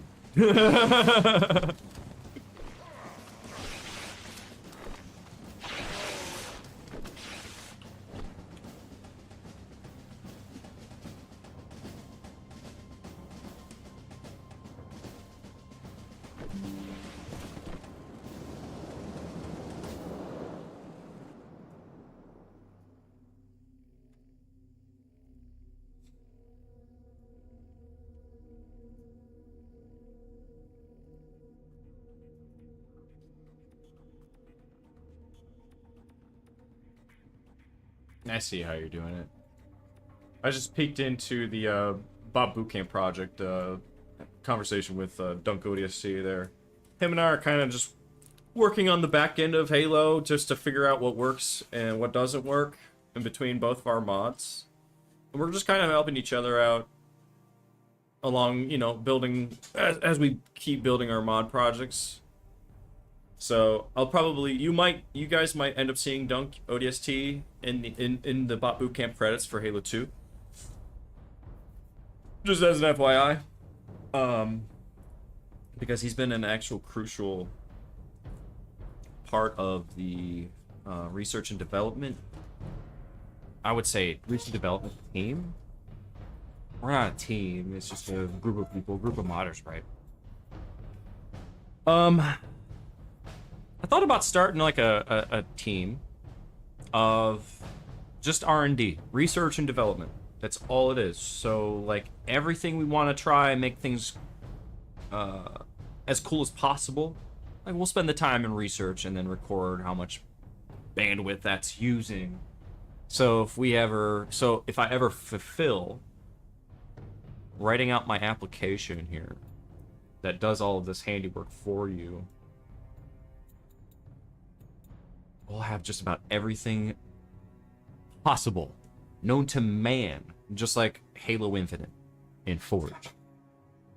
So I'm really working on trying to get MCC more modernized in the light of, you know, newer generations and stuff like that. Looking at this stuff, wanting to speed run and speed develop. You know, people got things going on in their lives. People are busy. It's nice when you don't need to spend as much time as like what we are doing, just to try and solve these little weird oddities. And we'll have all these resources available too. That's my plan. That's the hope. I hope to have all these resources available and documented. I'm working on a cookbook for Bot Bootcamp, so it gives you the idea and how to design your maps to the standard for Bot Bootcamp's sake. Or, well, yeah, to that extent. And then if you say you're making your own mod and you want to add bots, these bots should give you enough to get you there. And then if you want the whole Bot Bootcamp like features with like the composer to give you matches and spawns and stuff like that, that might eat away at your mod, because that's a lot of data. It's a lot going on in the back end. So just be wary.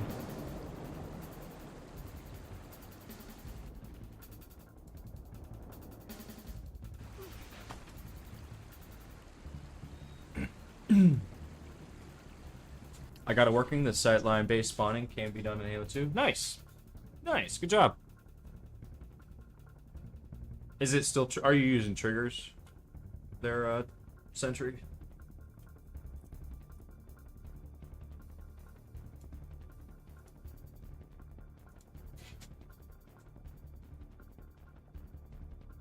Oh, yeah. Yeah, you are. Okay. Nice.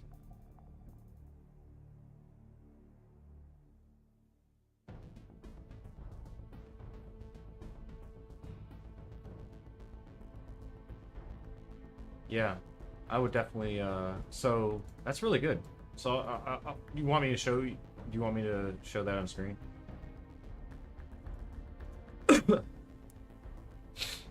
Base off trigger bombs, yeah, okay.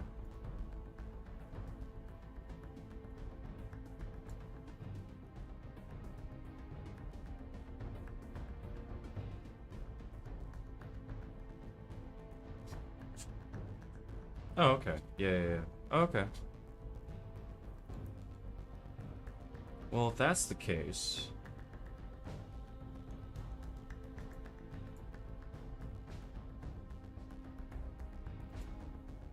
Okay, so...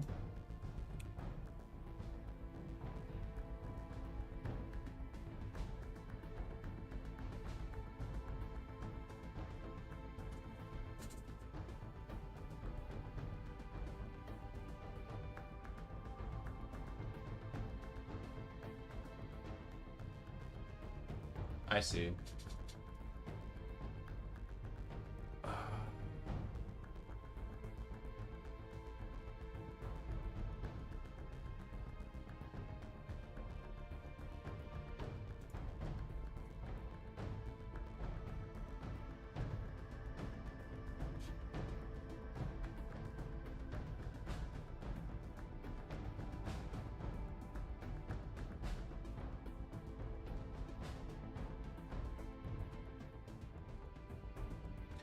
I see how you're doing it. Okay, so... Essentially, it's kind of the exact same thing. However, you went and used the trigger volumes.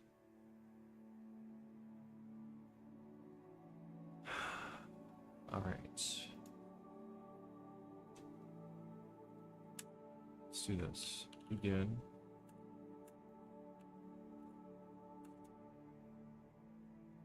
Okay. Now, if...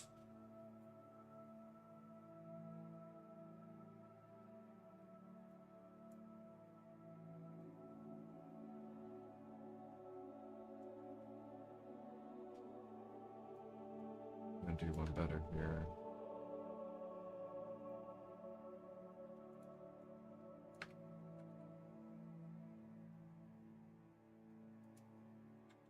One use...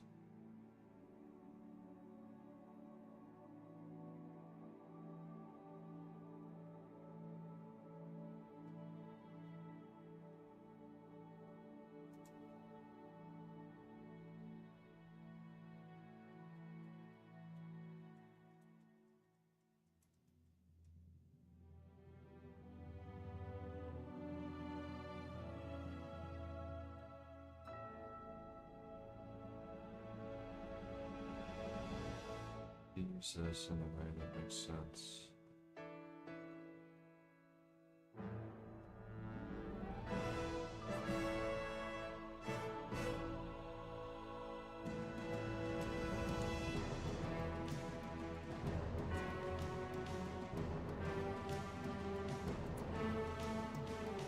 Hold on.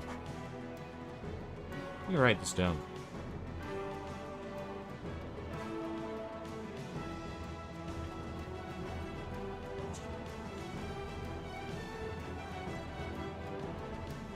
This whole notebook, dude, is all modding Halo and bot Bootcamp and the plans and everything else, right?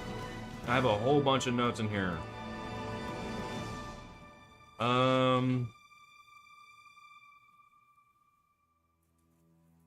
Why is this upside down?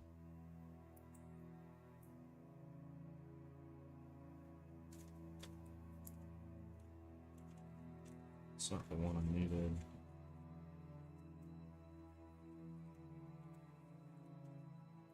Nope. Is that in here? Might be a different.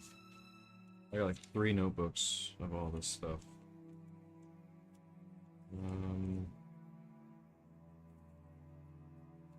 I don't think it's in.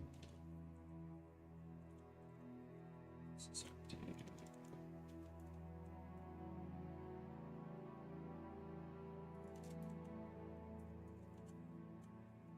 Might be in the beginning of the pages then.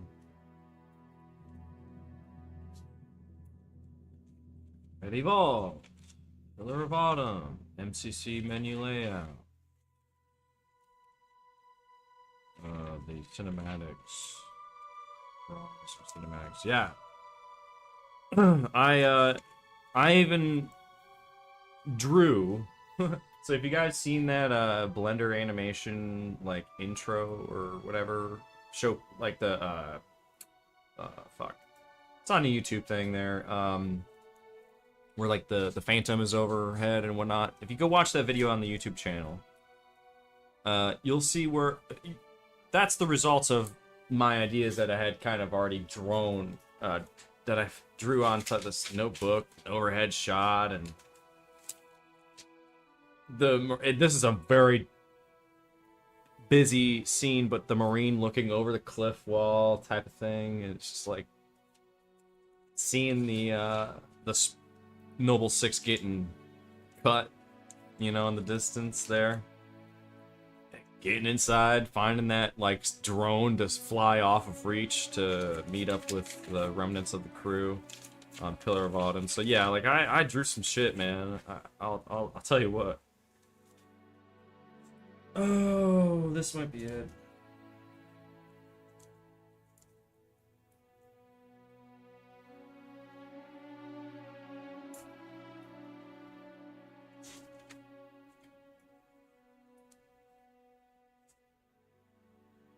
This is the end. Okay, so this is the end of Halo 1, Halo 2. Okay. End of Halo 1, Halo 2.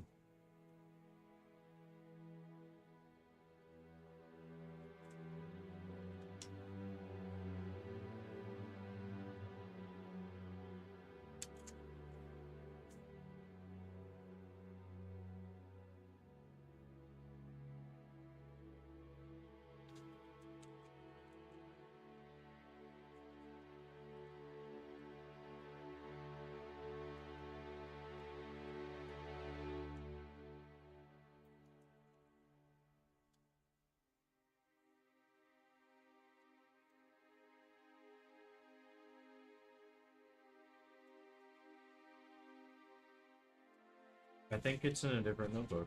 I am not seeing in your... Shit.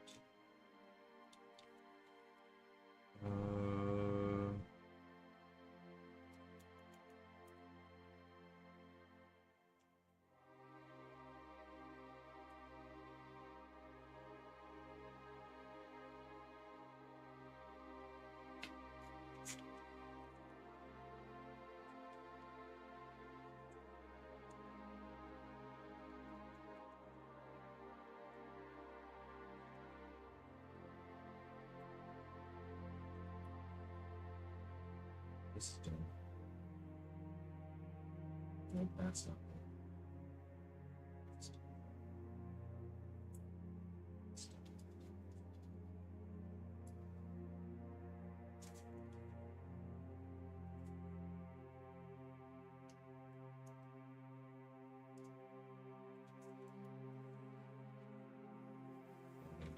I did finish off stuff.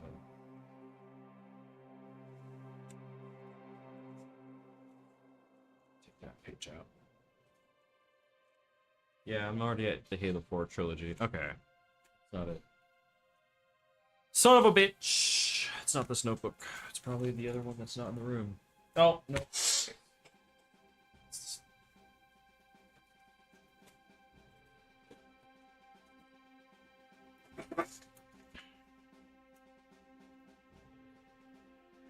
Show it off if you want. Reach allowed for more dexterity in a volume chase, but Halo 2 requires me to have multiple volumes to cover all possible sightlines. Nothing extreme, just precise corners near the player. Yeah, it's what I figured pretty much.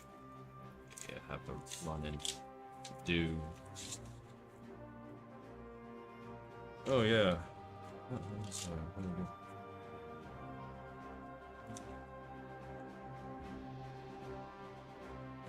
There we go.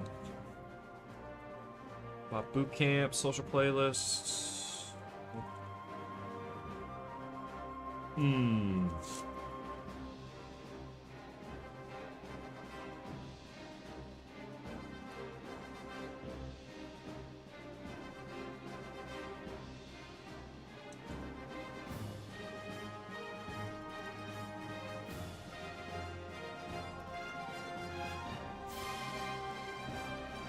That doesn't need to go in there anymore. It's totally different.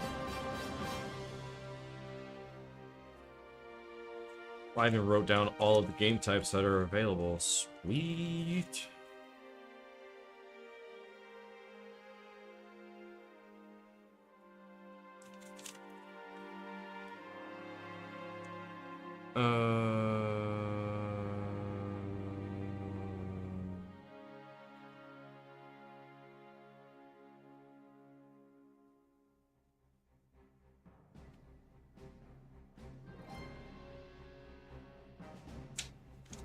Oh, no, I had to widen the shotgun spread there. That's the Xbox demo.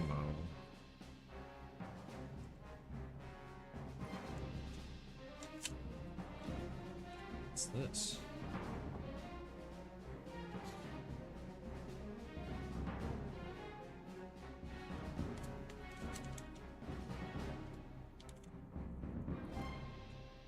Oh, this is old.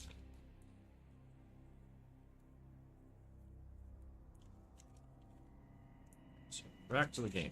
Yep, back to the game.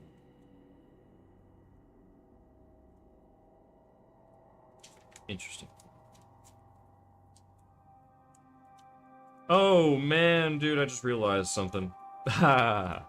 So, I just realized that I accidentally kind of like portrayed Chip's Dubs timeline canonically, accidentally, because he escapes Reach, and that's what my dude Marine does in Bot Bootcamp. And then he escapes the Pillar of Autumn right when Chief is already like 10 miles ahead of him.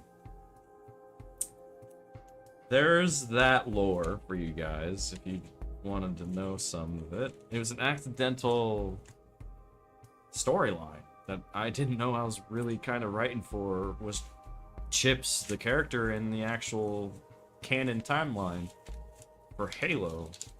Yeah. Weird.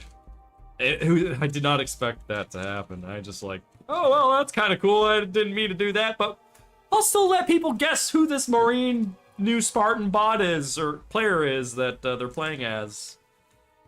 Because he doesn't have a name. I never gave this player, this character that you play as, a name. I never gave him a name yet, so it's up for debate. It's up for debate, you guys.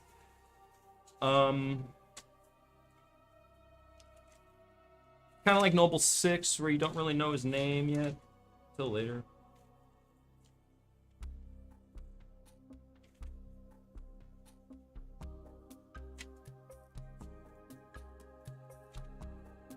I don't know where it's at.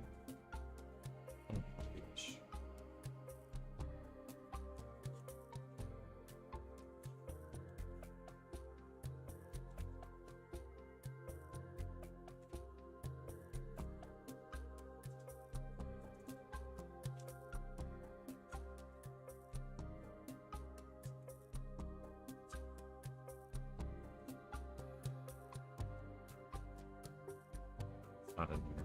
It's definitely not in here. I'm actually just going through just figuring out where I left off. Okay.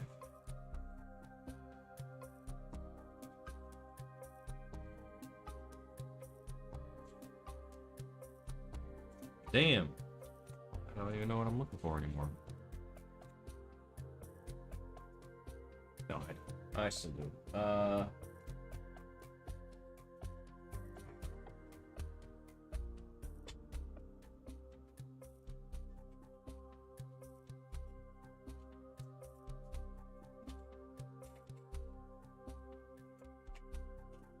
Okay. I'll have to figure out a solution to that, because that would be... That's a lot of busy work for something very, very small.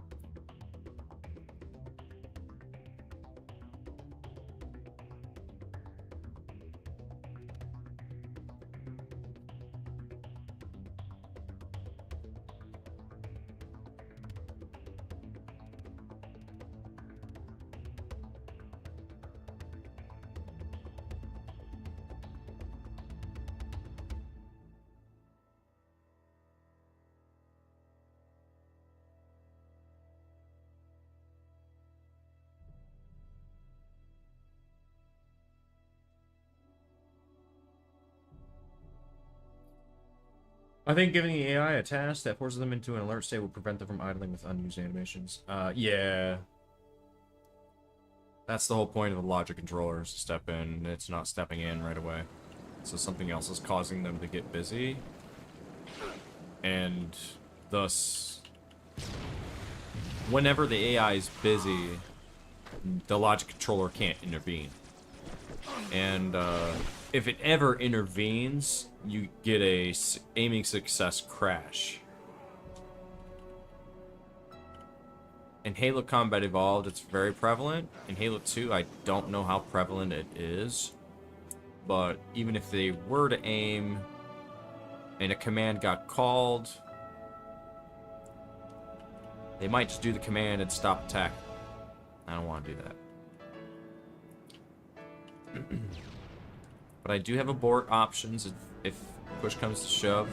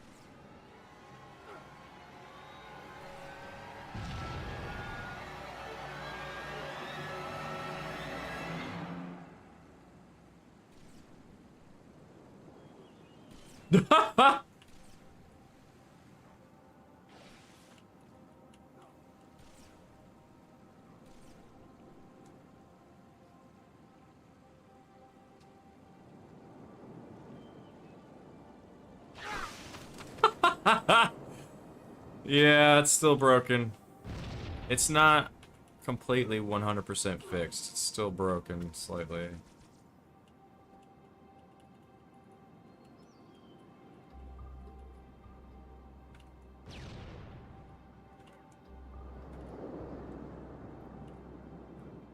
And the elites kind of have the same issue. It's like they're not close enough, or they're looking just off-center from where they're standing. This might be a radial thing, might be the distance thing.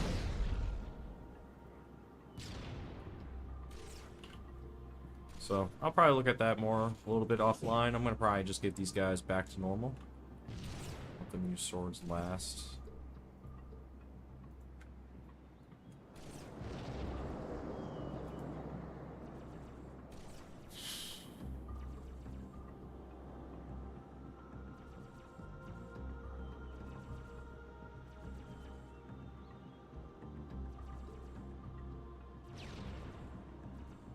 Actually, yeah. Let's all give them the bomb and nothing else. Alright, respawn.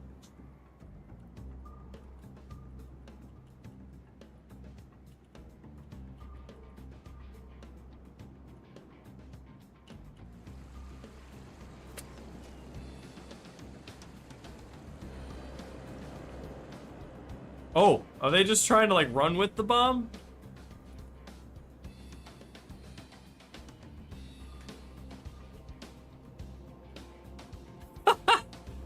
It's cool that they're holding it.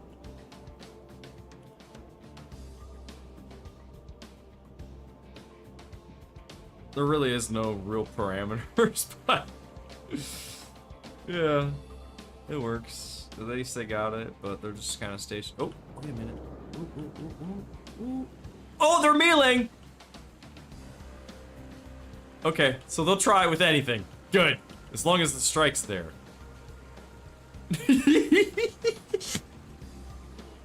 This looks too funny, man.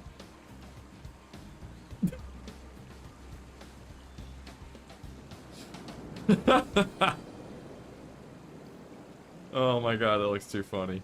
Let's get the flag out.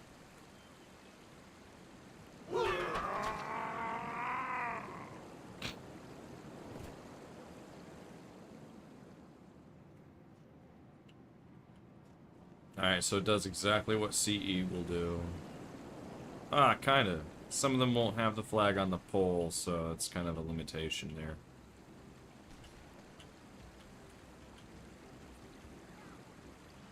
Did somebody get meleeed?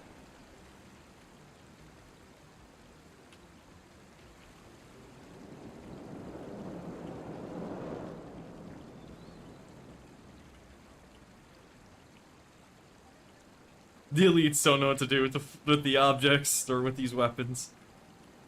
They don't. I think they're just too big as a character.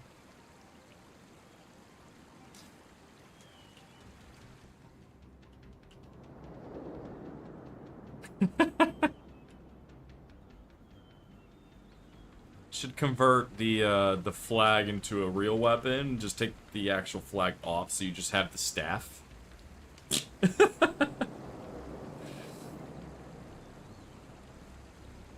Bots are terrible at jumping in lockout. Oh, I can imagine. Those probably walk off the edge, right? Or jump off to their doom. No damage keyframe. Ah, see, like they're trying to melee, but the flag doesn't have a melee animation.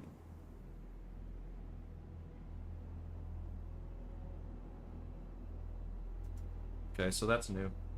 I don't think the flag has a melee animation either for combat evolved on those bots. I haven't even checked. Bet you they don't.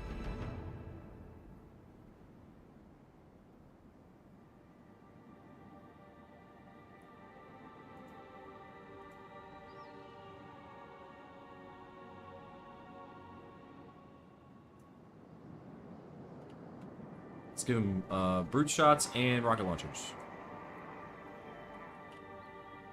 They fail the most simple jumps. Yeah. Their jump a lot. Oh, I see. Yeah, they're like pressure. It's like a pressure then.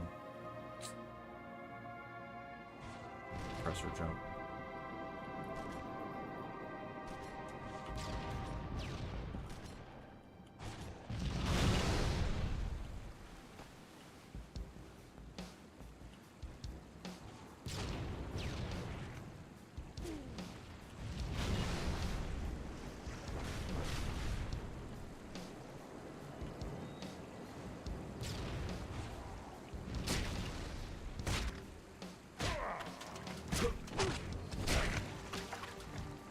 Guys with rockets, don't melee. Everybody else will melee. Damn, dude. Jeez. So yeah, it's gonna be weapon-based for sure. Betrayal. Betrayed. Ooh. Oh!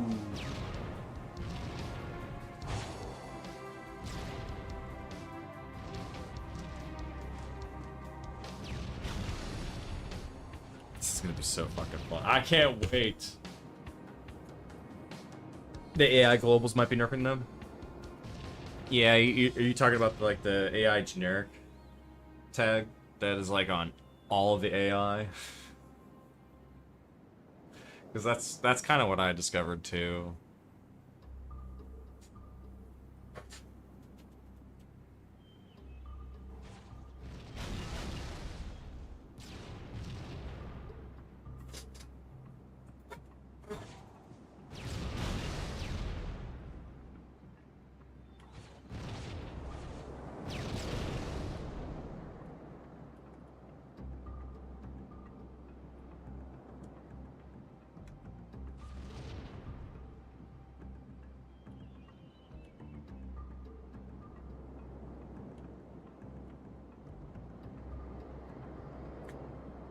What's interesting is I'm gonna have to do the exact same thing in Halo 3 from Halo 2, like the mode animations, checking out the weapons and making sure they'll work. Melee animation, because it doesn't look like rockets do.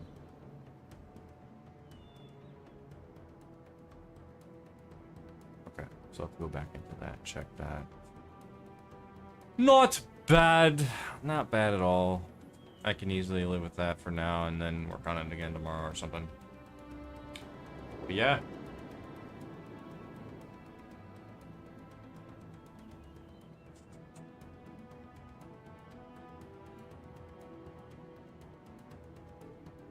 Oh, you're talking about the globals file, tag file. Yeah. No, there's not really much there to adjust. What you'll have to do... where was it? Was it in the model? Because there's their health.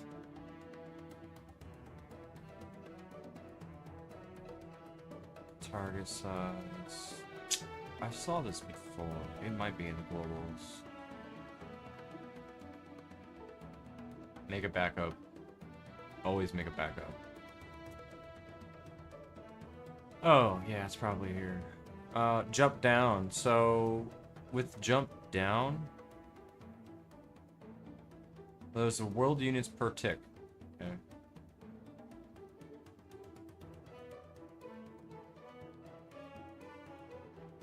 Well, those shouldn't be changed.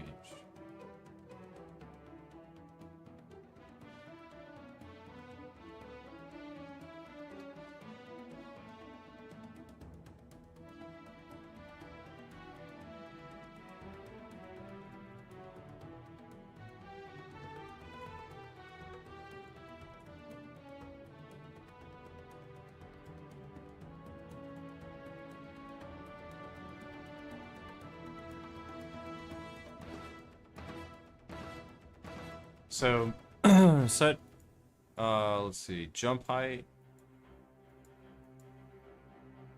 I'd use, make sure that's set to down. You don't need to check any of these. These are like AI teaming up together to cross boundaries to get up on ledges and stuff.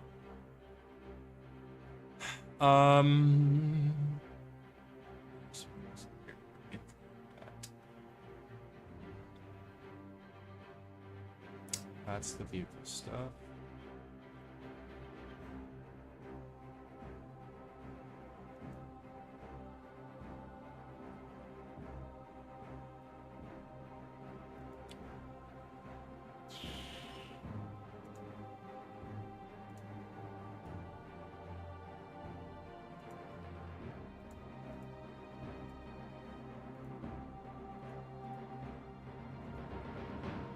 Try that again.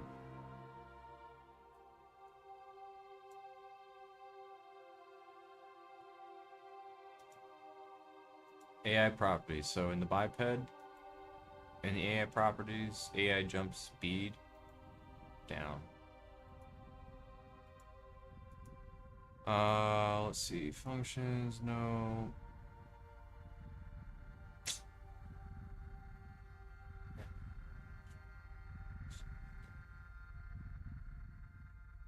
Posture.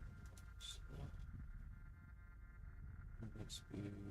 Here we go. Yep, there it is. So yeah, you got to use the biped. It's going to be in the biped, so you'll scroll part of the way down, 75% of the way down, just underneath stationary turning threshold. The jump velocity should be 3.08 world units per second.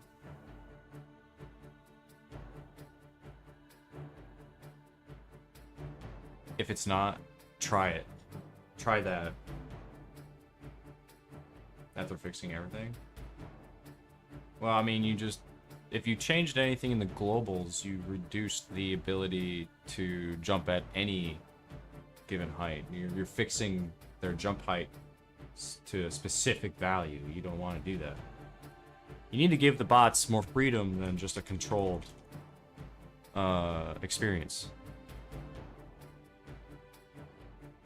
So I wouldn't, I technically don't touch anything in the globals at all. I don't touch anything in the globals. So if they're not jumping high enough, this is where that change needs to occur. It's the jump velocity in the biped structure. It's the same thing in Halo Combat Evolved, and so on and so forth. Yeah. And to be fair, it's it's per and it's not per second in the global, it's per world unit. So you're multiplying the world unit per second based off what's in the parameters of the biped. That's why I don't touch anything in the globals, because they're a multiplier. Typically, they're a multiplier. They are like, well, these are multipliers to the numbers that are in globals, sorry. That's why I don't touch anything in globals, because if there wasn't anything in here for jump velocity, yeah, I would totally just go here and just fix them all. But looking at this, I want to make sure like all this is stationary too for other AI that use this information as well. Because they might have different velocities in their biped structure as well that are smaller or could be larger. It just matters of taking a look. Well, let me see, like the flood infection actually would be a great example. See what their jump looks like. They might not have one. Nope, they don't use one. They use whatever's default in the globals, and that's high enough. In fact, I don't even think they jump that high. This is flood infection. Oh. Wrong ones. That's why. I need the humans. Like the elites and humans. Dude. I had a dumb moment. Yeah, 4.8 is their jump velocity. So you know the flood jumps are pretty high.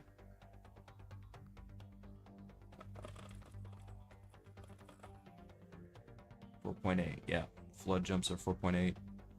And you can even take a look at the player as well. You can take a look at the multiplayer biped. It should have that information in there. It's going to be a little smaller, I think.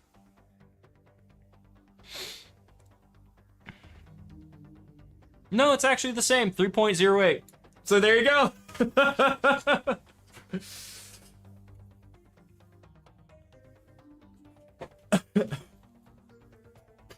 So yeah, it's already there.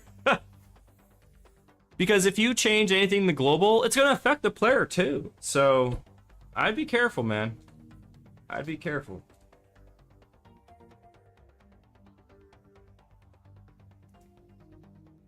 The only thing that would be the only thing that would probably be Zero or Grunts and Swarm. And potentially Jackals. So smaller bipeds.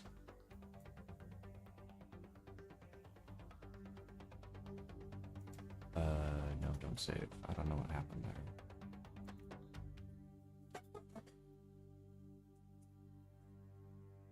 Nope, they have a jump velocity, 1.275 for Grunts. Hunters, let's look at Hunters.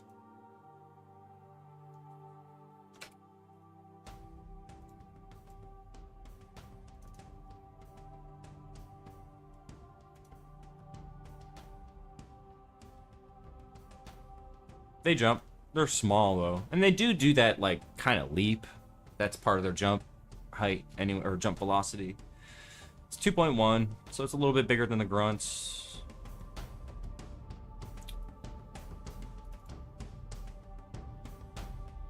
Oh shit! I always forget that. I need to do that.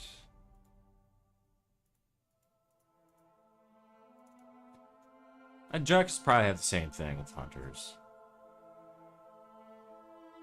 Yeah, 2.1. So, really, I think Lord Hood might not have any jump parameters.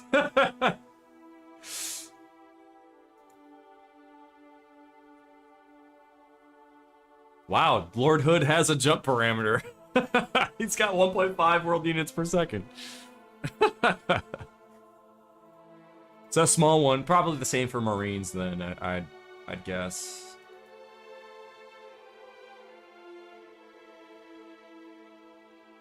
Yeah, 1.5. Yeah, Master Chief is the one that's pretty large next to the Flood. Sentinels don't have a jump. Prophets don't have a jump. At least they shouldn't. Why? They do. Prophet Minor has a jump. It's 1.5.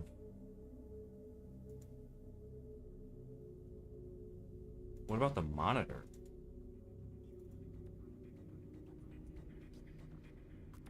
Nope. No jump velocity for the Monitor. So I would expect the same thing for Sentinels too. So Sentinels and the Monitor do not have... I'll just verify the Sentinels real fast. Jump velocity. So those would be the only two, I think, out of the... Yep. No jump velocities. So any floating biped... Any flying biped does not get a jump... Doesn't have a jump velocity. Well, they will. The AI globals do, globals do control all of the jumping, but you're setting how many world units that will cover across their jump. So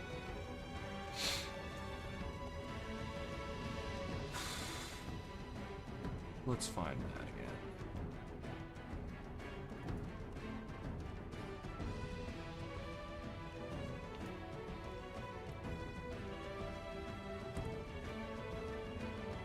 Per tick. It's world units per tick. That's what I was trying to say. Okay. So each tick is 0.8 world units. That's big. That's big. And that's just the down jump. That's just standing still and just jumping. Stepping is taking a step then jump.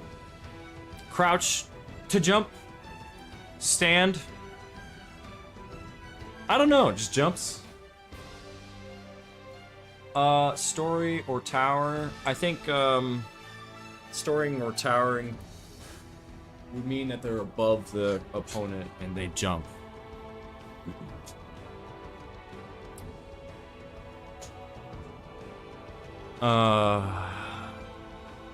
That's my guess. I could be completely wrong. I have no idea. But yeah, 3.08 solved your problems. Oh yeah. If you're just doing bots and you're not messing with any other AI, fuck, it doesn't matter. Just know that if your bots aren't set up to use, hold on. So if you're down 0.8 world units per tick, depending on how fast they are, where's it at? Oh, that's not it. Oh, well, that, I needed that, yeah. Shit.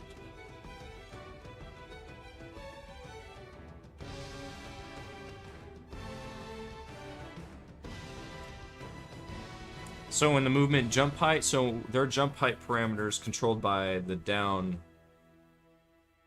jump down parameter.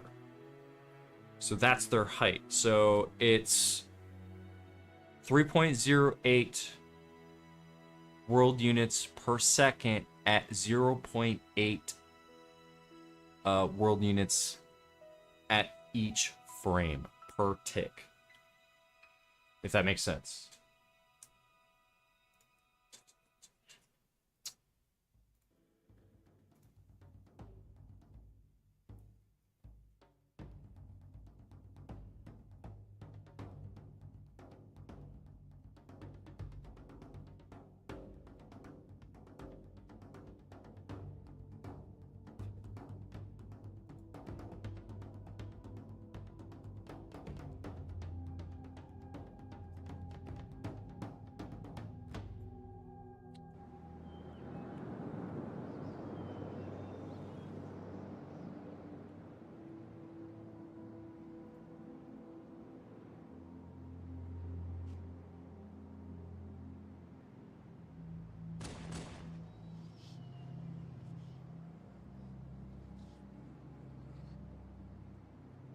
So I do have jump hints in here. I don't know how they work.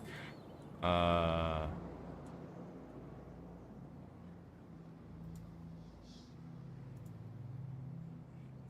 idea. Not even sure if that's how they work.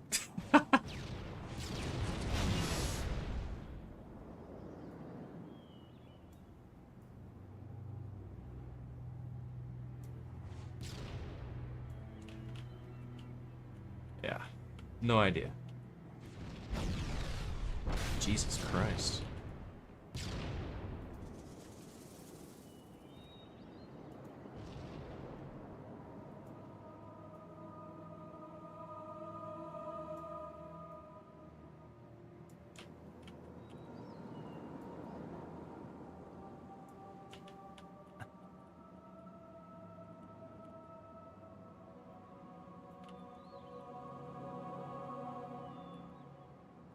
I don't even know if that's right. I don't even know how you use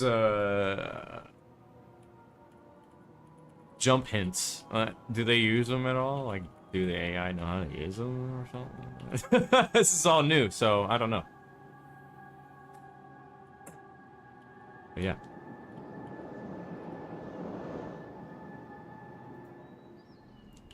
Might be able to use them climb hints too, so...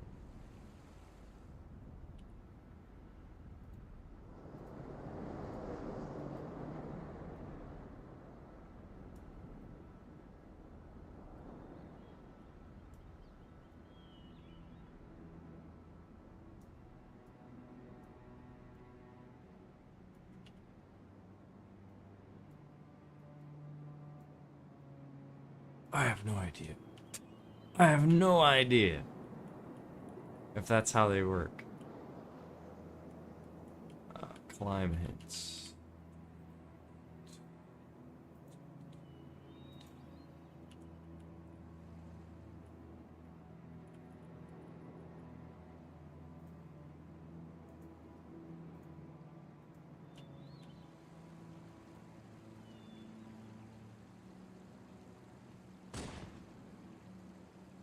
Yeah, across all jumps. Okay, okay.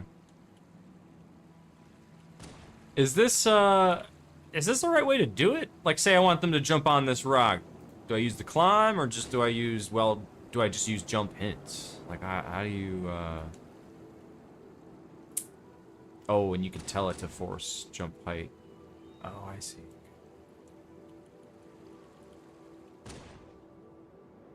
Climb hints, then?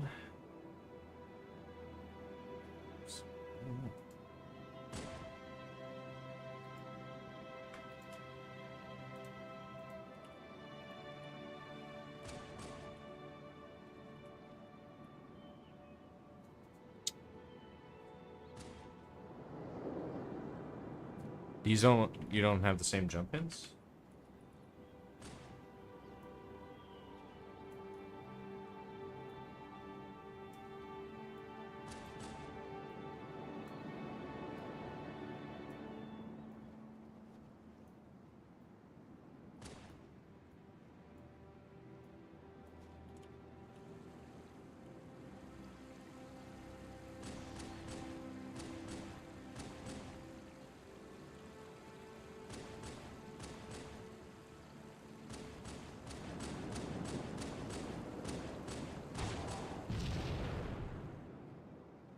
Huh.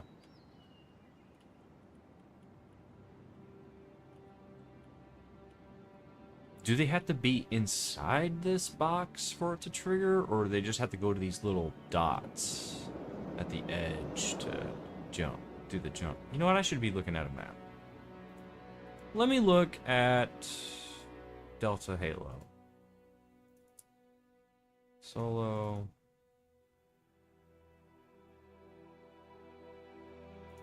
Delta Towers.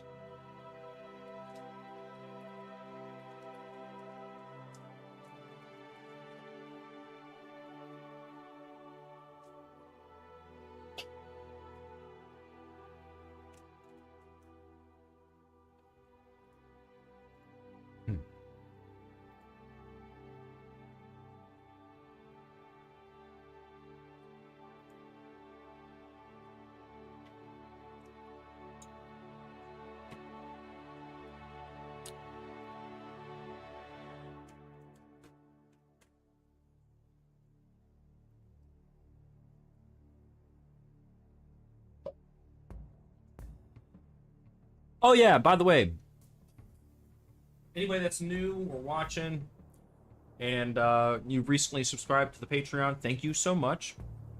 Thank you for becoming a legendary member and being a part of the Bot Bootcamp project community. You have access to the VIP chat, see everything that's kind of behind the scenes and what's to come. And if you want to know what's kind of coming down the pipeline without announcements, you'll see some screenshots showing up in the VIP chat on Discord, and a little bit on the bridge, but mostly all of the stuff that's coming for Bot Bootcamp will show up in the VIP chat. So you're welcome. You guys can get a better insight as to what I'm up to and what I'm working on, or what's coming up, or what's to come. Or you can just have a conversation. It's totally fine. But I need to look at this level here for those jump height things, jump hints. Okay, so interesting. So the jackals are right here on this ledge, and they jump down. Whoa.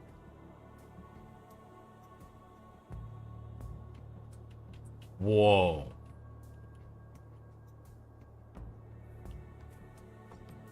Whoa.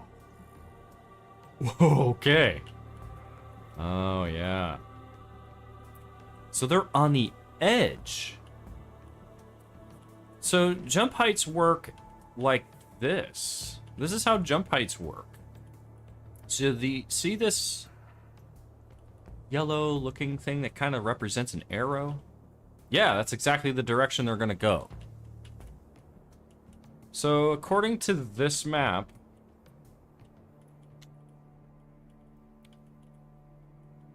to jump across even, That is absolutely bonkers. Okay. Okay. I think I know how this works. Just a little bit. Now, let's take a look at climbing. Can it climb? There's no climbing hints. Okay. No climbing hints. Flight hints? What's this? Must be used for banshees or drones. Those buggers, they fly around. I'm not sure. That's what that might represent. Oh, yeah, this could be.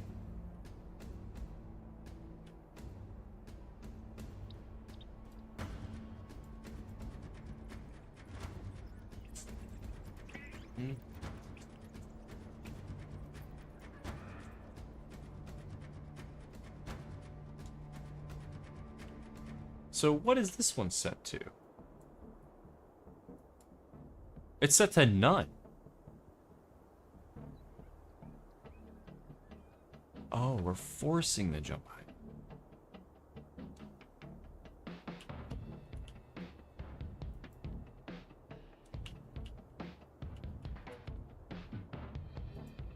Step.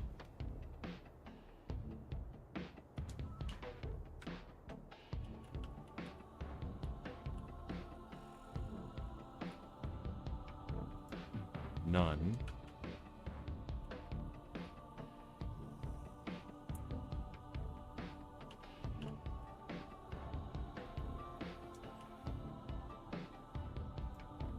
None.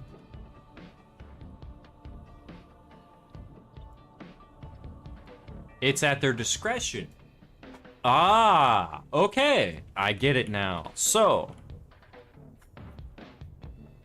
these help tell the AI that they are safe to jump. That's all. That's why they're called hints. Yes, you are safe to jump. This is a definite hint for AI to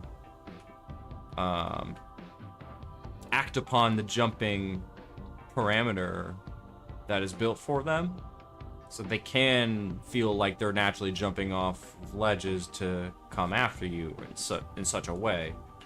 So it looks like, oh yeah.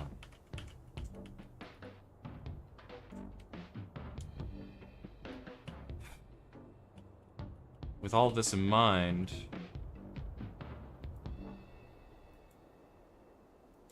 why this is crouch. So you crouch and then jump. So to be fair, I think this is why those globals had different parameters. Because crouching has a much higher jump height than a jump down does. So if their jump height, if their jump velocity is already like 2 world units per second, and then you add, and then you multiply it by the world units per tick, yeah, you're gonna have you're definitely gonna have a faster, a larger leap radius, at least a longer leap distance, because of that number being higher than the jump down number being as 1.8 against a 3.08. Well, so 2.85 against a 3.08. They could possibly overshoot that velocity just by a little, but it would be guaranteed at, this is the starting height, but it's not the maximum. It is literally the bare minimum. You're reaching bare minimum. So we want to make sure we can hit maximum velocity without going over their maximum velocity defined in their biped structure. When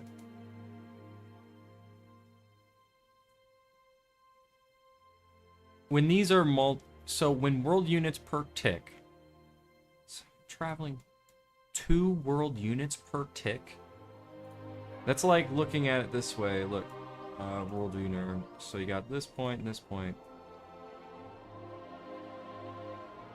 Each tick is 1 frame. So you're basically teleporting. But then you have a velocity, so it's like an acceleration. So you won't necessarily teleport, but you could technically get them to teleport if you make it extremely high. And they'd be like, or if you make that number if you make the velocity any taller, that jump speed, okay, yeah, so that jump height is either going to be the speed of it's going to either increase or be decreased based off the world units per tick. So really, yeah, you're asphyxiating that there is instant, you're basically setting up as instant acceleration at this point. So that works. It's fine. Jump story though? What is story?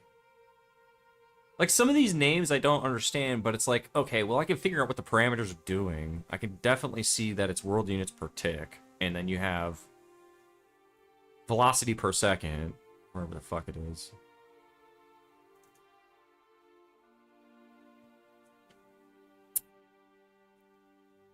I'm just trying to wrap my head around this. So yeah, if it's like 3...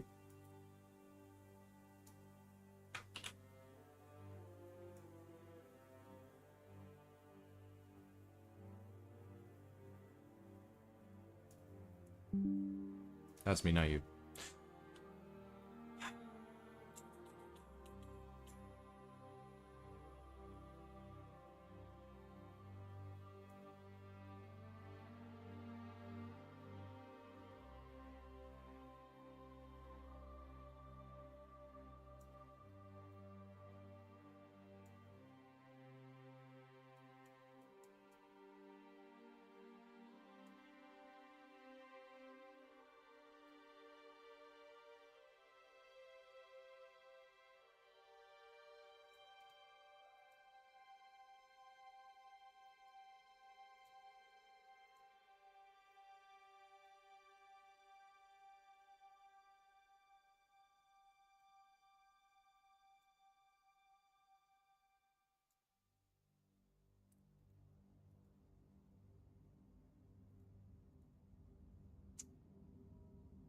Oh, co-pilot, how are you today?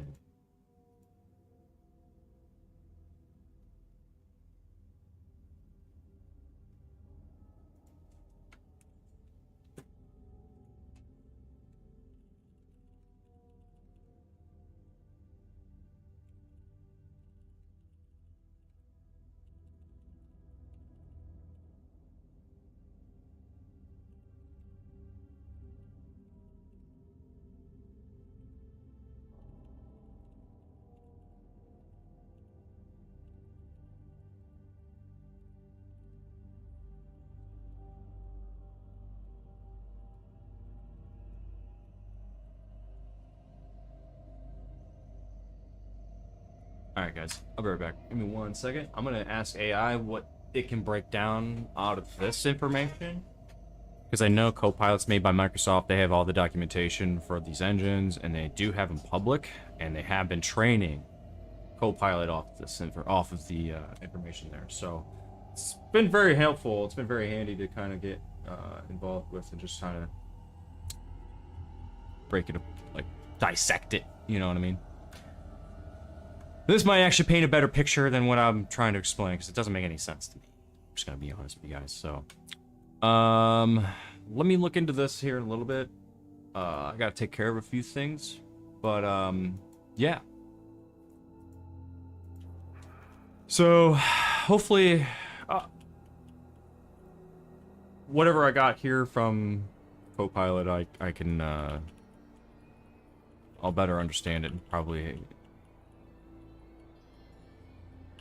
share what it's explaining to you guys. I'll share this too to you as well, Dunk.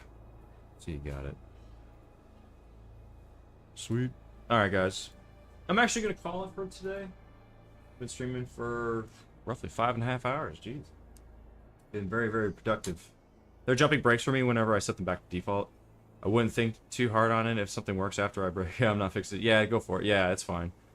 The hints I'm more interested in those hints to see how they can be